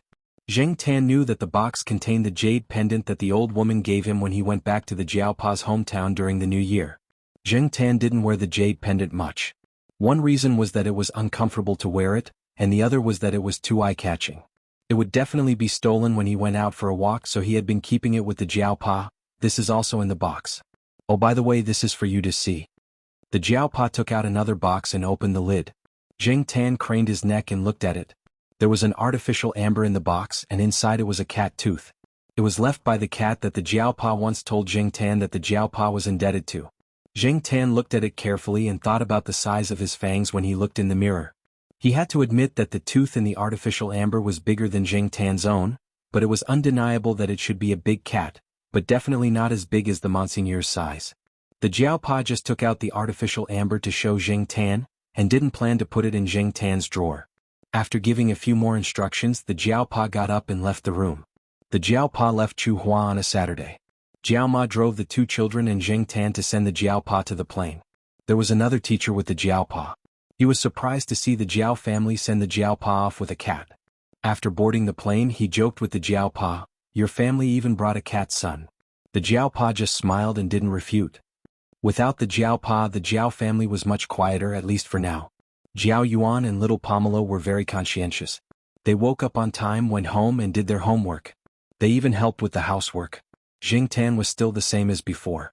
He went home on time and would definitely come back at dinner time. The difference was that he rarely went to the Institute of Biological Sciences. The Jiao Pa's office was often occupied. Exin and Su Chu didn't have a computer. Without the Jiao Pa, these 2 guys often used the computer in the office to watch TV series and browse casual forums. Speaking of the computer, Zheng Tan had been waiting for a time when there was no one at home to play with it. Early on Monday morning, Zheng Tan immediately ran home after sending little Pomelo to school. He didn't have the mood to do anything else, so he was ready to hit the keyboard. When he got home, Zheng Tan closed the door and rushed into the bedroom to turn on the computer. Jumping on the table and squatting in front of the computer, Zheng Tan waited for the computer to respond. It took a while to turn on the computer, but Zheng Tan wasn't in a hurry. He had time anyway. As for the mouse, Zheng Tan couldn't use one paw, so he used two paws. It looked like he was hugging the mouse. Since he became a cat, this was the first time Zheng Tan went online on his own. He was a little excited. When he hugged the mouse, he didn't control his strength well and almost threw the mouse away. When it was time to enter the letters, Zheng Tan was too lazy to turn around and use his paws to press the letters. So he could only use his hind legs and tail. It was very awkward and strenuous. He typed the same word wrong several times, but he couldn't believe that the saying "practice makes perfect" would be carried forward by him.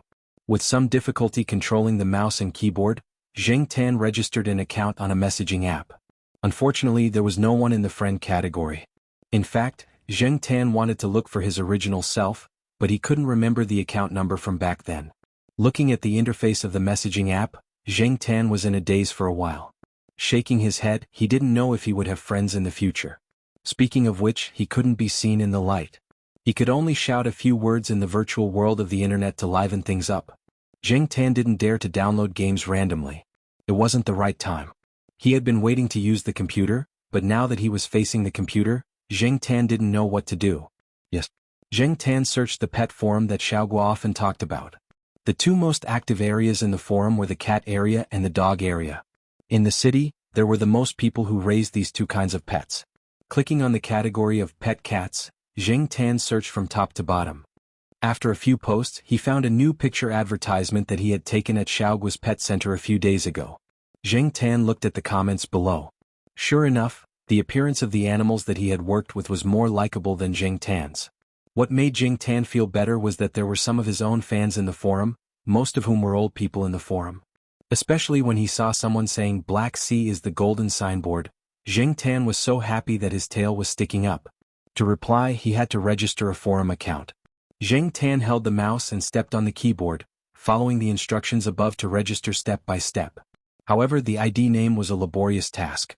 What should he call it? He looked at the other people's ID names. Love Cat is Wangkai Nyonyo Diandian Cat, Miing Meow Under the Eaves, Shenyuan Meow, Domineering Cat, Meow Fox, Hellcat. Well, these names were either Meow or Me. At first glance, he knew that they were part of the cat community in the forum. After thinking about it, Zheng Tan typed one key after another. ID, Zheng Tan is a cat. After registering, Zheng Tan shamelessly replied in the post, "That black cat is so King handsome." After thinking about it, Zheng Tan added, "It's so cool." After browsing the web for a while, Zheng Tan erased some traces, turned off the computer, and went downstairs in a good mood. Although he could use the computer, Zheng Tan still liked to walk outside. Of course, if there was no one following behind him, Zheng Tan would be in a better mood. Mao slept until 9:30. At this time the cafeteria was out of food. He went to the stall at the school gate to buy egg pancakes and a boxed lunch. The boxed lunch was saved for when he was hungry. Mao was not picky. Even if the food was cold, he could eat it directly. As soon as he entered the courtyard, Mao saw Zheng Tan walking out, so he immediately chewed on the egg pancake and followed behind with the boxed lunch that was almost cold. Mao was not close to Zheng Tan. It kept a distance of about 10 meters, but Zheng Tan did not succeed in getting rid of it a few times. After a few attempts, Zheng Tan decided to just ignore it. If Mao wanted to follow him, then so be it. He walked along the sidewalk. When he reached a wall, Zheng Tan jumped on the wall. Before the Jiaopa left, Zheng Tan stayed in the school. This was the first time he came out recently. This road was still the same as before and no earth-shattering changes had taken place. When he walked past an intersection, Zheng Tan glanced into a small alley. He saw a black and white cat squatting on a tree of an unknown breed in the alley. What made Zheng Tan stop was not how special the cat looked. The cat was the same as Zheng Tan, an ordinary cat. There was nothing special about its appearance. What made Zheng Tan curious was, what was it looking at? The cat was squatting about 5 meters above the ground. It was staring at the window on the second floor of a house in front of the tree. Chapter 165. Perhaps sensing that Zheng Tan was looking at it, the cat squatting on the tree turned its head to look at the intersection. It looked like a stray cat. Its fur was stained, and there were a few scratches of different lengths above its eyes. The healed wounds left streaks of blood, which were especially eye-catching on its white fur. These wounds were probably from 2 days ago. Zheng Tan didn't know what had caused the cat's wounds, but if the longest wound had been 1 centimeter lower, the cat's left eye would have been destroyed. On the bright side, the cat was still considered lucky. The cat only glanced at the man and the cat at the intersection. Perhaps it felt that there was no threat, so it continued to stare at the window on the second floor of the house. Mao, who was next to him, took the last bite of the egg pancake and smacked its lips. What is that cat looking at? Is there some kind of harmonious scene inside? Zheng Tan's ears twitched. He didn't want to bother with Mao, so he walked over. As Zheng Tan walked closer, the cat looked at Zheng Tan cautiously. Even if it wasn't staring at Zheng Tan, its ears kept twitching slightly. It was quite alert. Zheng Tan didn't climb up the tree. He walked over just to see what the cat was looking at. Zheng Tan was disappointed. He didn't need to climb up the tree. Zheng Tan could see the situation on the second floor of the house from where he was standing. Because the window on the second floor was closed and covered by the curtains, he couldn't see what was inside the house. Looking at the cat in the tree that continued to stare at the window, and then at the window with the curtains, Zheng Tan shook his head. It was really strange. Zheng Tan didn't stay there to find out. He returned to the intersection and continued walking forward. Mao continued to follow behind him. Mao didn't feel bored. It had never walked this street before, but now it was very interested in the local snacks on this street. Although it was already past breakfast time, many shops and stalls weren't just for breakfast. So Mao bought and ate as it walked. There was a shop that sold green bean pancakes that Mao bought and carried with him. Some of the people on the street were already familiar with Zheng Tan. Some of them even took the initiative to greet Zheng Tan. Although they did not know Zheng Tan's name, they would occasionally say a few words as if it was their own pet, or talk to the people next to them about the black cat, trying to guess whose pet it was. There were many alleys in the old neighborhood. There were many narrow alleys that could only allow 2 or 3 people to walk side by side. These alleys were also filled with all kinds of stories. Zheng Tan had seen many of them after walking on this street for so long. Fighting, extortion, drug abuse, cheating, and so on. There was a wide range of ages regardless of gender, age, or profession. Perhaps this was also part of the culture of the alleys? Just like at this moment, Zheng Tan's ears twitched as she looked at a narrow alley. There was a concave area in the alley that was used to store rubbish.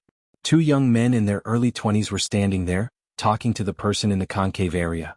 Zheng Tan listened to the voices and intermittent conversation. He didn't want to meddle in their business. Just as he was about to leave, he saw Mao walk into the alley. Mao didn't walk further in. After taking 2 steps, he leaned against the wall next to him. He carried the things he bought on the way here with one hand and ate a green bean pancake with the other. Zheng Tan jumped onto the wall, ready to see what Mao, this foodie, was going to do. Good Samaritan? The 2 young men had already gotten the money. They counted it and walked out of the alley. When they looked up, they saw a person standing at the entrance of the alley. They put the money in their trouser pockets, looked at each other, and continued to walk out with their hands ready to take out their weapons. Mao wiped the crumbs around his mouth with his thumb and walked in. One of the young men gathered his emotions and was about to say something. Before he could say anything, Mao was already in front of him. The next moment he fell down. He didn't even have time to see how the person in front of him did it.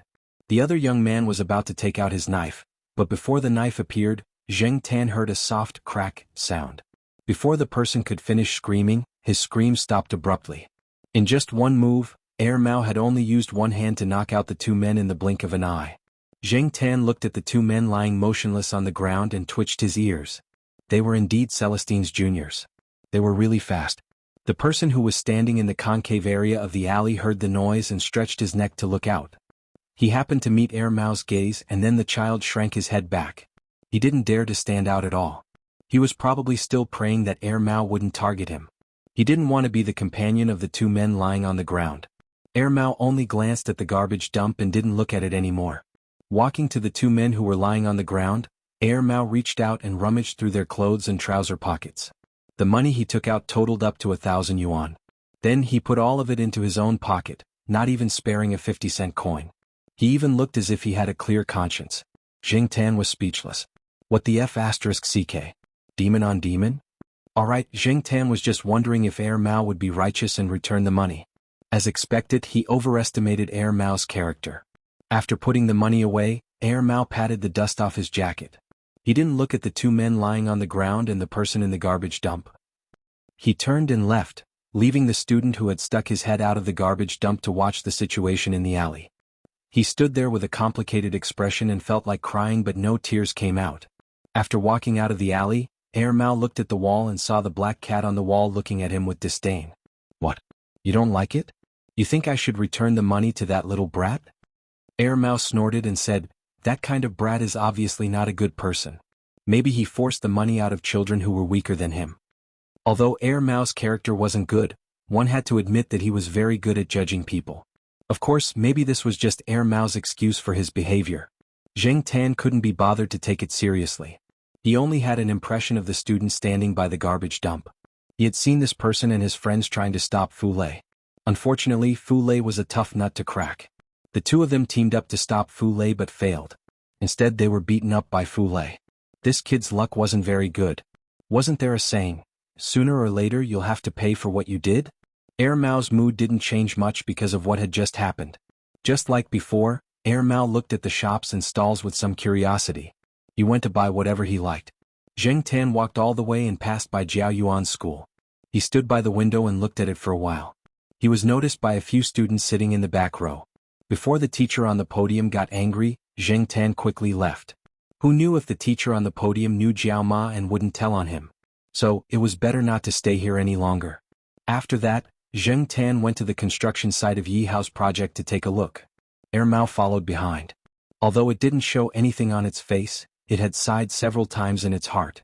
Especially when it saw the way the people at the construction site looked at Zheng Tan, Mao realized that this cat was really popular. It followed Zheng Tan to familiarize itself with the street. Seeing that Zheng Tan was walking back, Mao didn't plan to stay outside any longer and followed him back. When they passed by the intersection, Zheng Tan looked inside again. The cat on the tree was gone, and the window on the second floor of the house was open. Driven by curiosity, Zheng Tan jumped up the tree and looked inside. There was a man in his 30s wearing a suit and gold-rimmed glasses in the house. At the moment, he was holding a cup of coffee and sitting in front of the window. No one knew what he was thinking. Seeing the black cat suddenly jump up the tree, the man was stunned for a moment and then smiled. Zheng Tan felt that the man's gaze was a bit strange. The smile on his face did not seem strange to other people, but Zheng Tan felt goosebumps all over her body. She felt like there was something strange and contradictory about this man. Zheng Tan's feeling was right. The man still had the same smile on his face, but the hand holding the coffee cup suddenly raised, and the hot coffee in the cup splashed towards Zheng Tan. The tree wasn't far from the house and some of the branches had already reached the window. Fortunately, Zheng Tan was vigilant and avoided it, but a little bit of coffee still splashed on his back. It wasn't much and he couldn't feel the scalding temperature, but Zheng Tan could smell the coffee. Thinking about what the man on the second floor had done, he was even more unhappy. On the other hand, the man was smiling even more happily because of this. After Zheng Tan ran some distance, when he looked at the window on the second floor again, the man was no longer by the window. He probably went to pour coffee again. Pulling his ears, Zheng Tan glanced around. There was a stone under the tree. Looking at the window on the second floor again, there was still no one. Zheng Tan carefully approached the tree in case something splashed down from the second floor. When he reached the tree, Zheng Tan pushed the stone further away. Because there was a wall between the tree and the house, it would interfere with Zheng Tan's movements. When he felt that the distance was just right, Zheng Tan reached out two front paws to grab the stone, then threw it towards the window on the second floor. I'll let you. Go F***ck yourself. The stone hit the glass on the window, and then there was the sound of glass shattering. After throwing the stone, Zheng Tan ran away. When he heard the sound of glass shattering, he felt much better. Although Zheng Tan was very angry just now, it was also because Mao was watching them from the intersection. Therefore, when Zheng Tan threw the stone, she did not stand up and throw it with only one paw like how she would throw a grenade. Instead, she threw the stone with both paws. Although it was still very surprising, it was still better than the former. Mao was surprised, but it didn't say anything. It even gave Zheng Tan a thumbs up. However, Mao wasn't as calm as it looked. What it saw just now was really shocking. Fortunately, Celestine had given it a heads up, and it also had some of its own experiences, so it wasn't too surprised. It also remembered something that its master once said: revenge is an instinct. It's like that for humans and it's also like that for cats. On the way back to Tsinghua University, when Zheng Tan passed by a few small shops that were closed, he saw the black and white cat. There was a small gap between the two shops. Someone had put a paper box in the gap, and the black and white cat was inside. Next to it was a disposable paper bowl. At the bottom of the bowl were some food that had been there for a few days, and on top of the bowl were some fresh-looking buns. Looking at the cat up close, Zheng Tan always thought that there was a black stain on the cat's nose. Only now did he realize that it was just a pattern on the cat's body. It was shaped like a rice grain. The cat didn't have any obvious hostility towards Zheng Tan and Air Mao. It was just a little vigilant, especially when Zheng Tan approached the paper bowl. It even let out a low warning sound. Seeing this, Zheng Tan didn't go any closer. However, when Air Mao took out a box of food that it had bought earlier and leaned over, the cat didn't make a sound. It was just a little vigilant. The box of food was already cold, but the smell of meat still made the cat more energetic. Even so, it didn't eat immediately. It just kept staring at Air Mao. Air Mao looked around. Not far away, a small piece of brown crayon was thrown by a child. Air Mao picked it up and wrote a few words on the paper box. "Can catch mice, can guard the house, please keep me as your pet."